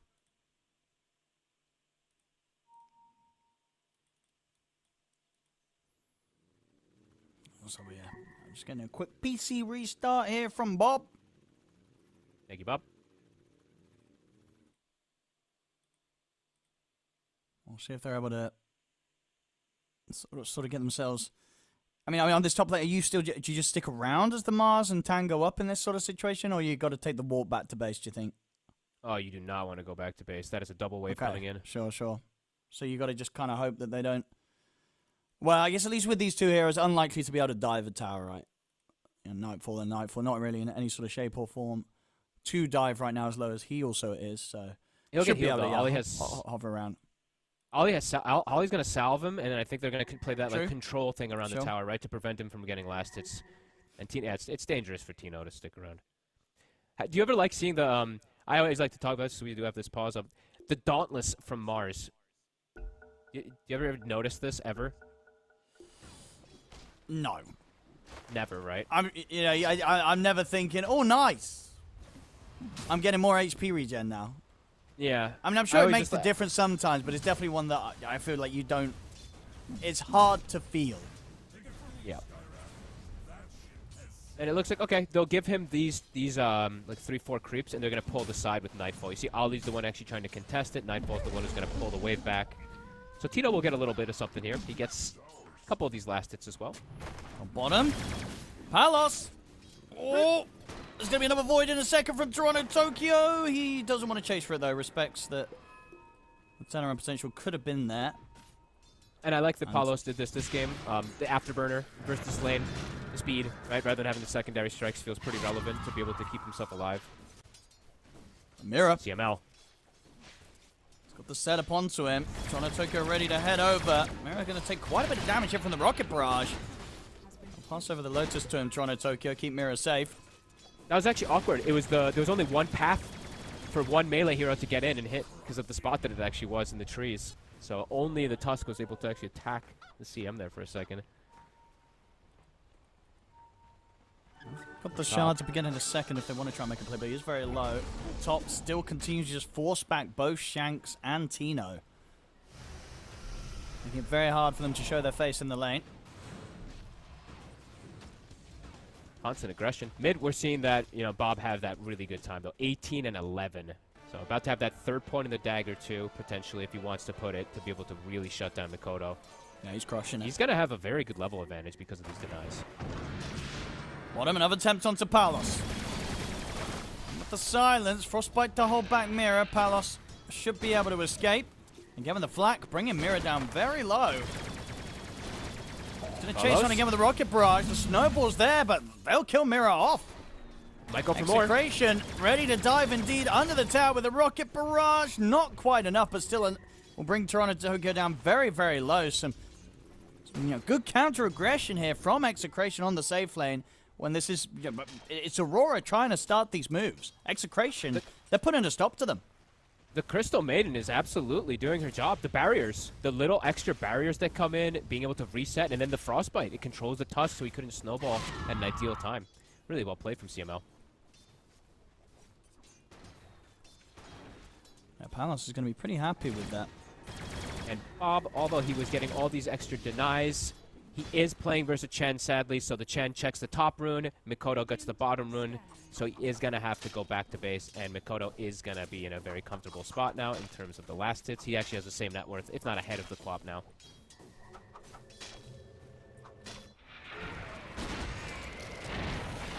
Top lane, the complete free farm continues here for Nightfall. He's been under very little pressure with the way they were able to set up this safe lane. It kind of looked like it very early on, right? As soon as it's like the Chen versus the Sky, the way that the whole level 1 kicked off. The Sky is completely out of mana, no pressure on Nightfall whatsoever, so you're going to have to deal with this really, really big Ursa at this point, which is a good matchup versus the Gyro. I think Nightfall, he's going to be incredibly happy this game. Toronto Tokyo also does die earlier, but his timings, they look like they're going to be pretty good. He's very, well, I say close to the Dominator, but 800 away. Not too shabby.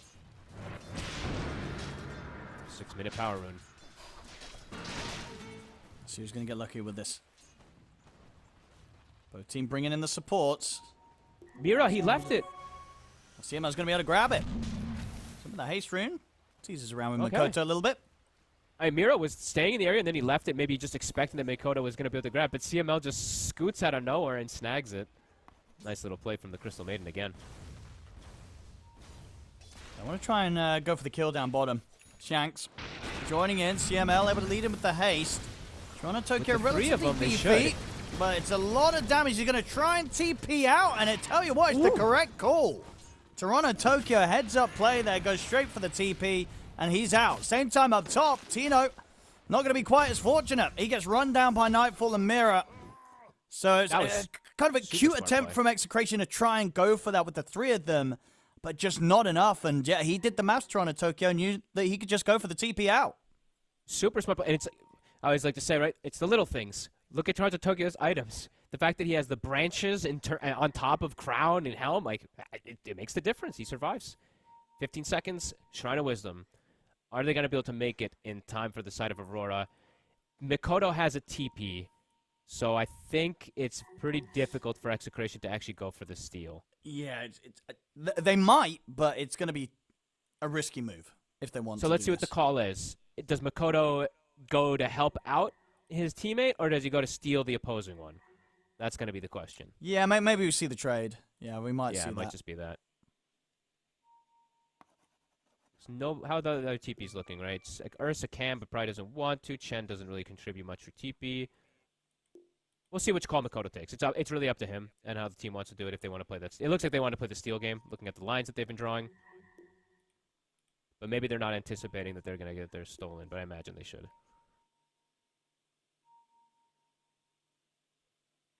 Bob is struggling. What's going on? Uh-oh, Bob. It's packet loss, they were saying, right? So. Yep, got to find those packets. It looks like he is having some struggles hitting Palos as well, unfortunately. Disconnects again.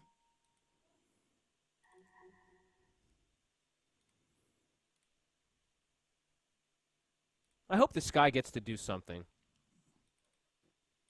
I hope it doesn't look like a completely just dumpster tier hero, because honestly, it doesn't look that bad in pubs. The shard is also really interesting with how strong you can get, because it now shoots 3 bolts, but the issue with this hero really is how hard you fall off if you don't get quite a bit done. Your silence is very effective if you're able to get levels and if your lineup works well with it, which their lineup does. It's just your ult becomes irrelevant because people are just too mobile. They have 4 staffs, BKBs. So we'll see overall what Shanks is going to be able to do with it. I have some concerns already for the side of Execration. So they're still unfortunately having some connection issues. Do I have any? I think mine's... I'm actually okay today. Today I've had no drops. Oh, yeah, yesterday, honestly, I was losing some packets as well. But, yeah. Today I'm good. It's because they're patching, right?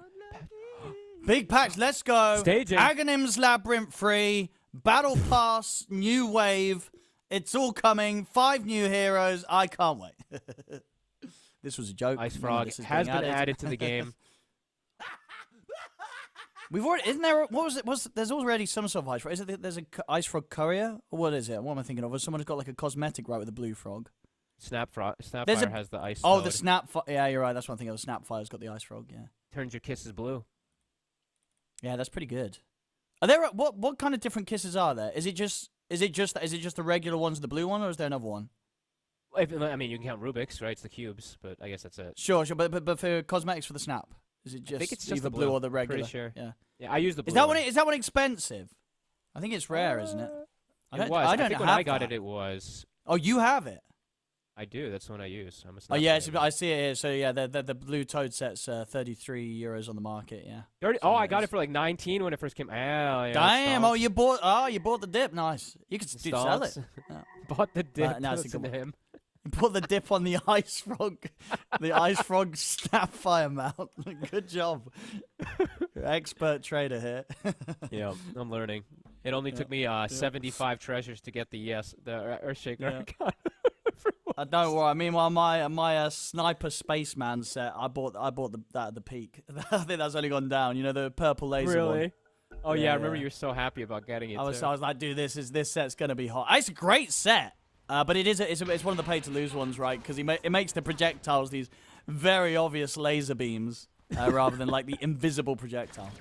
But that's why when you equip it, you know that it's like you do it to say, hey, you know what? I don't care that you can see where my projectiles are coming from. I'll beat you anyway. Nice.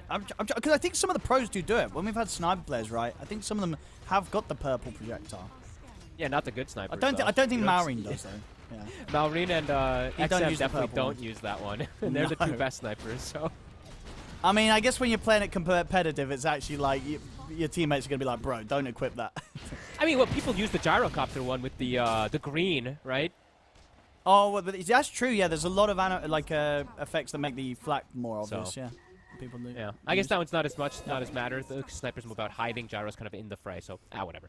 And we do see that shrine exchange as we go on a little bit of a monologue, and both of them do get that 1-for-1. Tino getting completely zoned off his wave. He is still level 4 on the Mars. Toronto Tokyo is approaching that 6 on the Night Stalker soon.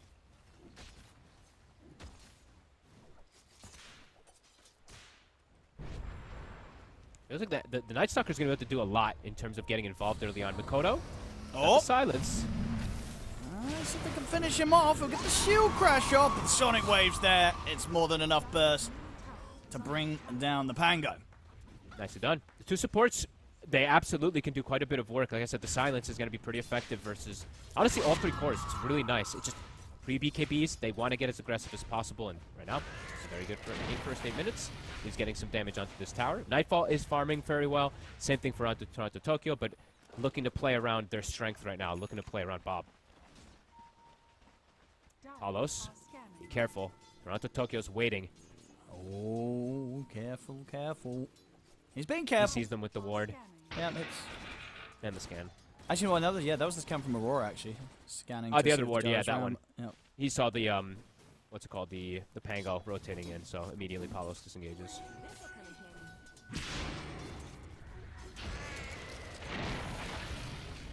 Toronto Tokyo, the Dominator, it is done, and he's got the Dark Troll Summoner on the camp. He actually has either one that he wants to do. He can take the Centaur Conqueror for the fight, for the stun, or he can take the Troll Summoner for the farm and the push in the hard camp.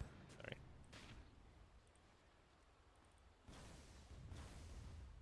Radiant's bottom tower is under Execration. Keeping the pressure on the mid lane. Dakota does have the Rolling Thunder if they want to try and set a defense up. He's gonna go for it. He's thinking about it. Yeah, about trying to start something. Execration getting a lot of damage on this tier 1 mid. Not bad at all. I mean, same time Aurora's going for the trade down bottom. Pressuring Which here. clip does Tokyo want? He's got the Dominator. Is it the Centaur or the Troll Summoner? He's going for the Centaur. That indicates for me that he's gonna go fight. He's gonna pop it, either play with the Nighttime or play with the Ascension to look for the battle here with this. Execration. As he starts pushing. Okay, thought we'd take the Summoner there, but whatever.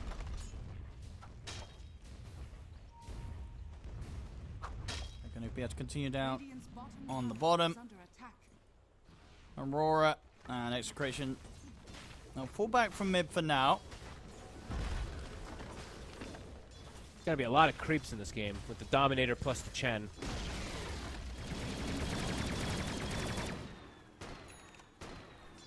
Kodo Palos with is- the shield rune. Palos. He's kind of low. But, will back off, clear the camp just in time before they sweep over Aurora.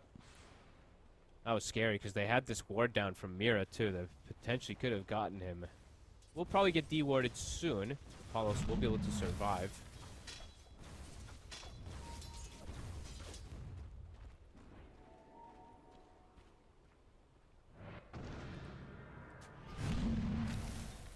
Pretty even game state.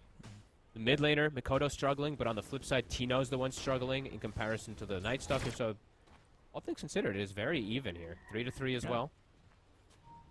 Just feels like Aurora's feels a little more comfortable when they get to like just chill and farm. Like I was mentioning, the Sky and the CM, these heroes usually want to get some stuff done in the early game. And overall, their draft, it gets pretty hard counter from BKBs. I'm going to keep saying it this game, but it really does feel like that. At some point, that Magic community is going to stop a ton of that Execration damage. Yeah, and obviously, with Execration's lineup, it is one of those where they don't really have saves, right? You know, if someone gets jumped by this, well, any of the 3 cores, really. Very difficult to get them off them. In the mid. Around mid, Tino is here. I was thinking about looking for an arena setup, but the Rolling Thunder's already out from Mikoto. Snowball as well, heading over towards Tino. Tino will get caught by the silence. Rolling Thunder follows through. The Sonic Wave will push them back momentarily. He Tino lives. seeing if he can get the arena off. He's still got the option to do so, and he'll get it down now, trapping the 3 of them. Nice Spear comes arena. in. The Handle got heals there, but it doesn't matter. The cooldown, huge from Palos, cleans up. As Tino able to survive long enough to set that up for the turnaround in favor of Execration. They read that like a book. That was beautiful positioning. Instantly, the Rolling Thunder comes down. They were instant on the disengage with the blink. He actually brings him into the snowball with the Rolling Thunder. I've never seen that before, by the way. Bringing the I didn't even know Rolling you could Thunder do into that, yeah. snowball.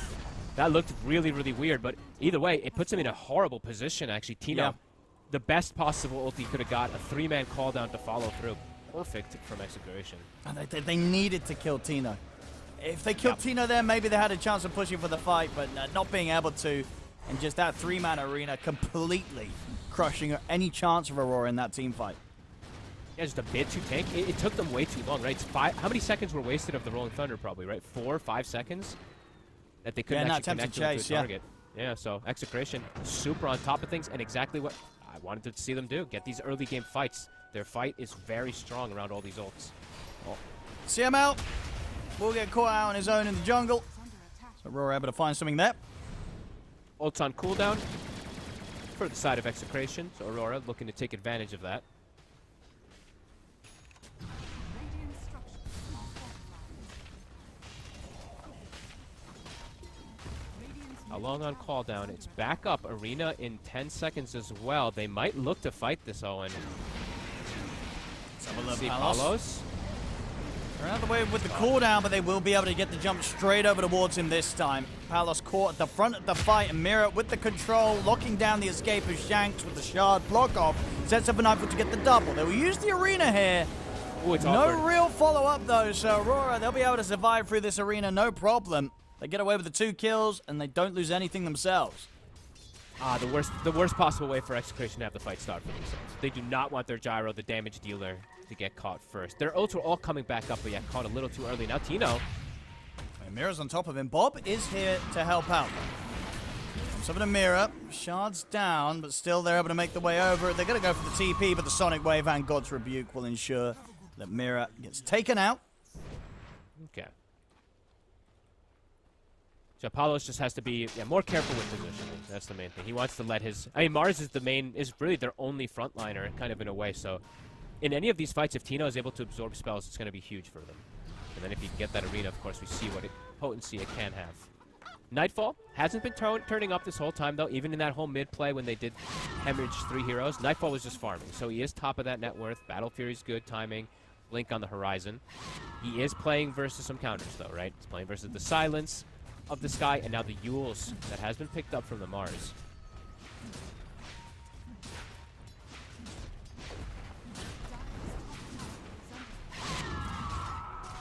Execration able to take the top tower freely. Aurora not looking to set up and hold that one. Nightfall. Yeah, they don't want to fight. Arena's going to be coming up a little bit too soon. They are smoking up. They do have amp damage on Mikoto, but it's expiring. Nightfall's got the blink, so much easier for him to find his target. It looks like they're maybe anticipating a move onto Nightfall, but it looks like they're going to make the move themselves around the power rune. Bob? Oh, he blinks in for into it! them. They baited him. Oh, I was not expecting that one, Bob. A nasty surprise there for the Quap. I don't think he's going to blink onto a rune ever again this game. Fell for the trap. And that's clean. That's easy and clean for Aurora too, right? They don't even have to expend anything. So all their ults still at the ready. They can look for another play if they want to. They're not the healthiest on resources, though. A bit limited on the mana.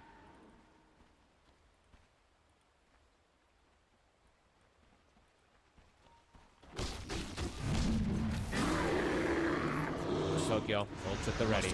Shanks. Yeah, wants to go for Shanks. Same time, they will get the arena set up on towards Nightfall. A lot of damage as well with the freezing field, but not quite enough. And now the backup's in. Makoto gets the Rolling Thunder connection onto Tino. Tino's not going to be able to finish Nightfall off. Quick jump to dodge the spear. Gets back on top of the Mars and takes him out. Oh, that was sick blink from Nightfall. Between the spear and bottom, they will find Shanks. Does end up getting caught. They try for this. This is a really risky play that they go for here with the Mars onto the Ursa with just Crystal Maiden. If you have your Skywrath there, then I can see them potentially go for that because the damage comes fast. But CM's damage is slow. It's a Frostbite and a freezing field. Like that was a bit of a weird attempt there from Execration, I gotta be honest. If Shanks was there, I'm fine with it. But without him there, it's just very unlikely they can bring down a hero like Ursa. I'm very much starting to see, Shanks, he's honestly done well to not only get caught, only get caught 2 times so far in this game. But those deaths could start to rack up pretty quickly getting into this mid-game.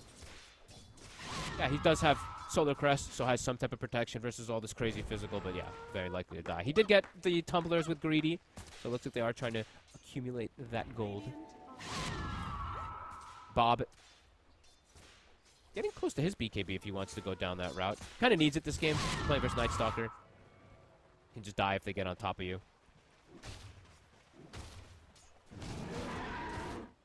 And how is Toronto Tokyo's BKB? That's, I think him and the Ursas are the 2 main ones. I mentioned it like 15 times already in the early game. Just the BKBs versus Execration's draft. So they're getting pretty close to 2 of them right now. Bob. I'm going to catch out Mirror here on the bottom. I mean, with the numbers they have, maybe they can go for something more. See how much of a push they want to start.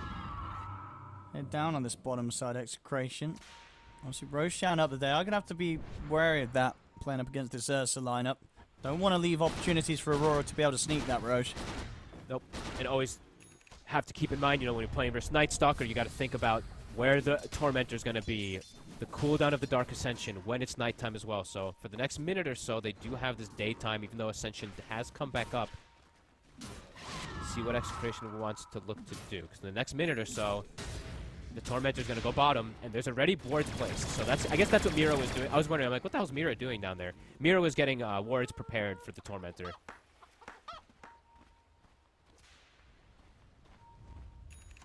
Smoke up. Execration, ready to fight.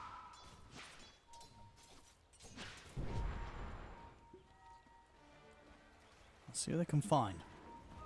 Aurora, Said they've about got to be Mira and nighttime. Nightfall around the mid.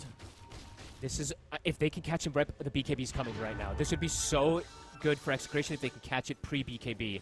But they're gonna have both of them right now. Night Stalker has it and the Ursa. They're going to jump. Does get it off though. And they're going to be able to kill him, or maybe not. The BKB's there, as well as the old Toronto Tokyo. He tries to run, but the last hit from Palace will follow him up. They're going to try and fight regardless here, Aurora. Jumping in with the Rolling Thunder. CML is going to be protected against the freezing field off. They'll commit and still be able to take him down. Can they get anything more, though? The cooldown coming in, landing on towards Makoto. Palos, he's cleaned it up. A homing missile heading the way at the Pango. Mystic Flare comes down on towards him. Triple kill for Palos. As Execration, they'll clean up big time there. They get the jump, he said, a perfect time, catching him before he's ready to put the BKB on the Night Stalker. And that just leads to them being able to clean up the fight. And even though the CM dies, CM got the job done. He got a good few seconds of freezing field out in the middle of that fight. He absolutely did. That was, and now they can get the Tormentor because of it. That was amazing, honestly. And you couldn't ask for better timing. The BKBs were coming, but the Ursa's wasn't quite delivered, and just great identification there from Tino, playing just on the side, outside with the smoke, and he gets the spear connection. Toronto Tokyo will get that D-ward immediately because of it, though, but yeah, what a play. Great fight from Execration. Perfect timing for it, too. Aurora, they will be able to make the quick move to sneak in and grab the Roshan. Despite losing that last fight, so Nightfall's going to have the Aegis good to go for the next team fight. Nightfall still yet to die. I've seen him have a lot of these Ursa games. I've seen him have some of these Ursa games where he ends like 20-0 and ends up losing the game also, though. So we'll see what ends up coming with that. Blink now on the Tusk, so does have a way to be able to protect.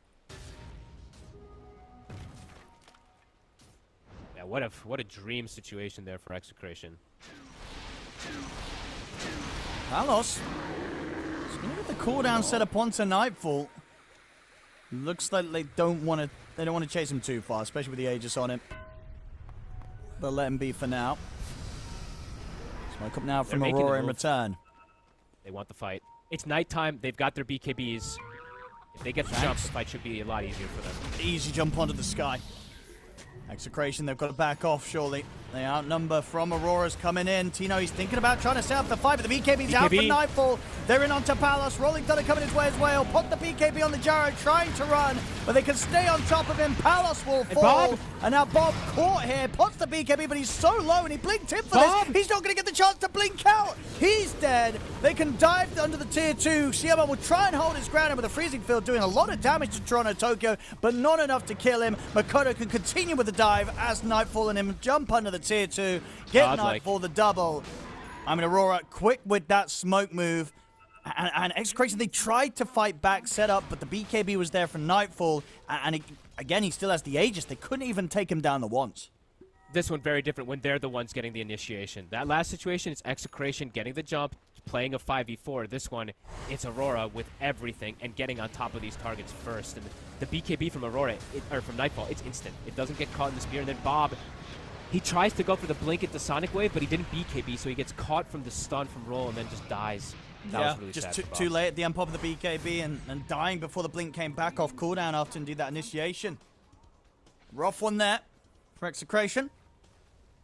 Execration has to be able to start the fights if they want to have the same situation happen as the successful fight for themselves. It's hard versus this Night Stalker in nighttime. Shanks. Well, Nightfall's in. Got the Yule's up, but Shanks will not survive. At least able to push back Nightfall with the spear. Mira thinking about setting up a dive, but the shards won't grab him. Now the push commencing. Aurora feeling the strength of their draft. feeling that strength of the Ursa in particular too. You know, I was kind of memeing about the whole like Nightfall thing. He does just sometimes, and not only sometimes, but a lot of games on his Ursa, he has insane score lines. Even in potential losses. He's ready to go in again. They get the jump into Palos, but the spear will be there to push them back. Palos, BKB is available, but the Rolling Thunder in the bash catches him. He doesn't get the chance to pop it. Palos goes down without being able to get the BKB off. Now with the Rolling Thunder and the Snowball, they can move over towards Tino, catching him outside the base. He will not be able to run. And Toronto Tokyo is thinking about continuing this dive into the high ground. He'll back off now. CML gets the setup with the Frostbite. Big damage from the Mystic Flare, but the BKB still at the ready for Toronto Tokyo. He can pop it, turn to CML. Aurora starting to just overwhelm Execration. Bobby's trying for Mikoto, but the hand of heal comes in. Mikoto survives, and Bob will get the blink off. But they're going to continue to chase. No. They'll get the blink in for Nightfall. For a game that's been so close on the numbers, it's starting to crumble pretty drastically for Execration. It's snowballed now out of control in just these last, literally 2 minutes. They're trying to take too many fights that are just completely discombobulated. They're not getting initiations. They're having to react to everything that Aurora's doing, and reactions is not what their draft wants to do. They have to get the first catch, but it's hard versus the BKBs, like we said. You know, that first fight that they got was really ideal because of the positioning and the timing of it all. Now we're seeing the BKBs, the auras, how hard it is for Execration to take fights.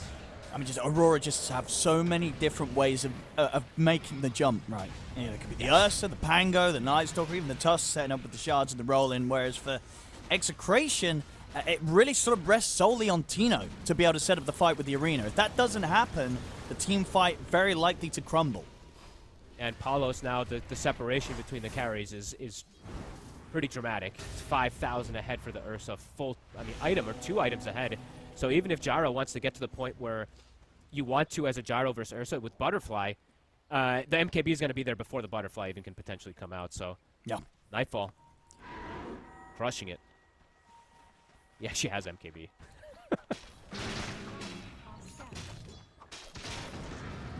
Pipe also, so Pipe, Mech, Hand to God. The struggles, the concerns I had for Execration, even though they did such good plays around that shrine, it's all come to a reality. Yeah, this next fight, they have to find some way of coming out on top, Execration. Otherwise, this one might start to, get to the beginning of the end. Here's the jump, straight in onto Palos. The bash is there for Nightfall. They'll be able to push back Nightfall momentarily with the Sonic Wave. Trying to get Palos back to safety, but Mikoto's chasing them down, going deep into the base with the Rolling Thunder. Toronto Tokyo jumps in, gets on top of the gyro. Palos is out. As Aurora again just getting away with just running at them, jumping at them, getting these kills, the 2 of them, and they don't lose anything themselves, Aurora, for these sort of plays.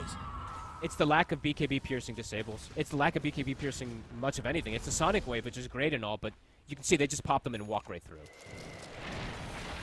They hit their timings on Aurora. They know their strength also. There's the way that they're playing super aggressive, posturing forward here. Now a Nullifier on Toronto Tokyo. These Ghost Scepters and Yules, these Solar Crests, no longer there. Palos hasn't gotten much of anything in the last few moments. He's back-to-back-to-back deaths. Honestly, for all of them, but he's the main one that needs as much as possible.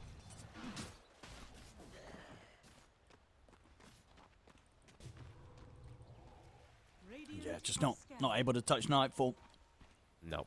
And now the recovery is the issue, right? Because what I was mentioning so much before about these like BKBs and the danger of it is because the way that Execration's draft, it's not like they can get BKBs and it counters anything on Aurora. It's not like they can get this X item that is so good versus Aurora's draft. It's just not the case. That's just the way that these drafts function. Aurora's BKBs are like a gotcha, pretty much, versus Execration in a lot of situations. Now an 11k lead, too. They're going to have quite a bit more that's going to be coming out for them. Under attack.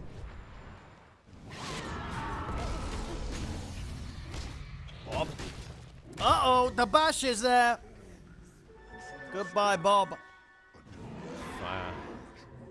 Poor Bob. My thrift rewarded. Mirror. Another catch. They'll get Shanks out on the map. Mikoto finds CML. He'll try and turn with the Mystic Flare Shanks, but can't do that on his own. No chance of a kill. Not even able to deny to the neutrals there. Aurora kills left, right, and center now. As they're ready to go up to the high ground. All the timings for Execration just gone. The little timings that they did have around that bottom fight in particular. Dyer's structures Tino are top. fortified. Already looking to set up for him. Toronto Tokyo is stalking him with the nullifier. Won't be able to get that kill just yet. I feel like this is a rapier. Palos has to keep rapier, honestly. I don't see any other hope. It's a long way away from that, though. Yeah, it is. And Nightfall. honestly, he might just not even get attacks off because he just dies in an instant to Nightfall. But I just don't know Yep. what they can do this game. Nightfall's in on top of him. Palos, dead. Honestly, they did lose on their timings are just broken. Their idea was getting ahead and staying very far ahead. And yes, they had these successful fights, but they weren't really that ahead, right? It was only like a 1 or 2K lead, maybe even if that for them. Tino charging at them in the mid. Look at the jump on to Ollie, but the save comes in with a snowball, and Bob jumps in for this one. He's got to be careful. BKB's up in a second, but is he actually going to get the chance to get it off? He'll get it off now. Has to try and go for the TP out here. Will make it. But again, they don't get the kill that they were trying for with that play execration. They can't even kill the 5 position. The Tusk is there for the save. Tino, they might just chase him. Just cause. Easy kill.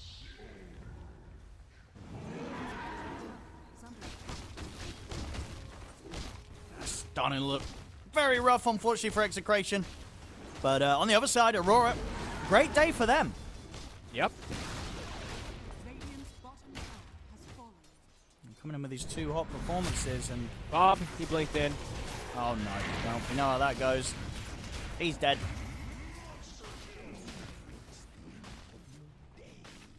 I mean, they know.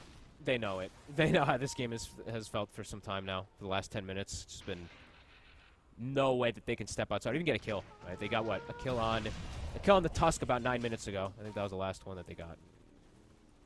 Radiant's middle tower It's been all downhill from that point onwards. Where I mean, yeah, the lane stage, the early game, not bad at all from execration, keeping up with Aurora. But yeah, everything after that, it's been all Aurora.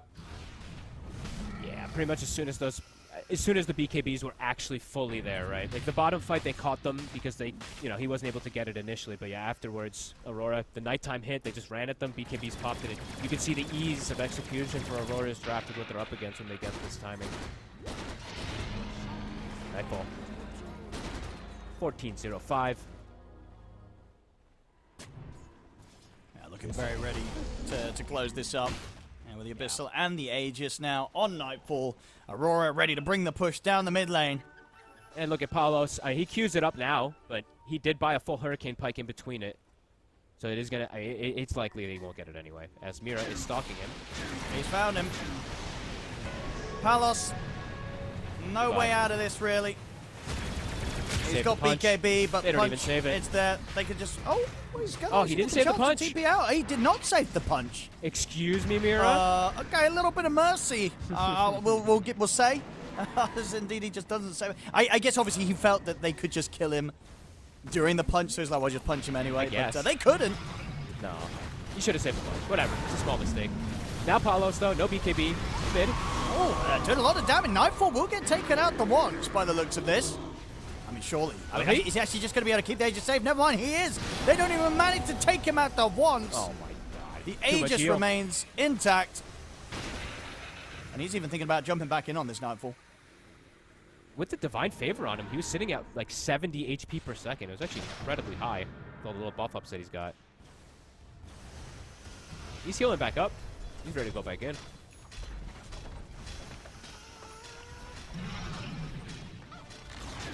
So difficult to step up it. Nightfall is very ready to jump, and there it is. Palos tries to step up. Nightfall immediately on top of him, and nothing to be done to save the gyro. 70 seconds that he's gone. Toronto Tokyo in onto CML. Another one.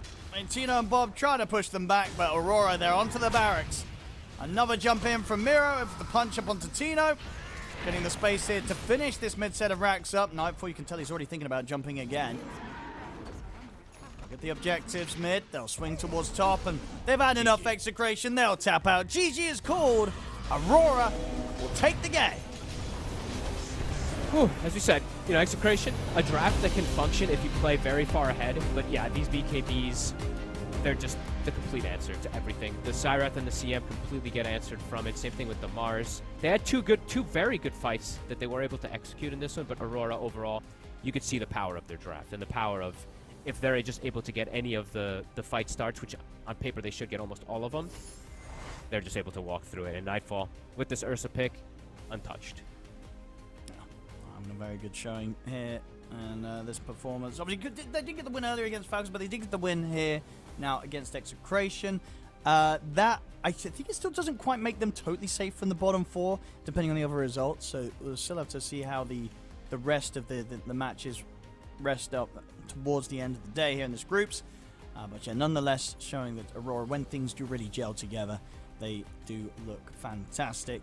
And Execration, yeah, unfortunately for them, very much staying at the bottom of the standings there alongside Yakult. Not quite at the level of Yakult. Yakult, of course, 1 and 9 at the moment. Execration with this will be 2 and 8. But yeah, rough game. Rough game for Execration. I think for Execration, they definitely show more promise than I will send the Yakult. But I think both teams do suffer in a couple of the similar things. I don't know, some of these drafts look really kind of all in. Like this one in particular, CM Sky as the 2 supports. We don't see anybody else really doing that for a reason. So I think maybe if they just fix a couple small things, we could see some better results coming out from Execration. Yeah, no, we'll see as that was not their last game, right? They will have one more game to play. Execration, which we'll be covering here as the last series of the day. Will be Na'Vi versus Execration. So we'll see if Execration can have a better shot there. Will be tough, of course. Na'Vi, very formidable opponent.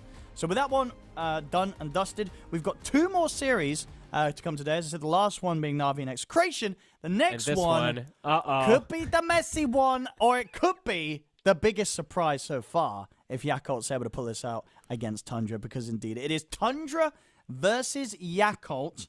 Yeah, the team literally at the bottom against the team that's actually Tundra's not quite at the top, but they're locked in as top 2 at least. So a top 2 team against the very bottom team.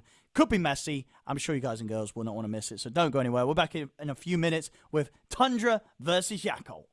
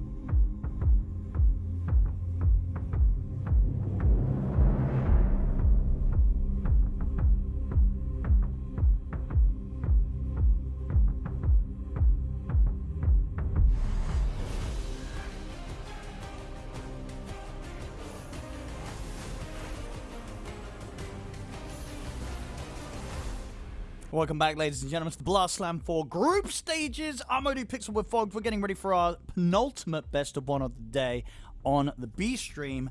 We're getting into the fun games now. It is Ed. This one, people know what to expect from the results. It's gonna so get far. clowny. It's Tundra against Yakult. Tundra, they've been winning a lot. Yakult, they've been losing a lot. What happens when they meet? Well, you could do the maths, but maybe there's a surprise. You never know. Maybe at this point, Yakult, they've got something that they haven't pulled out before, and it blows us away. This is when you don't hold back any punches. On either side, you can bust out that Timber Saw 4. You can bust out the AM first pick for Fly that he's been doing anyway, so that's actually not that much of a shocker. But for Tundra, this is the true one where you can go, all right, what do you want to play? Is this good? Yeah. Let's try it, right? This would be the time to really experiment as much as possible, and you can get some good, maybe some decent practice out of it. You know, some PLs or whatever. That's not pure, but who knows? Let's see if we do get at least some fun from Tundra, or if they're just going to be bullies and just play normal and just completely destroy them. It could happen. It could happen. We've had a few stomps this group stage, but honestly, I feel like not that many. Definitely more close games than not in this best of one group stage so far. So let's see what we get here. The draft has begun, ladies and gentlemen. So let's get this up on the screen. Yakult versus Tundra. The first ban's coming in. No surprises here. We're getting a Timber ban and a Puck ban. I mean, this is already Tundra being like, taking jabs at Yakult, right? Okay. It's a Puck first ban. It's an Invoker. You're banning Emo. You're not going to let Emo have fun. Ban him all of Emo's heroes. Give him another one. What is it? Storm, right? Ban Storm. No, they won't ban Storm. Fine, Queen. Now you're being silly. They're not bad. I might, dude. Just ban Emo. No, I'm just kidding. The Puck and the Invoker. Be less so as much necessary to get the ban, but I'm fine with both of these. They're just really strong mid heroes. Yakult. We'll ban the OP heroes. Marcy might make it. They did. I told you, dude. Get the hell out of here. I told you. Bans, what are they doing? They're banning Emo. They don't want him to have fun. They want him to be miserable in this game. I knew it. I actually knew it. I mean, I guess, as you say, they just really respect Emo. Yeah. Fair play. Okay. Or maybe the opposite. They really want to disrespect Emo. What? Oh, well, because they're like, this guy only plays these 3 heroes. We'll just ban these 3 heroes. Maybe. You got the gist. Yeah. Well, let's see what Emo does. I mean, it's pretty disgusting that they do that, and then they pick Chen. So they're not even doing something like, all right, guys, let's experiment. No, they're just something fun. This could be a Chen core, though. That's actually not... It's actually not something that can't happen. Dude, I'm 33. He's great with the mic. I bet 33 plays a mean offlane Chen. You know what I mean? He could do it. That would be pretty hype. I would be super hyped to see something like that happen. Yeah, dude, go offlane, rush Helm of the Dom. I'm sure you can buy all the usual offlane items. You'll be fine.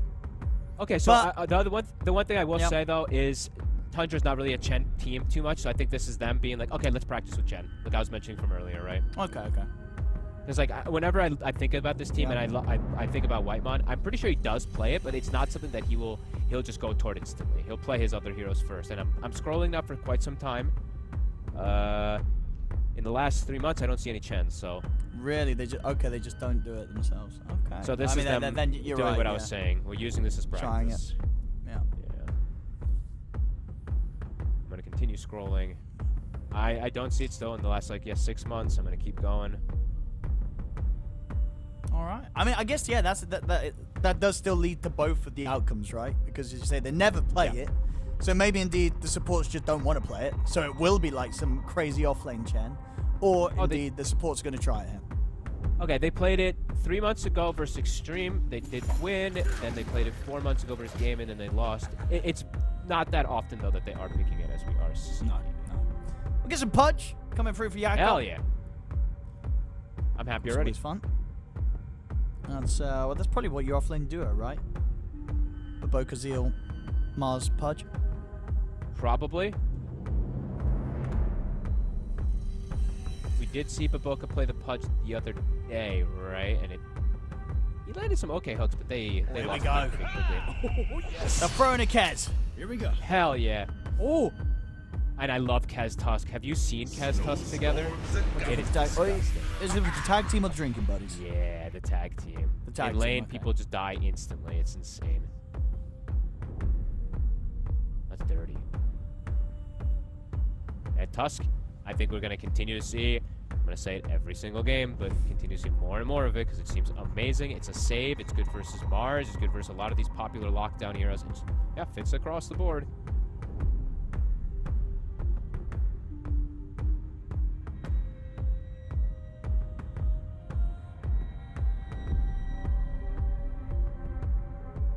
Dude, look at this as well. Actually, So, this is pretty. Is it pretty crazy, or is this not that surprising that this tournament, the win rate loss for Radiant Dire is like literally 50% after like 60 games played. that's cool. Like, is that unexpected or not? That's Maybe slightly, but 50. I think to be that it's best balanced. of. I'm wondering how different a best of ones versus best of threes ends up dictating that as well. Sure, because like the first picks and stuff. Yeah, I'm not sure. Yeah, I don't really know yeah. how to leave it to the brain panel. They can Even figure the that stat one people, out. yeah, no, that's interesting. Yeah. The That's definitely a cool games one have to point resulted out, like though. that. Ah, Cool. snaps in. Cool. Super hot hero. Quap, no surprise. I mean, Yakult outside. Even the Purge is not really surprising because they do like Nope. to run it. So not really getting any funny business from them here. Nope. I mean, their draft actually it looks pretty good so far here. Yep. Just good, aggressive, right? Lots of damage. They've got a BKB piercing disable. Two different ways to do some extra damage inside of it as well. Good AOE damage versus Chen, which we'd like to see. Tundra still gonna go very comfortable. Go for this axe that we've seen so much throughout this tournament. Yeah, 33's been enjoying this one. So, well, will of course indeed mean that we're not going to see any crazy core Chen. It will be just as you say, them getting some support Chen games in as a team that doesn't get to play it that much. Doesn't Or opt it's a to 4 play it that much. axe with a 3 Chen. Ah, that's true. Maybe. We had a 5 axe the other day. Maybe. I'm messing though. But yeah, it would be cool to see something like that, but I doubt it. This is just going to be the pipe buyer, right? When they see the Mars, the Snap, the Queen of Pain, they could definitely look to go for this. And they have a lot of sustain and a lot of save and a lot of protection on the side of Tundra's draft at the moment already. Still have to ban Huskar because, yep.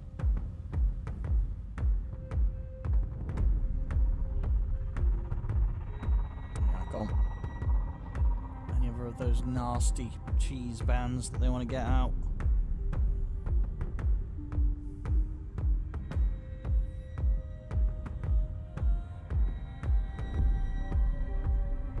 I mean, could you see it be a game where Tundra fancy giving Pure a bit of a chance to play the Meepo and let BZM take the Kez mid? Let BZM play some mid. You don't think they'll let BZM do some mid Kez? Alright. Dude, I told you! They want Pure to get a Meepo game in and then let BZM play some Kez. This is it. Look at that. I mean, cool. Yeah. Hell yeah. Yeah. I mean, why not? Like we said, it's the one to try stuff Yeah. out. They want to. 'Cause Pure- So Yeah. they pick 2 heroes that are definitely like the comfort, right? So Tusk Axe, super comfort. Kez maybe as well, but maybe not in this role. And then they're like, okay, we need to try Chen Meepo as well. So this really does feel like it's an experiment. It's good. Experimentation. It's And a good looks Meepo game. And Yeah. I mean, I'm trying to remember, was it because Pure's played the Meepo before, right? Was it just like the odd game, or was there a period where he was actually playing it a lot, or was it pretty rare? It Like, was how many times? What kind of tournament rare, was but it? I feel like was it Bali? No, it was more recent than that, right? Was it it? really that long ago when Pure was playing some Meepo games? I feel like it's been Like- for me. I feel like it's been some time that I remember him playing Meepo. Really? I thought it was more Yeah. recent, but maybe my memory's just gone. I'll pick Troll. I'll find Okay. it for you. Yeah. Because, yeah, I don't think he's got many games on it, right? But So, oh 11 months no! ago- He's not even playing it. It's a BZM Meepo. So this Okay, is now old school. This is the Meepo versus Quap counter that we used to see. This is like honestly throwback to 10 years ago again. This is like no-tail status. Yeah, I didn't expect to see some BZM Meepo. Because as I said, I'm Pure's the Meepo player normally, right? When did BZM play They're Meepo? both practicing. They're both Yep. practicing, getting it together. I told you I'm Pure was checking going his to play the games. Kez. Dude, I wanted to see some BZM cares. Honestly, I'm happy because as far as I can see from the records, I don't think we've never seen a BZM Meepo, right? I don't think so. If these records are not that I can correct. remember. So that is a surprise, a welcome surprise. Let's see how we can do. That's a whole lot of fun coming out from Tundra. I reckon this is a pretty nice Meepo game. Yeah. Also, they pick Troll into Axe, which I don't ever like to see because he can just dunk him.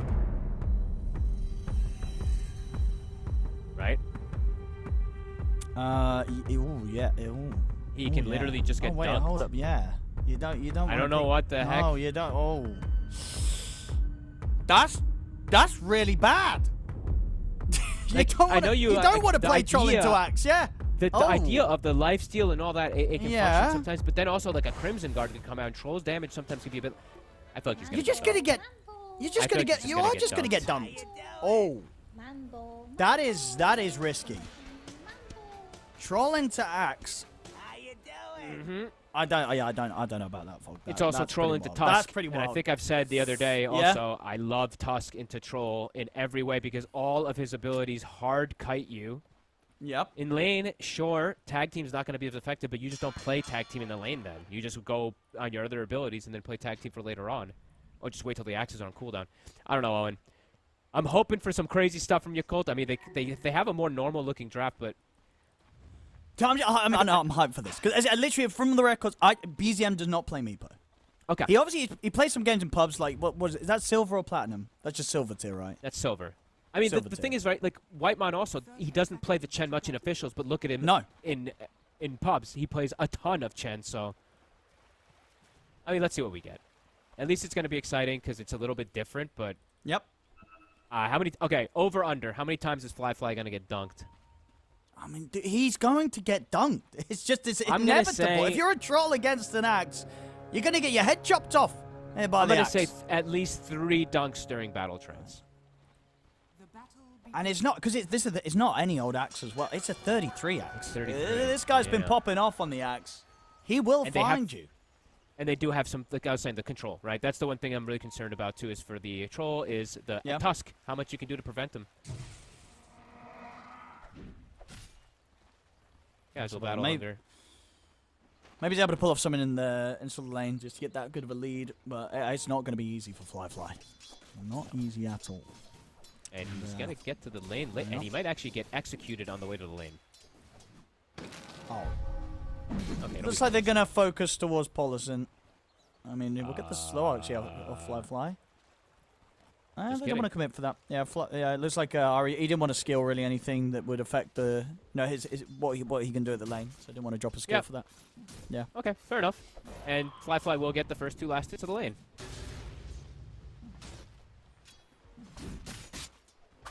I mean, because how is the lane as the Troll in this situation? We're talking obviously about the dunking later on, but the lane itself. It's okay. It's just annoying. I feel like Chen wins every lane almost, right? Because he's just preventing you from playing your hero. You're just burning all your mana. So it's okay. I think he should just be able to get something out of this here. But I think 33 is also just going to get absolute free farm.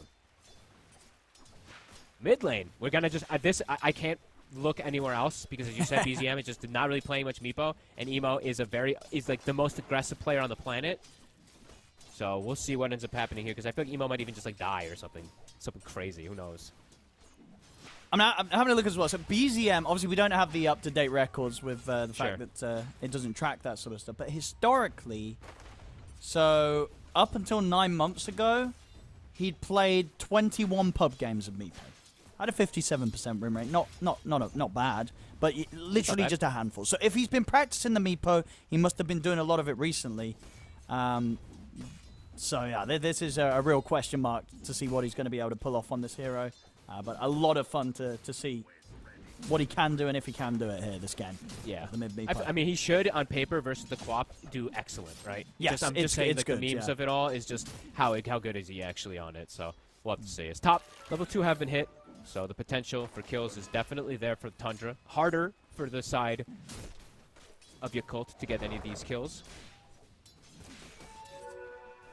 Deal. Has to be very careful. With the pushback with the spear. He'll be okay. Baboka Try and fight back. I mean, Baboka's going to take a lot of damage. Like, these two hit hard. He's just dead. That, I mean, you can't run up with Rot. You're going to die. And now, in fact, Zeal, he might be dead as well. Ooh, he'll live, but only just. But you're not going to survive as a Pudge running in like that, folks. There ain't no way you do that on, I mean, Baboka, come on. He's 2 armor. You're playing versus literally the highest physical damage lane in the game between these two. The amount of burst that they can do. I was a big miss up there from Baboka. I feel like every time Baboka shows, he could just die. Deal. Got him trapped in the shards. Be able to get out of them. Spear.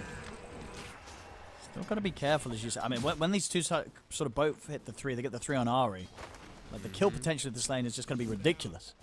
And look at what Ari has prepared already for it. He has double mango, so it looks like he's out of mana, but he's very ready to pop those and immediately go for that type of play up here. Pure is free farming, Mars is getting pressured, and at any moment a kill can happen. Getting onto Baboka. Good spears. Oh, he will survive this time, Baboka. Oh, the hook as well. Pure's got 1 charges. Now Zeal. Jumping back in onto Zeal. I mean, they're both getting very, very low here. Baboka trying to kill Ari, but the snowball is there. The spear connection onto Pure. Zeal trying to finish off the kill onto Pure, but Pure is fine. Jumps in with the Echo Slash. Will dodge the second one, Zeal, but the dagger comes in with the Talon Toss. Pure gets the kill. Same time, we have Whitemon finishing off Fly in the bottom lane. They're diving in. They're killing off the both of them. They're getting outplayed. I hate to say this is kind of going as expected, Fog, but I think this is kind of going as expected. Yep. They're getting completely outplayed in the lane, too. Just these little type of trade back and forth we see from Tundra. I mean, the lane on top of it is also stronger, but also just kind of toying with them, dancing. Both Pure and Ari there, waiting for a slip up. To be honest, they actually did a pretty good job with the spear backs every time the tag team came out there from Zeal. And then the hook, of course, we saw, but yeah, a little bit too much from Tundra. Now bottom, even though Fly was farming well, his CS was looking good, they do get 2 kills.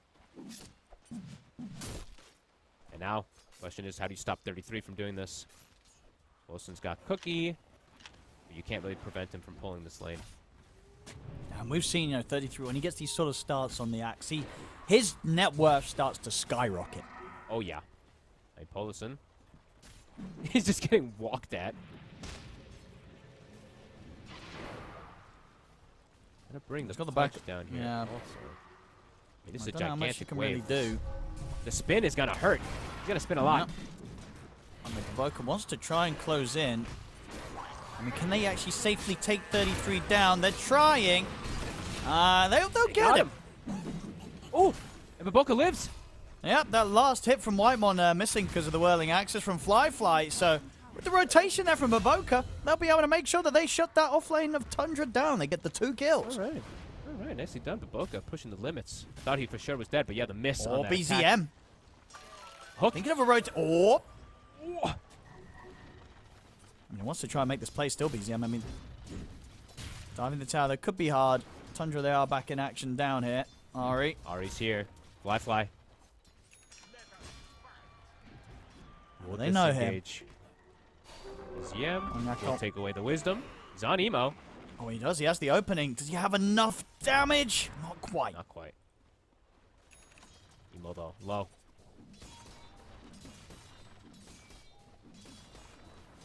Zeal has been left alone up top here in a 1v1 versus him. Ari is just going back and forth between these gates, looking for kills. Baboka. I'll look for the hook here.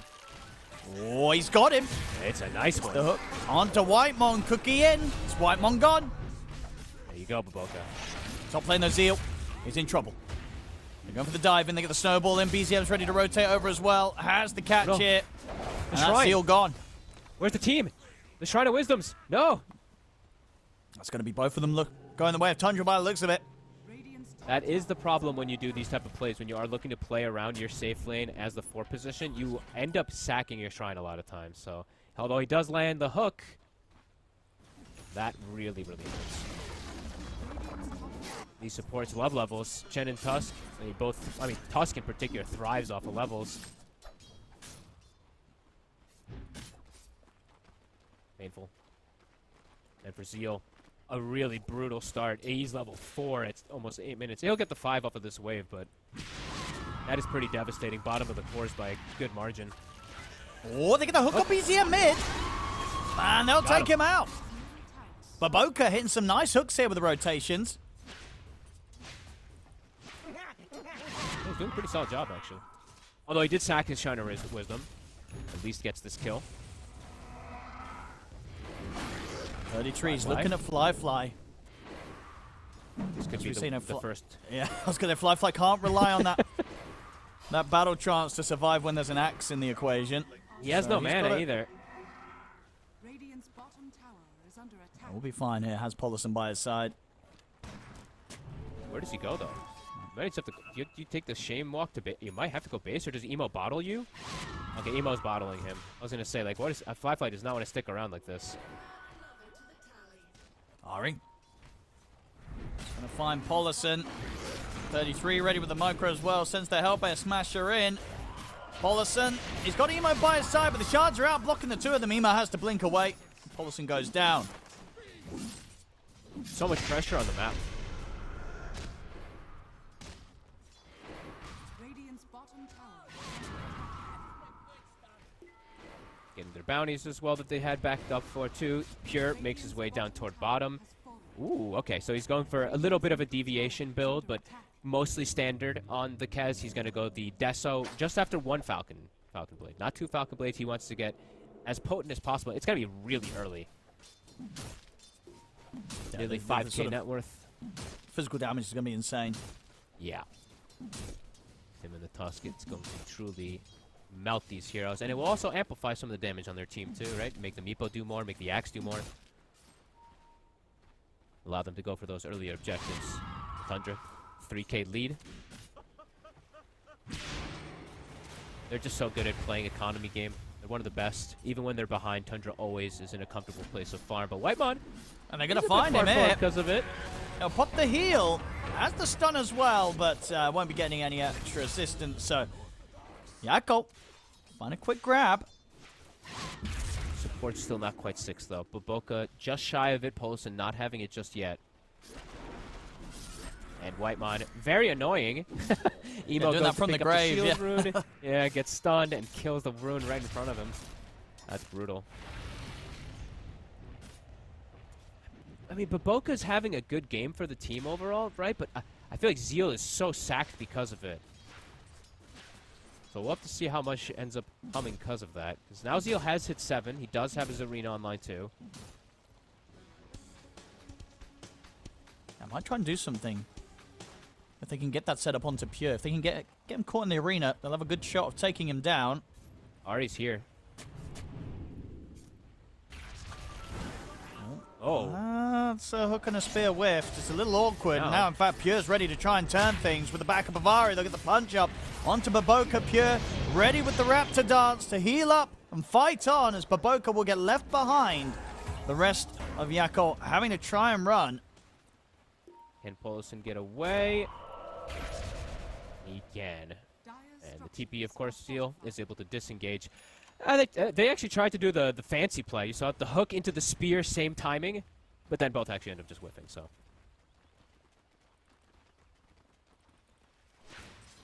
As 33 is farming like an absolute beast as he farms jungle with himself, pulls creeps with his other hero / dominator creep, maximizing as much as possible. Mid, Emo. A good save from Baboka. We'll be BZM okay. ready to start getting aggressive now that he has this first major item done, the defusal. They are surrounding mid, and Emo is not healthy. They'll get the blink off. Is in a lot of trouble. They'll drop the arena trying to help out, but indeed Emo's out. Baboka. Push for more here, Tundra. The kisses are coming in from Polison. BZM getting aggressive, but the kisses are doing a lot of damage. They'll get the hook as well onto BZM. They'll take him down, but the dunk's there. Finishes off Baboka. 33 getting the double. Fly. Here.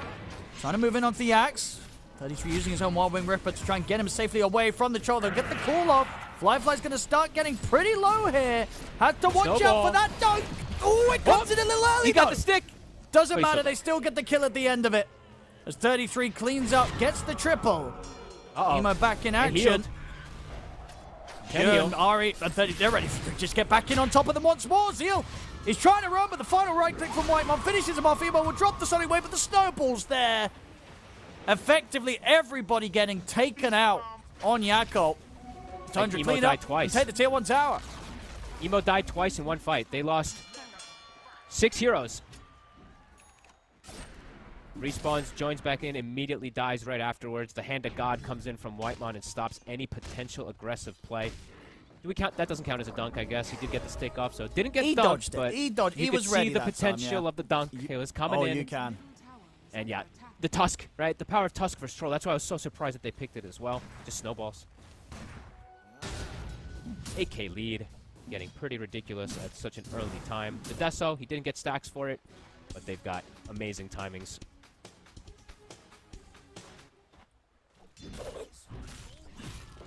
Yakult, what's the plan after this sort of early to mid game is starting to fall apart? I don't know. They're all just gonna hit creeps. I've seen this too many times from Yakult, especially if they do have some struggle in early games. Everyone just starts to completely split up and not play together. I'm not sure what the thing to bring things back together is. Ideally, I would say it's to get Zeal on Blink and try to get some of these catches, but I feel like they're just gonna be running out of damage so early.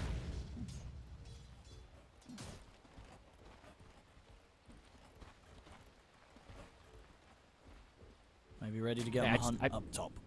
I feel like they're not only just super outdrafted, but it's also just, it's Tundra versus them too, right? So the game is just in an incredibly difficult state very early. Dire's top tower is under attack. So if there's any fun item builds, looks like nothing too crazy. I mean, BZM's just going for the straight up disperser rush, so not feeling the need to buy any sort of other stats from like, well, sometimes you bought like the Dragon Lance meepo, but I guess that's maybe just more part of the build if you're doing a safe lane meepo. I guess from the mid, just going all out in the disperser feels just that much better if you can get away with rushing the complete one. Obviously super value on the meepo. Dire are scanning. Dire's middle tower. Interestingly, it's not going to go Ags though, right? Yeah, I guess, yeah, that would be also the thing you're missing, right, when you're going for this, the full disperser rush, yeah. Yeah, it gives you the potential of actually, dying maybe a little more than a lot of other situations. Don't get a kill here. There you go, a little bit of something for Yakult. 4 heroes. They do show quite a lot of information for that kill. If they stick around to go for this tower push, Tundra will fight. They know how strong they are. What did 33 end up going for, by the way? It looks like it's going to be a little bit of a pivot of build. He's going to go Blink, and then he's going to go Yules. So, more control. Good versus Quap to stop any damage. Good versus Troll. Almost counting out the situation. Tundra's turning up. Yakult, they got to run. If it's just Baboka dying here, they'll take that. But it might be more. 33's able to walk up, get the call onto Emo. Emo still with the Blink out. We'll be able to go for the Blink TP. So they cut their losses. They only lose the Pudge. It's hard for them to make any of these moves. Hitting towers at this deficit, I think they have to just take what you can get a kill, and just immediately go back to farming, perhaps. Wait until Zeal can get this catch with Polison. They do have Blink on Zeal. They do have Kisses up. The problem is just Tundra is pretty durable. They have Chen heal. They have saves.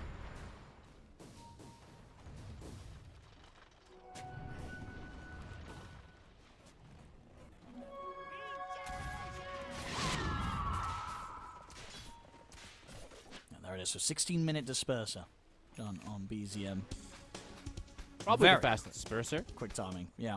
Because we don't see disperser as the first item picked up usually. No, normally Level sort of as you say, 13. like the third, fourth, or you kind of finish up. And we'll go back for the Ags next. BZM. Yeah, I think they're chilling, honestly. I think the Tundra, they already know that they're like, yep, all right, game the bag. Everyone chilling. Ags soon on the horizon, 2 for Pure.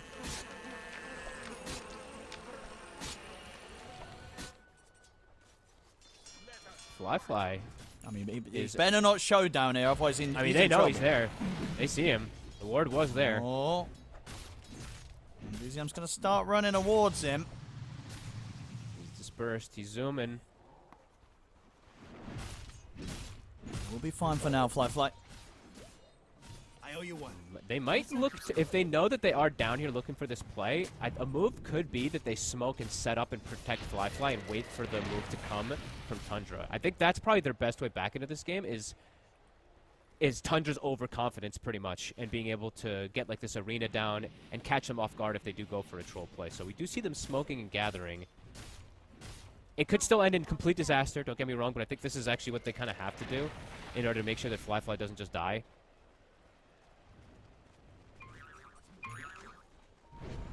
Humble, humble. They might catch Ari. I mean, Ari's going to get the chance to get the snowball off, but yeah, he'll die here.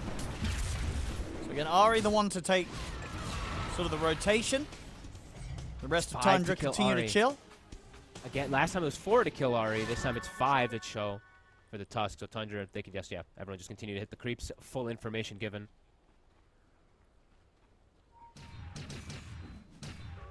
Could be Rush with this amp damage. Absolutely think they can just force it, and I don't see a real way with especially with the positioning too, that they can actually get there and contest it. That's fair. It's gonna die so fast. This is without the Tusk tag team also. They are TPing. Okay, let's see. With They've got kisses. They could try and disrupt this. Baboka also Dying might so be able to get a fast. good hook. He's going to go for the hook. Oh, only grabs an acorn. So a little unlucky with that one. Firefly's trying to step in. They're going to make the jump forward. BZM knows able to pick the Aegis up. They get the call onto Zeal. Zeal's gone. They'll bring down BZM the once. They'll also get the kill onto 33. Can they deal with round 2 of BZM? Fly. Fly. Get the battle chance off, but BZM is tanking it up pretty well right now. Fly is not going to win this battle, as by the looks of it, they're going to get effectively team white. He might live. He's got blink back up in a second, but the silence Pure will get it in just in time to set up for the punch from Ari. They will get the team wipe, but they at least got the last shot on the Roche. They got something there, Yakult, but that's all they're getting. They did fair damage. I mean, look at the damage numbers, too. When you look at it, it's like, oh, wow, everything connected. It's just the tankiness and the sustain from the side of Tundra. Everyone is pretty much full HP, it still looks like. They got the axe, but the Raptor Dance comes out. It's an insane amount of connections. I think he caught like 2 or 3 with the connection, so gets a lot of lifesteal back from it. And then the Chen, of course. They're trying. Chose pretty much the exact right time to get that jump off. Just unfortunate for them that they didn't get the Aegis pickup as well, because maybe if they did get the Aegis pickup, and BZM, of course, wouldn't have then had that round 2, they might have had a chance of cleaning up some more kills themselves. Yeah, perhaps. Maybe. I don't know. Pure is still just so damn strong, but maybe. Pure was just in the midst of everybody, and he did, I think 6,000 damage or something just himself, and now with the Aghanims also, he's going to have a blink afterwards too. 33 nearly getting the setup there. The blink was just in time from Emo. Tormentor. BZM can just do it on his own. That's the Aghanims. Finished up when his courier does respawn. And Tundra just, the lead continues to just grow and grow. Zeal. Get him top. Plymon's super strong now, with that pipe coming out on the courier. Yeah. Now they call. probably won't even lose a hero in the next fight. Yeah, they're going to be able to get the jump on Emo. Baboka in trouble as well. He's going to go for the dismember, healing up a little bit. Kisses are coming in to try and help out as well, but he's gone. Paulison will be focused by BZM. Fly's going to try and run. They've got ways to chase. They do. 33's coming for him. The battle hunger's there. Pure's in with the silence. They'll get the call off. Fly dunked by 33. It's another team wipe from Tundra. They're just too good. Far too good in comparison. Drafting-wise, movement-wise. This one, as we said, Whitemon plays a lot of Chen, not so much in competitive with the team. Now they're getting some experience with it. Same thing for BZM on the Meepo. Probably some good information gathered for them. And for Yakult, just, more of the same. Unfortunate.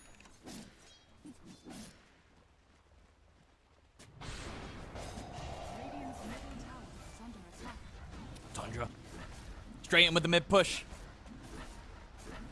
Yakult, can they bring together one sort of potentially final attempt at a team fight? It's going to be tough. Down nearly 20k here. 22 minutes in. It feels like it's later than 22 minutes in, honestly. With how strong these heroes on Tundra are. Like, Pure is absolutely massive.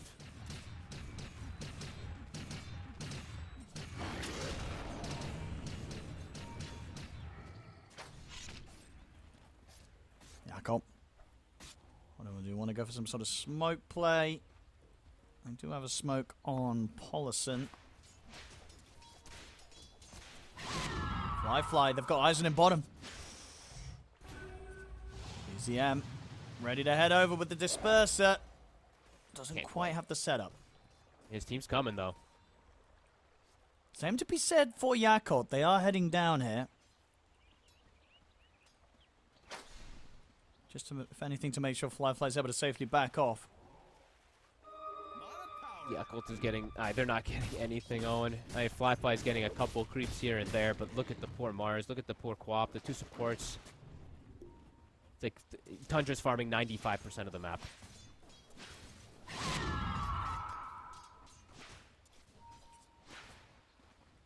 Clean, methodical approach from Tundra, as we've seen and gotten pretty used to, it feels like. And just have to highlight, I will continue to give some shout-outs to some of these players, but Ari, in particular, he really has found his fitting perfectly on this team. They've looked fantastic this group stage. And cool to see that they have the confidence, right, to still... I didn't actually see it. Is anyone else picking Kaz? I'll check in a moment, but picking the Kaz, doing the was another Muerta, game, right? Another match. going rapiers, right? Like, I think that's really cool to be able to see a team have confidence to do that. Oh, Baboka. And he's going to get caught here with Fly. Look at the dismember to 33. They'll push him to the side with the spear. The battle trance will come out. BZM's getting focused. He's going to get picked up, though, and bailed out here by the snowball. They got the call into the dunk onto Fly. Another team fight that ends in disaster for Yakult. Tundra, nobody dies on their side. And Pure, he's diving the base. He's getting very low, Pure. Should be able to back out in time. There'll be a buyback coming in. The hook, not going to grab who he wanted. Gets Ari, who's full HP. Ultra kill for 33. We'll see if they've had enough, Yakult. Yeah, let's see if they do tap out. This is their last game, right? So might just hang on until the throne goes down. Oh, yeah, this one done and dusted for sure. Tundra, yeah, looking as good as ever in BZM. How would you rate the new fight? I think he did very nicely. You think he did pretty well? I think it's good enough to bring out again. So I hope we get to see it fair again. enough. And as I said, this is a lot. We know Pure can play it, so if they True. do ever find sort of good situations to draft a Meepo, the enemy's got to be. They're going to be left guessing now. It's like, is it going to be a mid Meepo from BZM? Is it going to be a carry Meepo from Pure? As they've shown they can do both. I mean, BZM. As I said, looking at the start, I think this is his competitive debut on the Meepo, and he's going to be able to write that one down as a win. As it's looking pretty smooth sailing for him. So yeah, he'll be happy with this one, BZM, getting to have some fun. Or he can retire it and say 100% competitive 100%, yeah. And then he can hold it over Amar, and then Amar is going to have to play Meepo one day because these creep wave guys are just obsessed with this type of stuff, so it could potentially happen. Yeah, he's having a great time, BZM. Yeah, no, it's been looking very good. He's been doing a really nice job this whole sort of early to mid game of just constantly like keeping Meepo, like one of the Meepos in the side lanes, ready to like follow up if like 33 gets a connection. You know what I mean? Or start some sort of play. So he's had some very good aggressive active positioning across the map. Yeah, I'd agree. I mean, even early, right? The way he sent the Meepo bottom, he was just waiting, playing around them. And I've actually been watching Sam too. Like, he split up all over the place, right? So he looks pretty hot on the micro. And again, I did tell you this yesterday, but BZM uses legacy keys, so I don't even know what the legacy key for Dig and some of these other Mega Meepo is. Yeah, I don't know. I feel like you got to bring out the whole piano if you want to play legacy Meepo. With the amount of buttons that you need to be pressing, I'm sure. It sounds like a nightmare.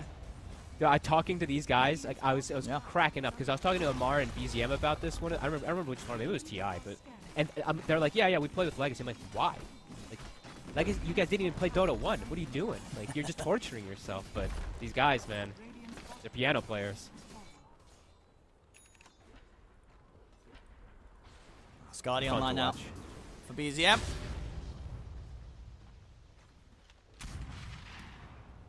At the top lane.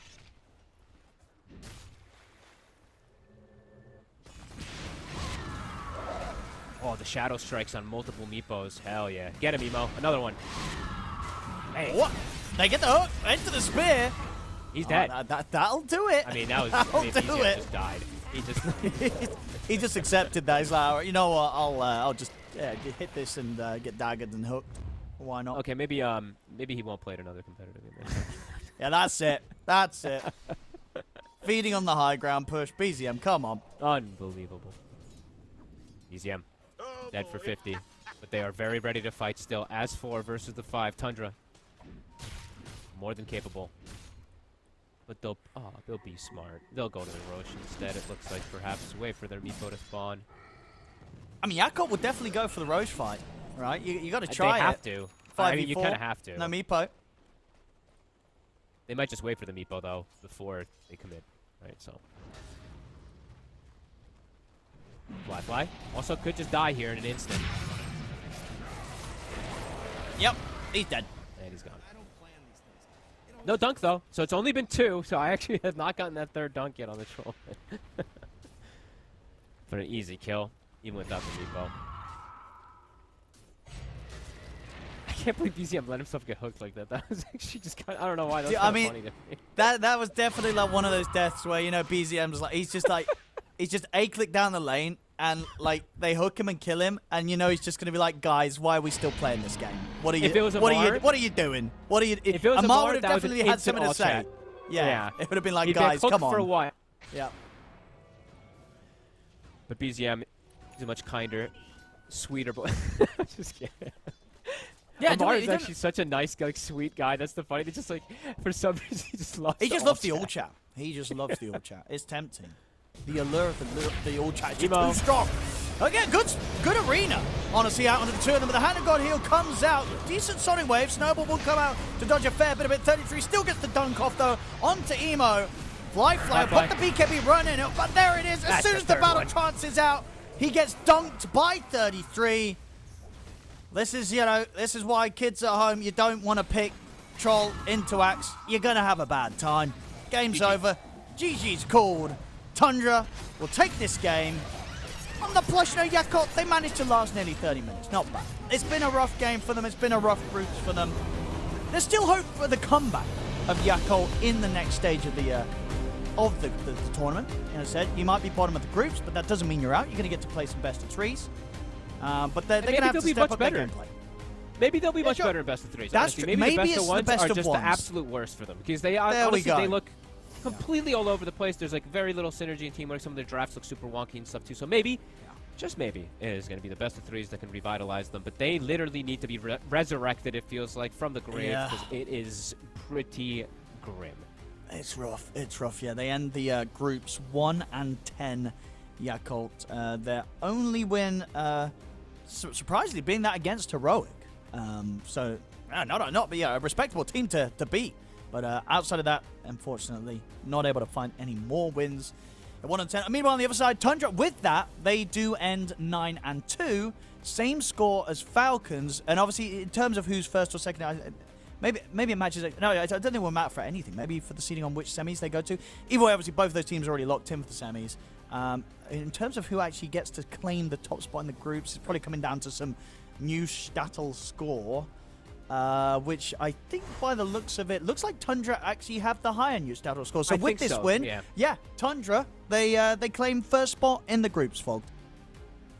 Congratulations. Well deserved. Honestly, they look really good. And you can see, I have to say it right, Whitemon is back, and you can see how comfortable they are with him. It's nothing against Toby or anything, but seeing how Whitemon plays as his 5 position is just step above the rest, and you can see how confident Pure is to play very aggressively, and even by rapiers, right? So very fun to see. Yeah, Pure, of course, we were talking more about sort of like the BZM Meepo that game, but Pure is definitely making a case of, hey, look at me, guys. He ends 12-0-17. Crazy KDA on the carry Kez. Tundra as a whole definitely having some fun here with their finale of the group stage with this game, getting to Pure to play some more Kez, and BZM, I said, as far as I can see, getting to bring out the debut Meepo performance at competitive level and getting that win. So congratulations to Tundra, I believe topping off the groups in that top position. We've got one more game left to go today, ladies and gentlemen, here on the B stream. So don't go anywhere. It should be a fun one. It's going to be Na'Vi versus Execration, I believe. So we'll see you in a few minutes for the final best of 1 of the day here on the B stream. Don't go anywhere.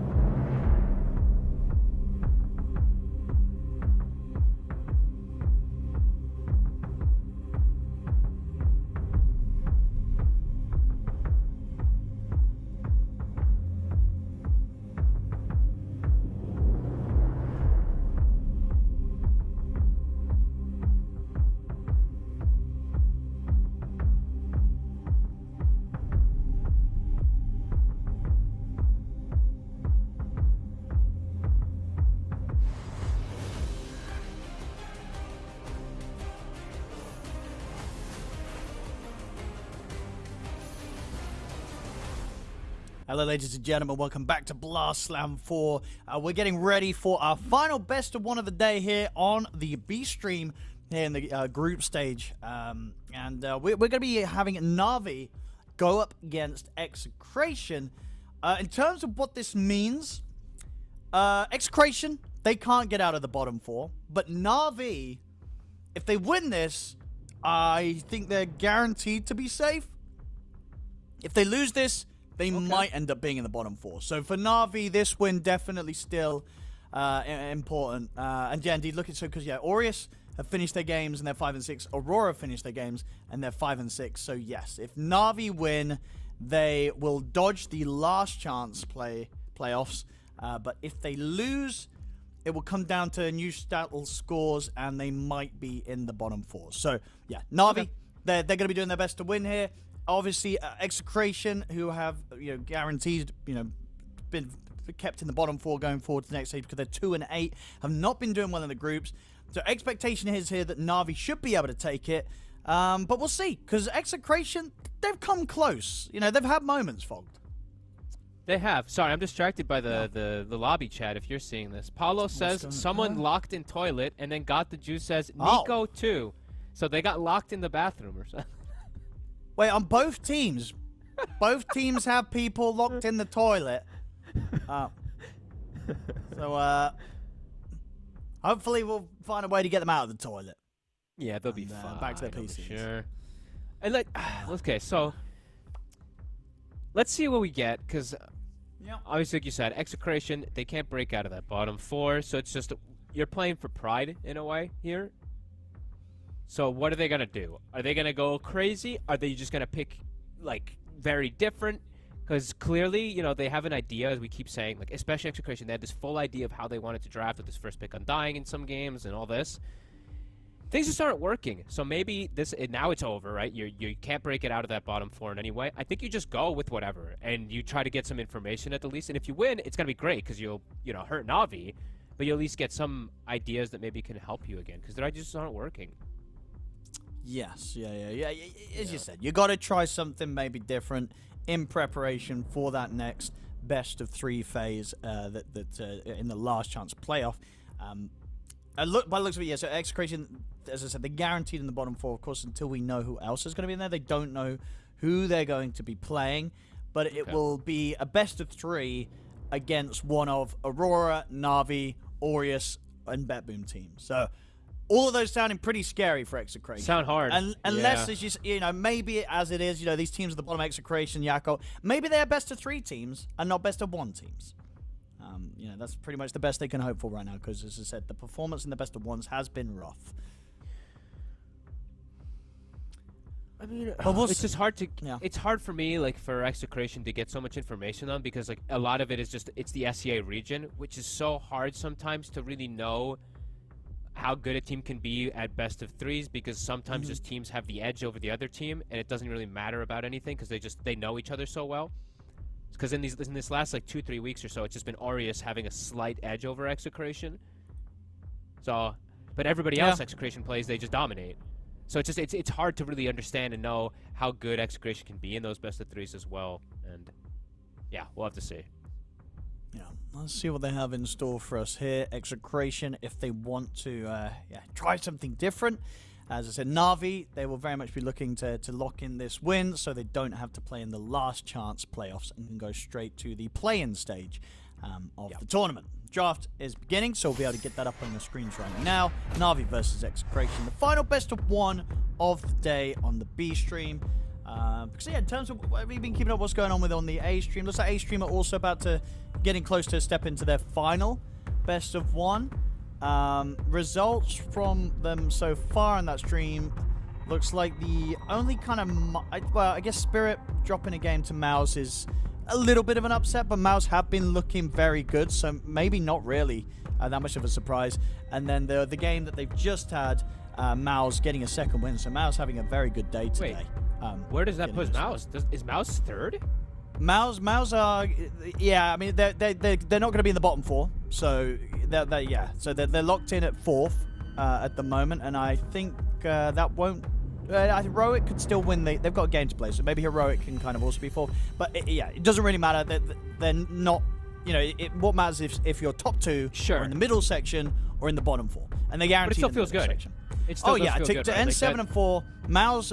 As I said, I think in the best of 3s, MOUZ are going to be very, very scary. I agree. I think Yamich has shown so much. Like the threat of his Pudge is forcing a ban in a lot of games. His Tusk is super good. I don't know, they're a very fun team to watch. They're really aggressive. So yeah, I'm looking forward to see more of them. Yeah. No, I mean, as you said, they're definitely going to be happy with this performance so far, as I said, but today in particular, getting those 2 wins against Liquid and Spirit. But anyway, yeah, back to this series. We're getting the draft beginning. Bans coming out so far. Nothing too surprising. We'll see, I guess, a bit more priority on the bat. That's going to be shifted earlier into this first ban phase. We did see a lot of bat get through today. Yeah, bat gets shifted and the Chen priority goes up a tiny bit, and then NP, I guess, in a way, team dependent in a way. They don't really want to play versus that fast pace, because we did see Na'Vi that game when they played that NP with the Slardar and the Brood. First 14 minutes. Well, we'll cut it at the 14. Amazing, literally 0 mistakes, and then they crumbled super hard. But the plan from the MP was good, so. What ban? All right. Bob, first pick Monkey. Bob getting targeted a bit there toward the end. Na'Vi. Bob, they do sometimes also go for the first pick puck for him, right? Yeah, but now you don't want to as much. Although we did see that puck Monkey King matchup at least earlier. The puck did pretty decent in terms of the lane, but the game, of course, you did see the problems. We'll just go for the Jakiro. So just kind of whatever hero. Always nice, yeah. Yep. And for Na'Vi, okay, so I don't want to see them fall into the trap that happened the other day, where they flex the first pick Monkey, they get the Pango or whatever it was in the mid, and then it ends up being an offlane Monkey King, and the game is literally over in 20 minutes because they can't play the game. So let's see what the actual identity is going to be of this Monkey King, because I don't want to see it get flexed too hard. It just looked so bad in this offlane. It felt like it had no purpose in the game, sadly.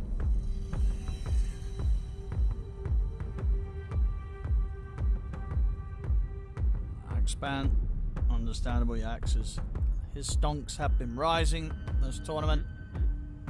And it's Execration. Very good It's one of their favorites. Tino, of course, the one I would say he's the creator, the innovator, Phylactery.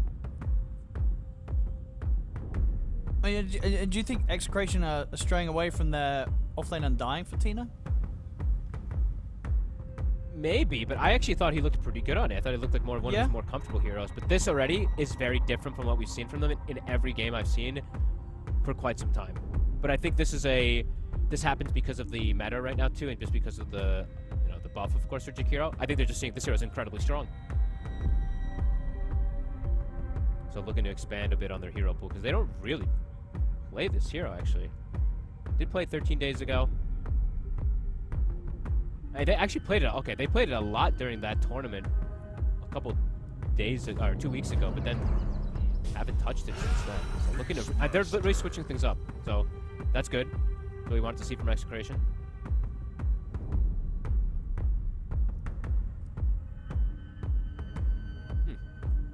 They banned the Gyro. This Beastmaster online. They banned the Lash also on the side of Na'Vi.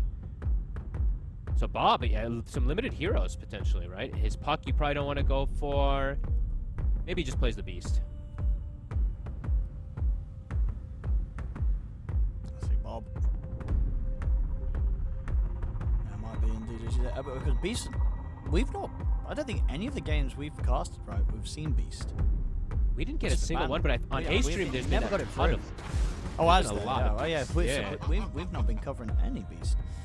Disruptor feels really good still, but let's see where they want to go with this. I mean, already Na'Vi, they're going to have the chance to get nice and aggressive with this Disruptor Monkey King combo. Yep, great vision control already. Good information on their lineup.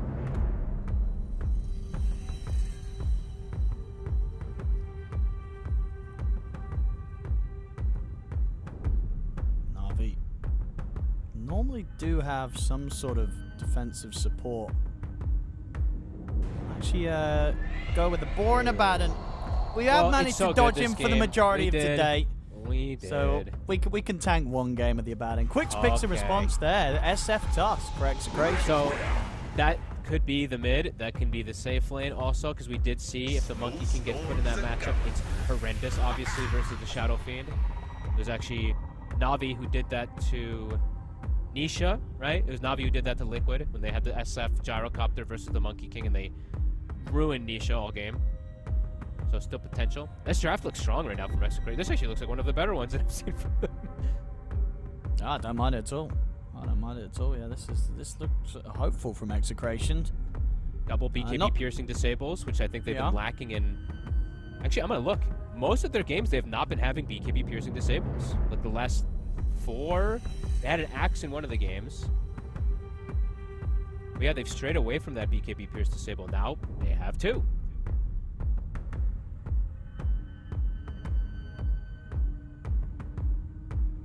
Perhaps this is an adopting from what they've been playing against so much.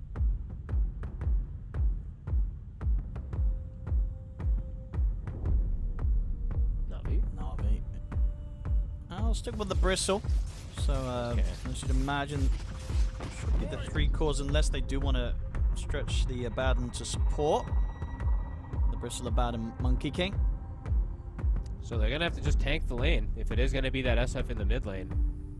The Monkey King is going to have to deal with that. You can, of course, play around a little with this mischief thing, but as we saw the other day, even if you time them, you're still getting the stack on you. You still can get chased down. And the SFs, they buy Blood Grenade, right? They get that level 3, they get Blood Grenade, they kill you. So if that is going to be the case, which it looks like it just has to be, with the way that these picks are at the moment.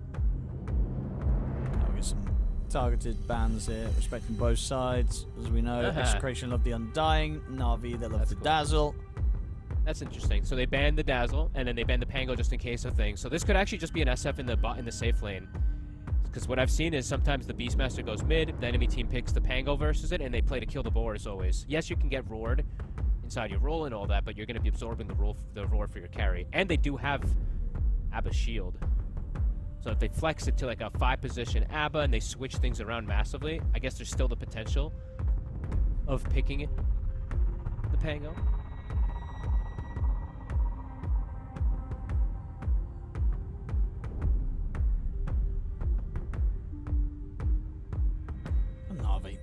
Final ban, probably.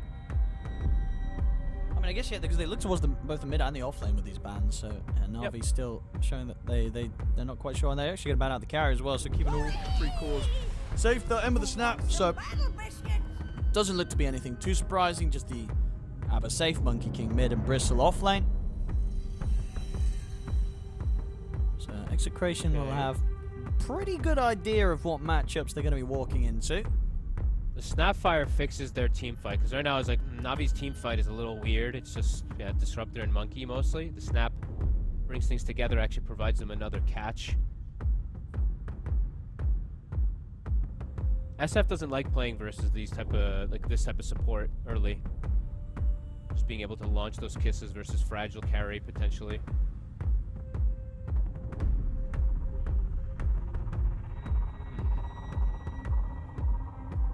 I'm just wondering what it's going to be. If it is going to be that SF mid, and if they just think about another carry. I think that's the best one, right? Because then you put the Monkey King uncomfortable, and you just think about a carry that you want to play versus Bristleback and Abaddon and Monkey Tricore.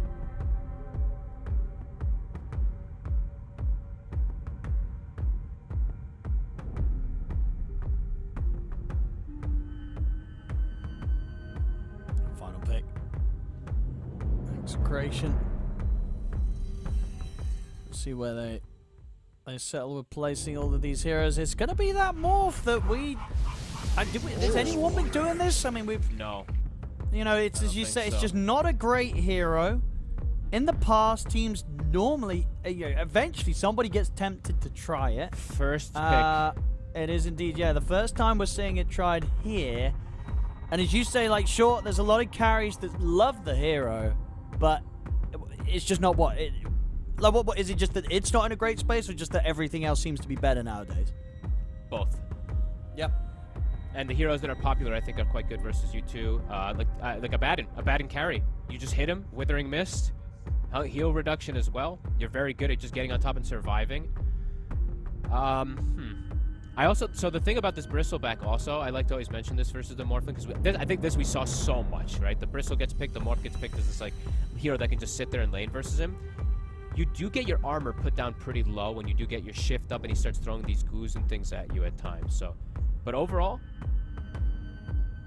can definitely see the power of it. I don't know where to rate Morphling and if he's actually a hero that can play right now with the pace of things. If it just takes him too long to actually play Dota. Let's find out. Exciting to see, you know, Execration, as you said, already locked in the bottom 4, but still gonna see if they can pull something off here with the Morphling. Maybe if they do, you know, it's just good kind of knowledge for them going into the best of 3s, because they're like, hey, you know, we can actually crush it around Palos' morph, so could always have the chance of bringing it out tomorrow in those best of 3s. So let's find out. Let's see if Execration and Palos can do it. He is, as we can see, Grandmaster tier on the hero. So this man's he's a morph expert. Can he make it work here in pro in a meta that no one else is really doing right now? Yeah, he plays TA Morphling like in every game. I feel like anytime I look at Palos, that just feels like he's playing every single game. So gets to play his comfort. Has to play versus Static Storm, has to play versus some burst damage. Does have to be a little bit cautious of things, especially the Snapfire, I will say. Snap versus Morphling in lane can be pretty damn good. With this full bore, you can actually snipe it pretty decently. It's great harassment as well. And the Shredder, have to say it again. It's a lot of minus armor in this lane. Versus Morphling, if you start shifting down, you get to like negative armor pretty quickly. So let's see what we do get. And we have to talk, of course, the mid lane. It's Bob versus Niku. Let's see how Niku's going to be able to do in comparison, because Nisha got owned. Yes, he had a very slow start in that matchup, and sort of spent the rest of the game trying to hold on, make those movements to get back in, but it was not easy. Not easy for him in that Monkey King SF matchup. And we do see that CM out has gone Icebreaker this time, so maybe wants better ways to hold off some of these targets from getting on top of his Morphling rather than just right-click and harass. I'm not really a big fan of this facet lately, to be honest with you. I think it's like, I think versus like Puck and Storms and some of these heroes you want to get extra control, it can be really nice, but man, Twin Tower, at first I hated it. I'm so sold on it. It does insane damage in lane.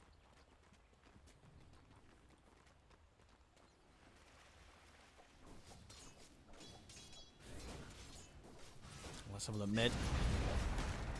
It's going to be very important how Niku plays the first few waves. It's kind of the stage of the lane where you've got a little bit of a chance to get something out of it. It's the Monkey King.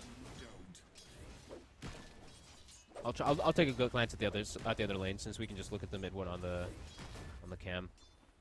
So that's going to be the main one, of course, to look at of how he can do, especially in these first few. How many raises is he going to be able to absorb and eat? Bottom, the lane of Snap, or sorry, Disruptor plus the Abaddon. It's a pretty strong and a pretty safe lane versus the Beastmaster and the Tusk.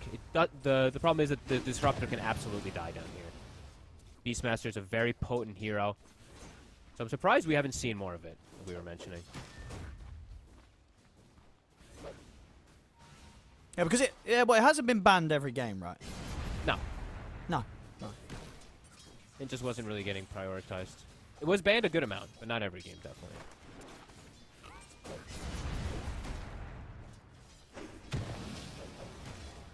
Harassment's very good bottom. Yeah. And first waves, he's managed to keep it even, Niku. So yeah, once the level 2 raises there, that's where we'll start to see how much he can continue to keep on the level of how much Bob's going to get out the lane as the SF. The top lane, Palos. A little close there with the blast.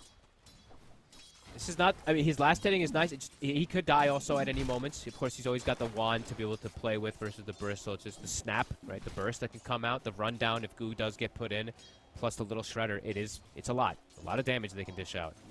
A lot of chase out as Bob standing on the hill, preventing Niku from getting much of anything, but Niku is still walking up and getting a couple doing all right, extra Niku. denies.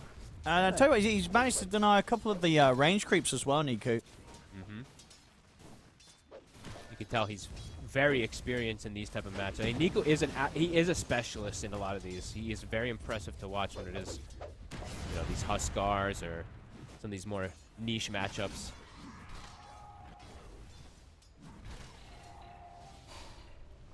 He's 12-4 to 11-4. That is really, really solid for him.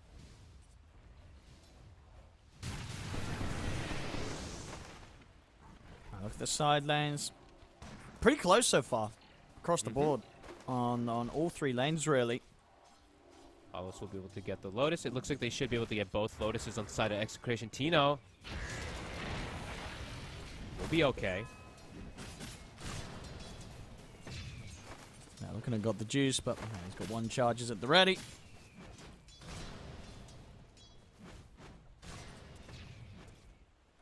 I'm always checking also, so like Bob, when he walks up on the hill, I'm checking TPs immediately, right? Like I'm always looking at Riddies if he does have level 2 glimpse, because they can TP mid, and if the SF plays too overconfident, then they can 2-man him and out like repositioning him. So Bob does have to be a little bit cautious with that. It's not something that you can really predict by any means, but definitely something that they could do. Bottom.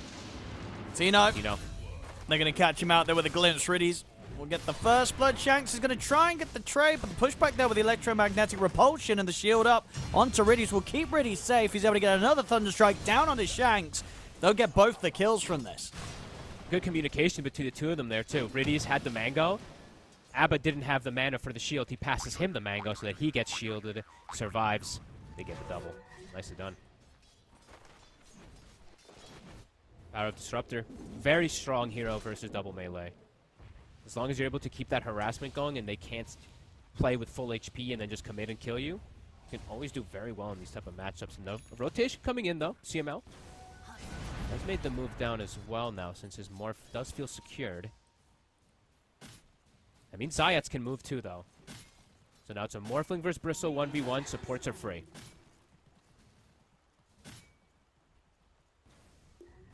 Radiant's bottom tower is under I mean, attack. Bob stepping pretty far up, but yeah, difficult for Zayats to close all the way over towards him. They're pinging it. The Disruptor's But- TPing. See if they can get the glimpse opportunity. At the Boundless. Into the Primal have the Spring, they're damage. going to have him. Na'Vi bringing the numbers to the mid, take down Bob, and are going to allow Niku to continue to do pretty well in this matchup mid against the SF. He is ahead of the SF in the matchup with that rotation now. About 150 to 200. That is phenomenal. A great move. As I said, it's kind of what you feel like is going to happen, especially with Niku having this type of good start. So maybe you could say that Bob could have expected it, but yeah, difficult. He ran away at a good time anyway. So the move from both supports. Execration. They want to try and swing top and see if they can Scan. catch PMA, but it's a difficult kill. And they got the scan. They know they're there. And yeah, definitely not one of the easier ones, even if they do connect onto him. 3 heroes with tag team is pretty strong, but it is a bristleback. I mean, they might go again on the mid. They are They've setting got up the for supports here again, Na'Vi. it. Bob Power rune. stepping Oh, up. Bob's in trouble. Yeah, he's in a lot of trouble. TPs are coming in. And will actually get the Requiem off. A turn with the razors onto Zayat. Shards as well to block Zayat's off. Bob moving in to help finish off the kill. Oh. Execration coming with the numbers. They take him down. Wait, Zayats was wait, what the? Okay, Zayats was holding skill point. I thought he would get Cookie and Cookie on top of the SF to stop it. He skills level 2 Q. He could have Cookied and then prevented the Requiem. And did Riddies not have Glimpse available to try and interrupt the Requiem? Or you already used it? I don't. Yeah, it's, whatever. it did not Little bit fall of a into mess place up. there for Na'Vi. Yeah. Yeah. Some misspells coming into play. Shanks will get the snowball off. I got the juice. Should be able to still chase him now. Oh, good shards actually. Ooh. But a few more right clicks. Oh, he's Got the salving up. salve. Phase boots. They'll get him. Shrine. Tino 7 minutes. is prepared for it. He's got the summons here. He is strong. It is versus 4 heroes though. Not strong It enough. is Niku ready in the trees to hold the position. They'll get the Shrine of Wisdom. At the moment, Execration don't have anyone moving over to try and steal Na'Vi's. Palos. He is running for it. I was thinking Decides it was against just too risky. Yeah, too risky for him to make the move. So Na'Vi will be able to maintain both of the shrines here. 7 minutes. Very nice start. I mean, Execration still having a good start themselves too. It's just the fact that the Monkey King is only a little bit behind the SF is a big deal. Been able to handle it very, very nicely here. We see he's going to go for that Diffusal build too. Definitely a great game for it if he wants to versus the Morphling and the Beastmaster. That active build that we'd like to see from these mid Monkey Kings. Tino though, Beastmaster. Dominator, it's done. level 6 soon. And a bat in it is going to get 6 off the screen, so can't go for the kill onto him there.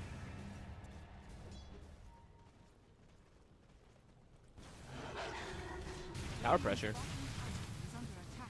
Navi's looking to pressure mid again instead of responding. Don't want to try and dive Bob. They should get him pretty easily this time. He's going to go for the record, but this time the glimpse is there to interrupt the casting of it, so Bob will fall. Woo! He does get at least a return kill. Of course, doesn't get the XP, but something. Well, they do get the tower bottom.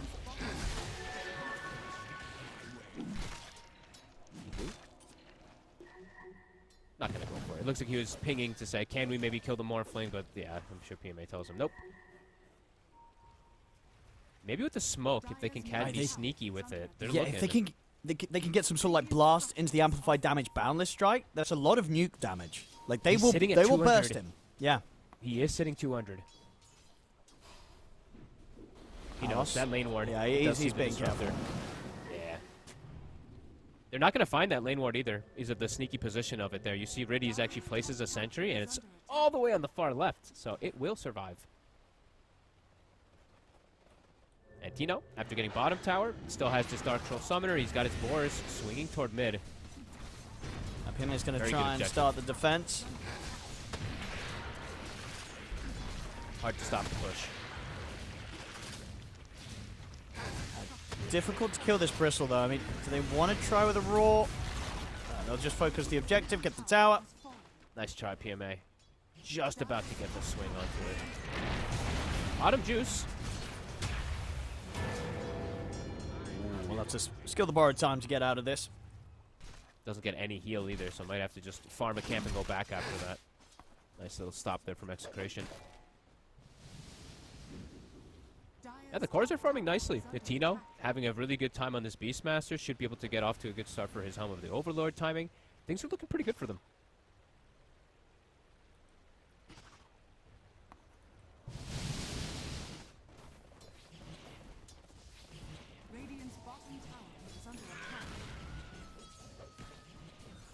See who wants to answer this pressure down bottom. Tino's getting too much done. This is you're 10 minutes in and already taking half of the tier 2 down on this bottom lane. This is a huge amount of early pressure from Execration. I think they ideally want to commit to Force first because Glyph is cooldown. If they can just come down here with 3 heroes and take out a tier 2 at like 12 minutes, and that is pretty massive. Riddies will respond. So they don't want to lose this tier 2 too early on, but my goodness, 600 HP. It's almost dead. Maybe one of the faster tier 2s I think we see.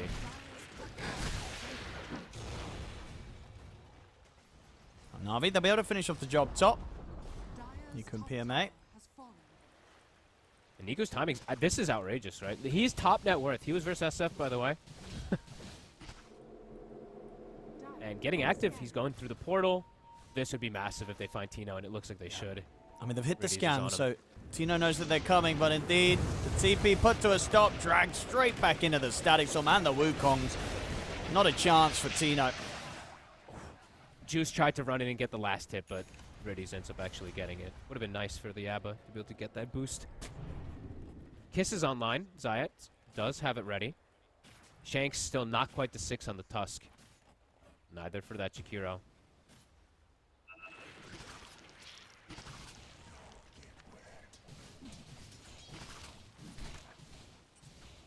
Still hanging around the bottom. I mean, Riddies want to try and go for some sort of catch again. Might be able to set something up for Niku to join into.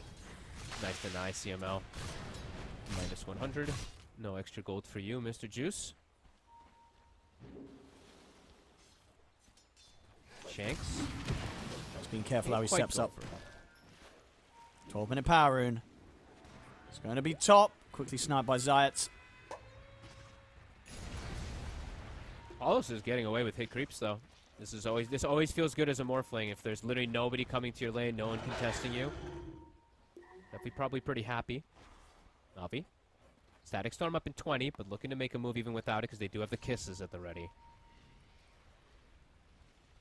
Tino, which if they can kill Tino again, slow down this Helm timing, that'd be pretty massive. Here come the kisses. They get the setup on Tino into the glimpse. Niku straight on top of him. Tino has to use the roll to try and survive. It won't help him. Tino Goes down. They turn with the boundless onto CML. Na'Vi get the double. Big plays. Super smart moves.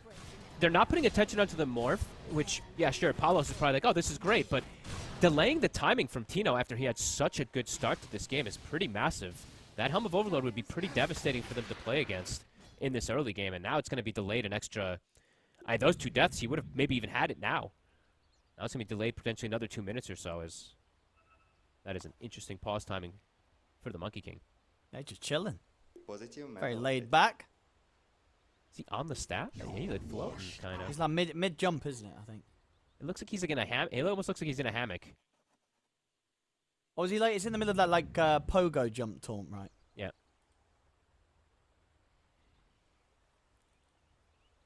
Execration, just quick reconnect. 1600 gold at the moment on Shanks as he tries to get that. How come our What we got? camera, the tree is shaking so much on our camera feed, but in my game it's not shaking so much? Do I have some setting off? It's shaking like, look at it. You might have this Tree. tree movement. Yeah, do you have tree movement? Tree on? wind. I have tree wind on. Oh, you have it on. Oh, okay, I guess do. it's just how the game is heck? paused on your client. I mean, mine's also Wow. not moving. Okay, fair enough. Changing on there, PC. Rick. Okay. Uh-oh. I love how people just say Bob. I think we're all addicted to this. It's I Bob. was going to say, yeah, Niku's been talking to Bob. Riddy's talking to Bob. Why, Riddies? Bob. You crashed They're his blaming PC. It's Bob. just such a nice name. Bob. Well, but Bob didn't. He punched his PC. Oh, Don't no. do that, Bob. Well, look at that. No It's wonder such a his PC satisfying crashed. name. I don't know why. It's very simple. Well, Do you know many Bobs? I don't know any Bobs. yes, you do. Okay, fine. Literally one of the main lads at, in the Dream League band. Okay, that's fine. Yeah, we know Bob. That's one Bob. He's I don't know any other you Bobs. guys and girls watching at home will probably seen as well. He's the guitarist. That, Yes. we regularly That's the have only. on the show. I think that's actually the only Bob I know. Well, I guess it is Bob's also, but he's Mark Anthony, right? I think we looked that up the other day. He's not actually. Yeah, Bob. that's true. He's a fake Bob. I think. when we I did like that I some, remembered we did he was some Mark research on Anthony. that. Yeah, he's actually Mark Anthony.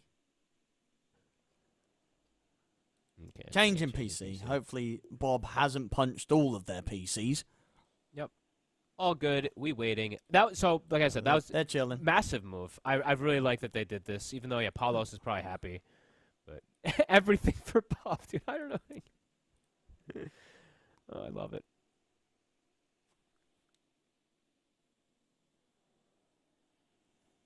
Well, yeah, not a bad stuff for Execration. Morphling's getting the No. chance to farm. Yes. Just a question of can Morph carry a game?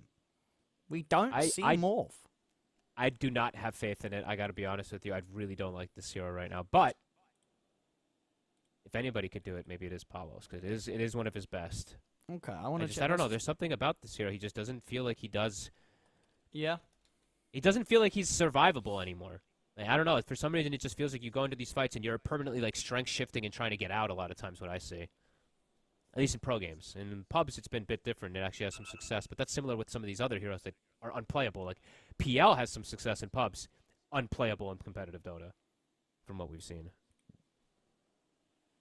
Checking out some of Palos' stats on the old Morphling. He's In a terms good of- morph. Well, let's have a look. In terms of competitive, yeah, it is indeed his most played. 160 matches in competitive and a very respectable 61.88% win rate. So, indeed, big competitive enjoyer. So, what's going on here? Bob says you will give us time, and yes, Nico says of course. Na'Vi being very respectful here of the time required for Execration to acquire a new PC after Bob punched the first one. I don't know why this is just so amusing. Just I like these two teams a lot. Honestly, they're both Yeah, very these guys likable. are cruising, yeah. They're Yeah, chilling. just really likable players. I don't know. Execration, I feel like, has always been a pretty likable team just because I think a lot of the Filipinos are just super exciting and probably some of the funnier players if you ever play with them in pubs because they're the most vocal players ever and they're just, I don't know what it is, they're just very lovable. The Na'Vi guys also, I don't know, at TI I got to speak with them a little bit. Not too much because I didn't want to, bother them too much with my annoyingness, but got to talk to them a little bit at the after party, and they're super friendly. Also looking as well, Palos, at least from the records that we have on his pub games, yeah, over 500 morph games. It is his most played. So yeah, most played in pro, most played in his pubs. What's his second? Is it TA? I can't remember right now. It's Invoker TA Slark Void. Yes, that's right. Slark in Void the, in the after. pubs. Yeah. Yeah. Oh, I haven't seen a Palos Slark in ages. I don't think Yeah, I I've was going to seen say, anybody a play lot carry of his Slark in ages. carries that are high up here are just ones you're not really picking right now. Like Slark, Void, Luna, PA. So ones that aren't really too hot at the moment. That is quite a bummer. I mean, we got to see the Luna the other day, and it did not look good.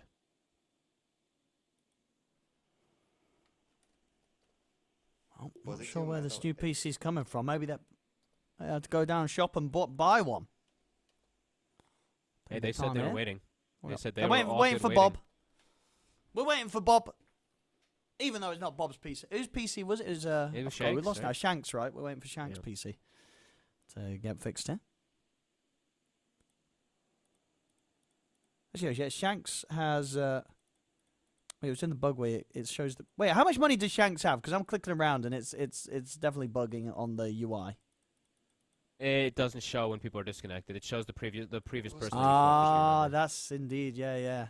That's exactly what I had. Because I was like, I just clicked on him and he had 2,300. I clicked a second before, he had 1,400. He's got up 700 gold during this pause, but you're right, yeah, you can't. He has... can't check the DC person. I actually can't even check. Wait, how can I check? You can do the maths, because we can see the net worth, right? So he's got 2,400.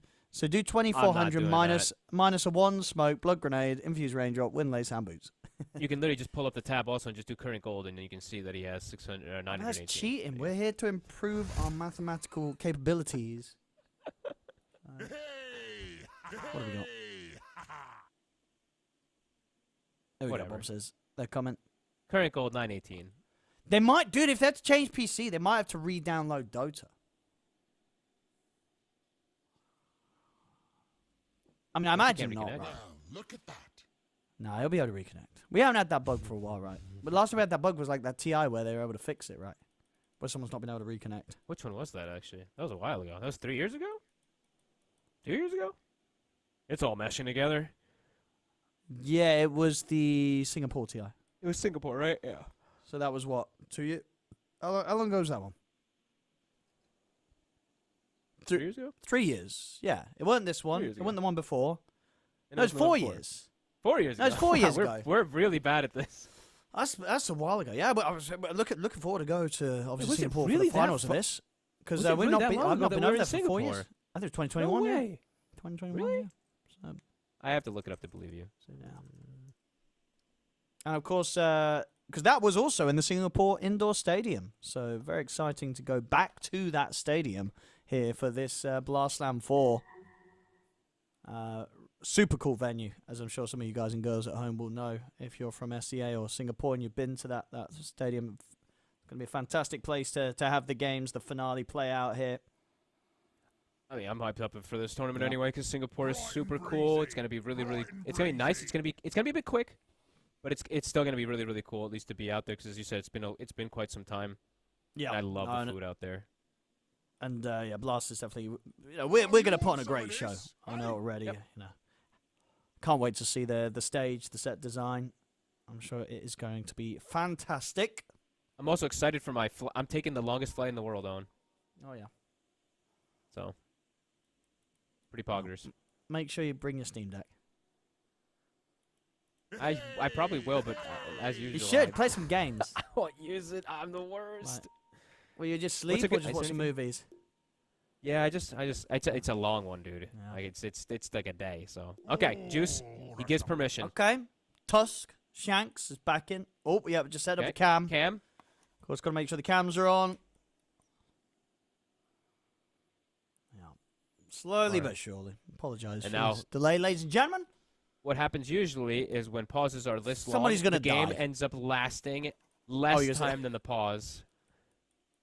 So we could see things spiral out of control in the next 8 minutes. This one, I don't know. This one could be a long one. You know, if Execration are able to keep space for Palos, Yeah, he's ready to carry. Over under 40. Like I'm going under 40.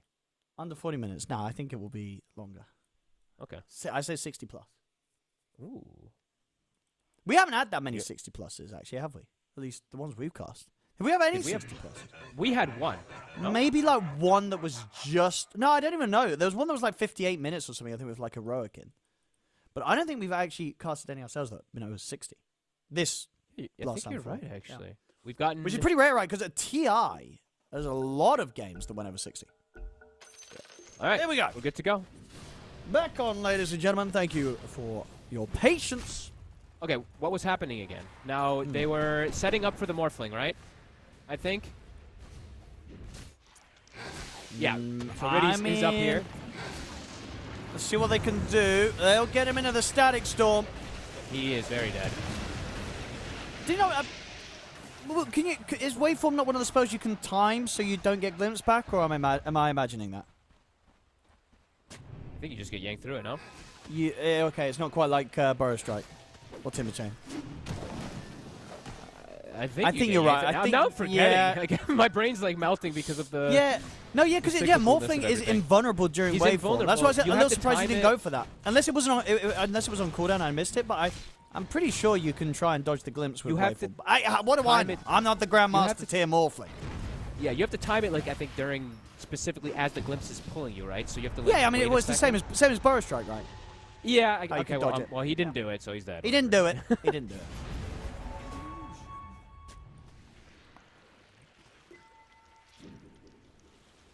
Quick and easy kill, as you see, for them against that Morphling. I mean, they're looking for him again. No static storm. Nice. A bit harder to go for without it. See him out just clearing out the mid with the macro pyre. I feel like Na'Vi, with the timings that they're gonna get pretty soon, I'm a little worried for Execration fighting back against it. Their draft is really strong, don't get me wrong. It's just, I feel like there could be some issues of damage just because of the ABBA absorbing so many spells. So, I mean, let's see who gets these initiations, because Execration, if they can get the initiation, their team fight's amazing. It's just, if somebody just gets caught first, which could be the case, could be a bit problematic for them to approach the fight.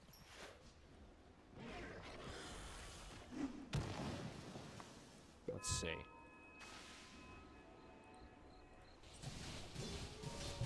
They're going to want to fight every time the static storm's up.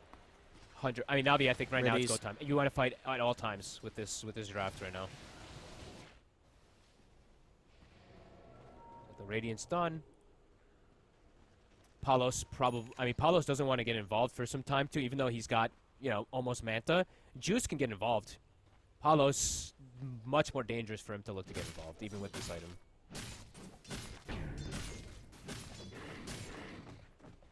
See where they look to go. Looks like it might be around the mid lane, rallied around PMA, who has this Lotus now versus the Roar.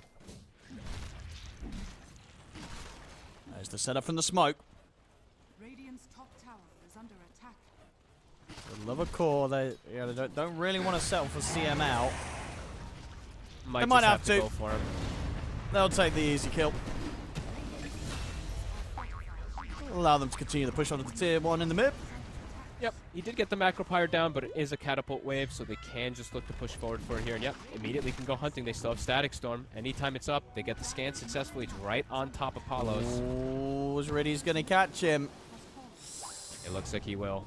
Yeah, Palos trying to finish Oh. off the Ancients. They get the vision. There's the setup for the glimpse. And with waveform used, there's definitely no way out. It'll get dragged back into the static. The kisses are coming in. The damage more than enough to dispose of the morph. I think he perhaps thought he had another second, because Zayat's actually showed on the wave and started clearing it. So he was like, okay, maybe if I have another moment, but nope. Gets caught. Navi accelerating things massively. As we said, a very aggressive draft to play with this Disruptor. And look at this. Instantly move toward bottom. They seem to know. And Bob's trying to make a play onto Got the Juice. But Got the Juice has Bob. got the borrowed time at the ready. So Bob's got to try and TP, but the Boundless, it's there just in time. Niku making sure he's ready with the connection. Super speedy. You see Navi, they're understanding. They're like, Morphling ain't turning up. We know our strength right now. No hesitation, just instantly moving. Oh, no Niku. execration. They're going to find catch. him. Snowball, Raw, everything. Thrown down onto the Monkey King. They get the kill, Execration. Nice move. And they turn it into more. He do see Zayats, but can't quite commit. Oh, Back. Oh, CML. he's got the icebreaker. Second stun. And Pretty beefy, those Zayats. So we'll still be able to persist and make it through the twin gate. Execration. We can try and get back on with this push from earlier, see if The they can finish push- the tier 2. Yeah, I mean, Glyph is down again, so this time they should be able to finish it. It's taken them an extra 7 minutes or so, but still a pretty fast timing to take a T2. 320 minutes. Radiant's bottom Now, PMA wants to Roche. start the Roche. Yeah. There is a ward, though. I believe that they saw him walk into the pit. And I see the couriers at the least, so they should be prepared. They don't have Requiem, they don't have Roar. They actually can't contest this. Yeah, super difficult unless they wanted to try for some sort of steal, but looks like they've just settled for splitting up and getting the farm on the map whilst this gets taken away from them. Yeah, they just can't. No way that they can go for this contest. So very heads up play there from Na'Vi, recognizing that those spells were used. You give this to PMA, or did you use PMA probably, right? Yeah, because Juice has his, he's already in a Batten anyway, so. The ward that they placed earlier to find Palos, I was about 300, 400 range from maybe getting glimpsed. Yeah, heads up TP out from Palos this time. A step ahead of Na'Vi.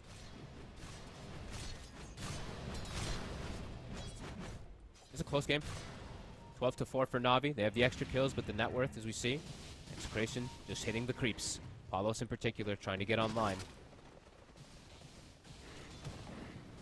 So he's not going to deviate with the builds that we've used to see from the Morph either, it seems like. He is just going to go man-to-man butterfly, which is very strong if you're able to get that, but they do have a lot of control for him.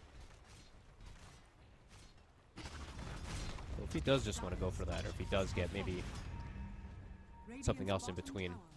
I mean, it's probably just going to be butterfly, then the BKB after, to be honest with you, for Palos, but could be some windows where they catch him. Dire's top tower has fallen. T2.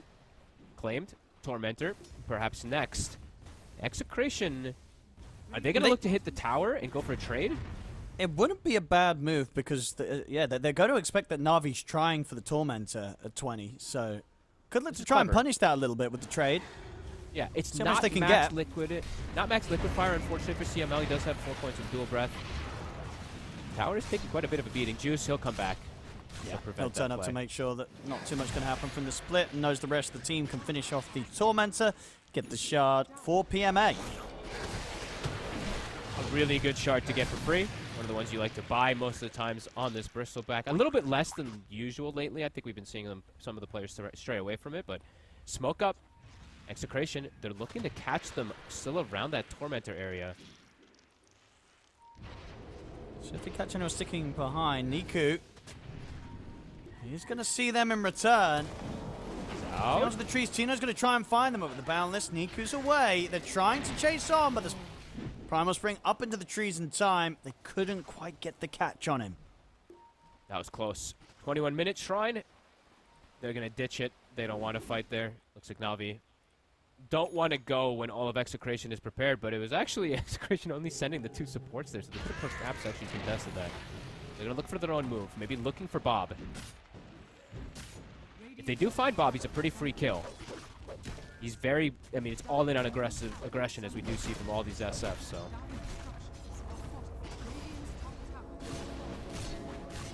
Execration will get the top tower. Na'Vi poking at the tier 2. Smoke to come out here from Niku and Riddies as they're ready to get back on the hunt. And PMA will take this tower if no one reacts.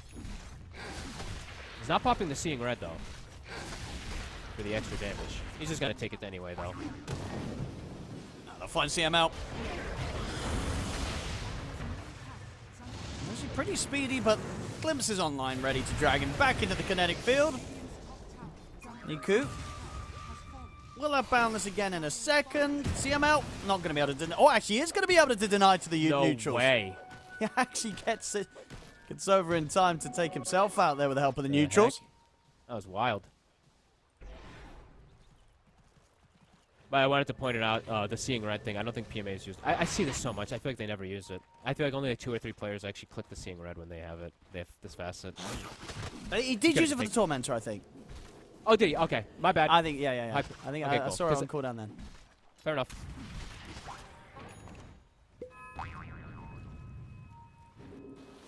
Smoke up. Smoke time from Bob. Execration. All right. So what are they going to do with the Blink Requiem?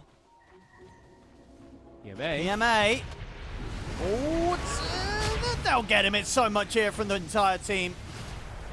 They'll take him out the once. Niku in The good Wukongs. position, the high ground. Oh, he gets the Oh. Wukongs into the 3-man boundless strike. The Kiss is coming in as well. Shanks and CML taken down. Bob trying to get the razors off or get the Requiem off to push back PMA. What a But bait. it will be Bob dead. They did not anticipate Niku to be in that position up on the trees. They're going to catch Palos out as well after the Manta with that cookie jump. I mean, they were not ready for Niku to be there. 3-man boundless into the Wukongs and the Kisses. It's absolutely over when it comes to the team fight from that point onwards. That's how you use an Aegis. You bait them. He had, I don't even know how many quill stacks on them from the first life. The second life comes down. He gets another full flurry of stacks onto him because of the backup of his team. That was sick, actually, from PMA.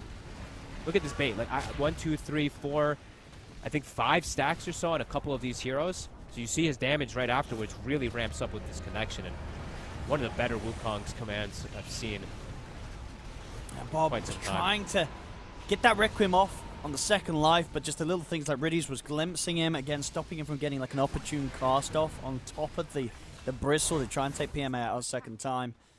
I mean, yeah, a terrific team fight there coming in from Na'Vi. Well and truly baited. They absolutely fell for that bait. And in hindsight, right, you look at it for Execration, they're probably like, we just blew all our spells on their offlane frontline tank hero. Like on paper, it sounds not the greatest, but you probably maybe expected him to be completely alone. But yeah, just genius bait there from Na'Vi. 16-4. You said Palos, he's farming, but so far it's 0-3. The similar things that I've seen from so many Morphlings.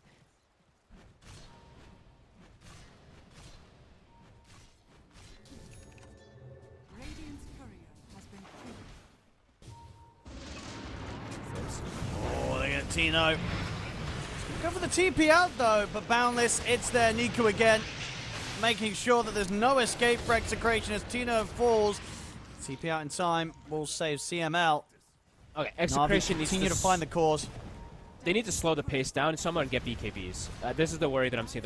The AC picked up for Beastmaster, like, this is cute and all. It's a really good big item to get, but not having BKB is actually kind of criminal in this game versus these two supports as we're seeing. The Snapfire and this Disruptor are breaking them pretty hard. If he can just BKB and walk out, it's a very different situation that happens there, so they need to get these triple BKBs. Backing up for Shanks. And they're going to catch him. He's going to try and buy some safety here with the snowball. Does allow him to get the blink off and actually into the trees. Good evasive maneuvers there from Shanks. We'll get him out to safety. Meanwhile, though, in the base, the push continues from the rest of Na'Vi. Got the juice and PMA. Diving the tower to take down CML. The creeps are going to be making their way down the mid lane. So Na'Vi, they can start pressuring the high ground base here. They're not giving them the time to slow the pace down. These BKBs, they're still quite far away, to be finished. Tinos especially. Yeah, Bob still doesn't have his. Palos is still finishing up towards his butterfly. I think they need the BKB to take fights. And Na'Vi accelerating things. Raxes, they're gone.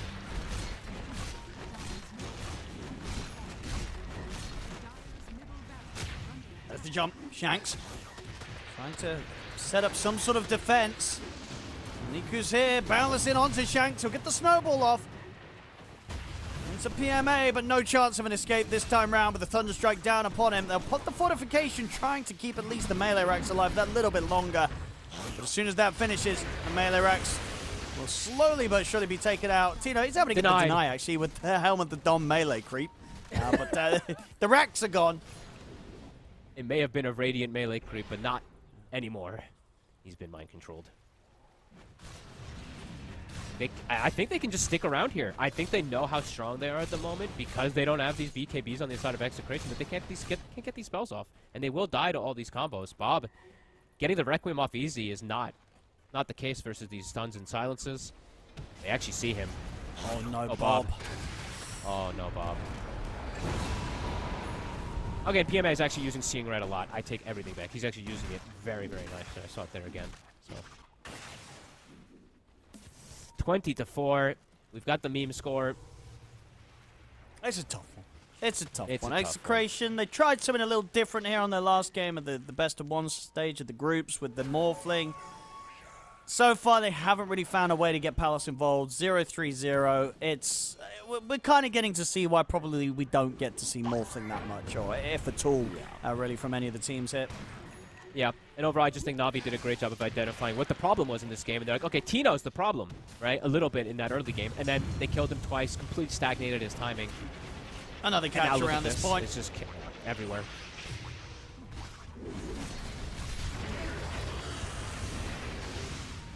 See on the push.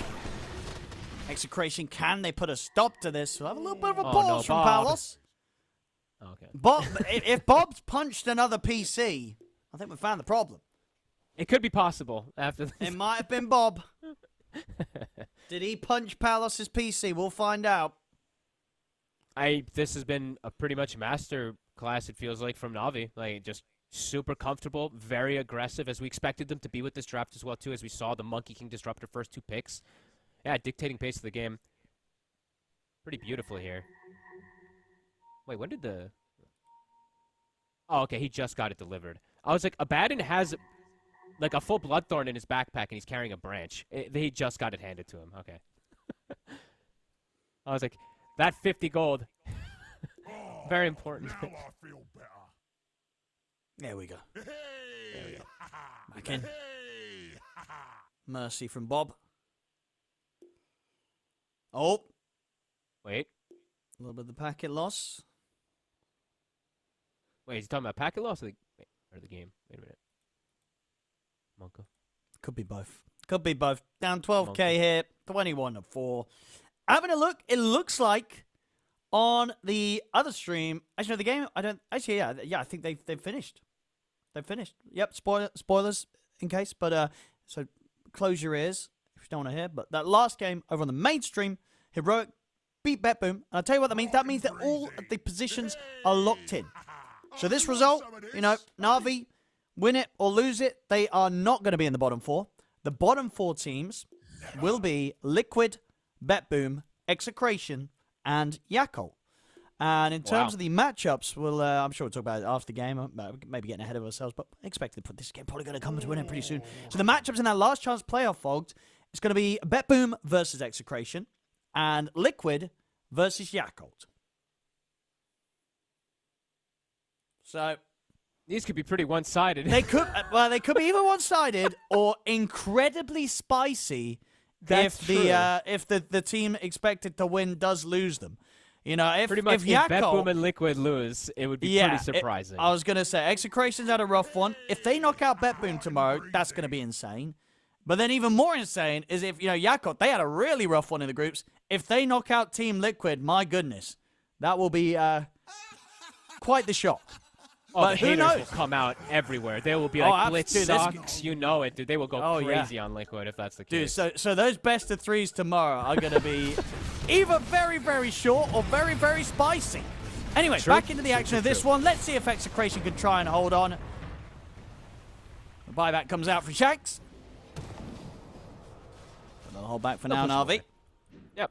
Roche going to be spawning soon. They can look to reset back up for that one, claim their shrines as well. Na'Vi have a clear path to success for Execration. Have to reset myself. They need to get these BKBs. I'm going to keep reiterating this one. I think Paulos, he's trying to go more greedy. I see he's queuing up the Hurricane Pike. I think he needs BKB. Honestly, he's already committed, so whatever it is the case. But I mean, they're heading in his direction as well. Don't really have the catch they need. I mean, Riddy's... Oh, actually, with the blink, he's getting quite close. I mean, with Riddy's, they'll have a chance to catch. And Palos a step ahead. he sees that it's dead, though. Probably like, He's got to think about where he could go now. They can get the Roche Na'Vi. Yep. Into the pit. Get that one up. And Paulos, yeah, he's going to go the greedy route. If he can get to this plus the BKB, still potentially some very, very small hope. I'm trying to move it over this course. But yeah, they just need these. Otherwise, they're not going to get these spells off. Tino is getting close to it. Bob, I believe, is about to have his finished up. But as I said, another full set of items. Navi's going to be picking up. And they know exactly where Paulos is. The circles are drawn. Are they going to catch this Morphling? They potentially will. Riddy's and Niku Palos. Oh, Riddies is surprise. there. They've got him. Static Storm into the Boundless. He's out for over a minute now, Palos. Dead for a very long time. That's one BKB. It's finished. I think Tino's is almost done also.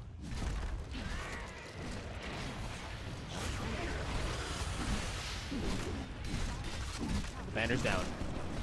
Tier 3 gone. The second set of racks, Na'Vi. Execration, can they push them back? Smoke up Final here from smoke the for team. Carlos. He's still dead for 30. Tino sells, I don't know, sell and buy. He can't even sell items and buy the BKB, but. Bob and Shanks are looking for the wraparound. Okay. Riddies. Or they'll see Riddies. See if they can kill the Disruptor quickly. They can. That's Riddies gone. Can Bob get out? And he's going to go for the BKB TP. He'll be fine. Same to be said for Shanks. They get back to the base. Now we Problem is, can't the base BKB is Requiem. dying. Oh, that's very true. And now the dive's coming in. Got the juice of PMA moving in. Bob will jump forward, but the balance is there to put a stop to the initial attempt of the Requiem. The second cast will go off successfully. So he is able to blow up PMA once. Can they do it a second time, though? They're looking towards him. Well, aggressive waveform in from Palos. Looking over towards, got the juice. They'll pop the Raw onto Zayats, killing off the Snapfire. Palos trying to stand his ground, but Niku is in with the Wukong's command. Niku jumping around. They can't quite find him. Will turn into the Monkey Kid, uses Battle Strike against it. They're trying to kill Niku. He's No still alive. way. He's up on the trees. He's away. He gets no out way. with the changing of the guard. The SF Bob taken down. Oh, we Holy might have shit. another rampage on our hands. Niku, can he find it? He's on an Ultra. He's very low. Had to be careful how he jumps in for this one, but he's going to be so tempted. He really gotta wants go. that rampage. He's looking for Palos. In he goes. Can he get it? Oh, he can't. Zayat. He'll get the last touch. Maybe here. No. Again, Riddies. Both at the supports griefing Niku. In these moments, he doesn't get a rampage, but they will get the win, Na'Vi. The game is over. GG is called. Na'Vi will take this game against Execration. That was sick from Niku. That was actually so cool. I lived at, what, 1%, jumped back-to-back onto his changing the guard, survives. It looks like he actually maybe was going to die, but not the case. Na'Vi. Very strong, very aggressive draft, playing confident as well with it as Execration, trying to go back to perhaps some things that they've had work in the past, but things just continue to not work for them no matter what they've got. No, not today, unfortunately for them. But, yeah, as I say, this result at the end, I think it didn't really matter for the standings because everything else had been locked in anyway. Na'Vi, they are going to be going straight to the play-in stage. Execration having to play in that last chance playoff, which is all going to go down tomorrow. I'm not too sure which streams are going to fulfill which games. I think we've got to... Oh, no, we actually already know. So, ooh... Yeah, we're going to get that spicy or stompy one, Fog, to start the day off tomorrow. And we're going to be doing Yakult versus Liquid on the main stream. So, we'll see what happens with that one. It could be incredibly spicy or just incredibly one-sided. But yeah, that's going to be a matchup that's happening on the Last Chance playoffs tomorrow for the first season of the series. And then the first series tomorrow on the B stream will also be BetBoom Execration, which could be the same, but I'd say less extreme, right? I feel like it's a bit closer, the gap between those two teams, even though there definitely is still a gap between those two teams, Vogt. They honestly, these series could finish in under in less than an hour and something. To be completely honest with you, because it could be that case. But Liquid has shown a lot of weakness. BetBoom, I want to say they've shown quite a bit less weakness. They've had really good early games. So I don't know. We'll see which ones end up coming ahead. It should be the teams that we expect, but there is definitely some potential for spiciness / hilarity, whatever you want to call it. Yeah. Well, ladies and gentlemen, that is it. Coming to the end of the best of one stage of the groups here at Blast Slam 4. It's been a lot of fun. Hopefully you've enjoyed all of the action as we've gone through all 66 of the best of ones. That is it for today, but as I say, tomorrow it starts to get really spicy. The best of threes are kicking off, and that's going to be the point where you start losing these best of threes. In fact, I think pretty much in both stages. If you lose the best of three, you are not going to get to move forward to the next stage and go to Singapore to play for that lion's share of the $1 million prize pool. So everything to play for tomorrow in the Best of Trees. Myself and Fogged will catch you tomorrow alongside with the panel, and of course Cap and SVG also running through the games with you on the B stream. It's going to be so much fun, so much Dota. We'll see you tomorrow for the Best of Threes stage of the Blast Slam 4.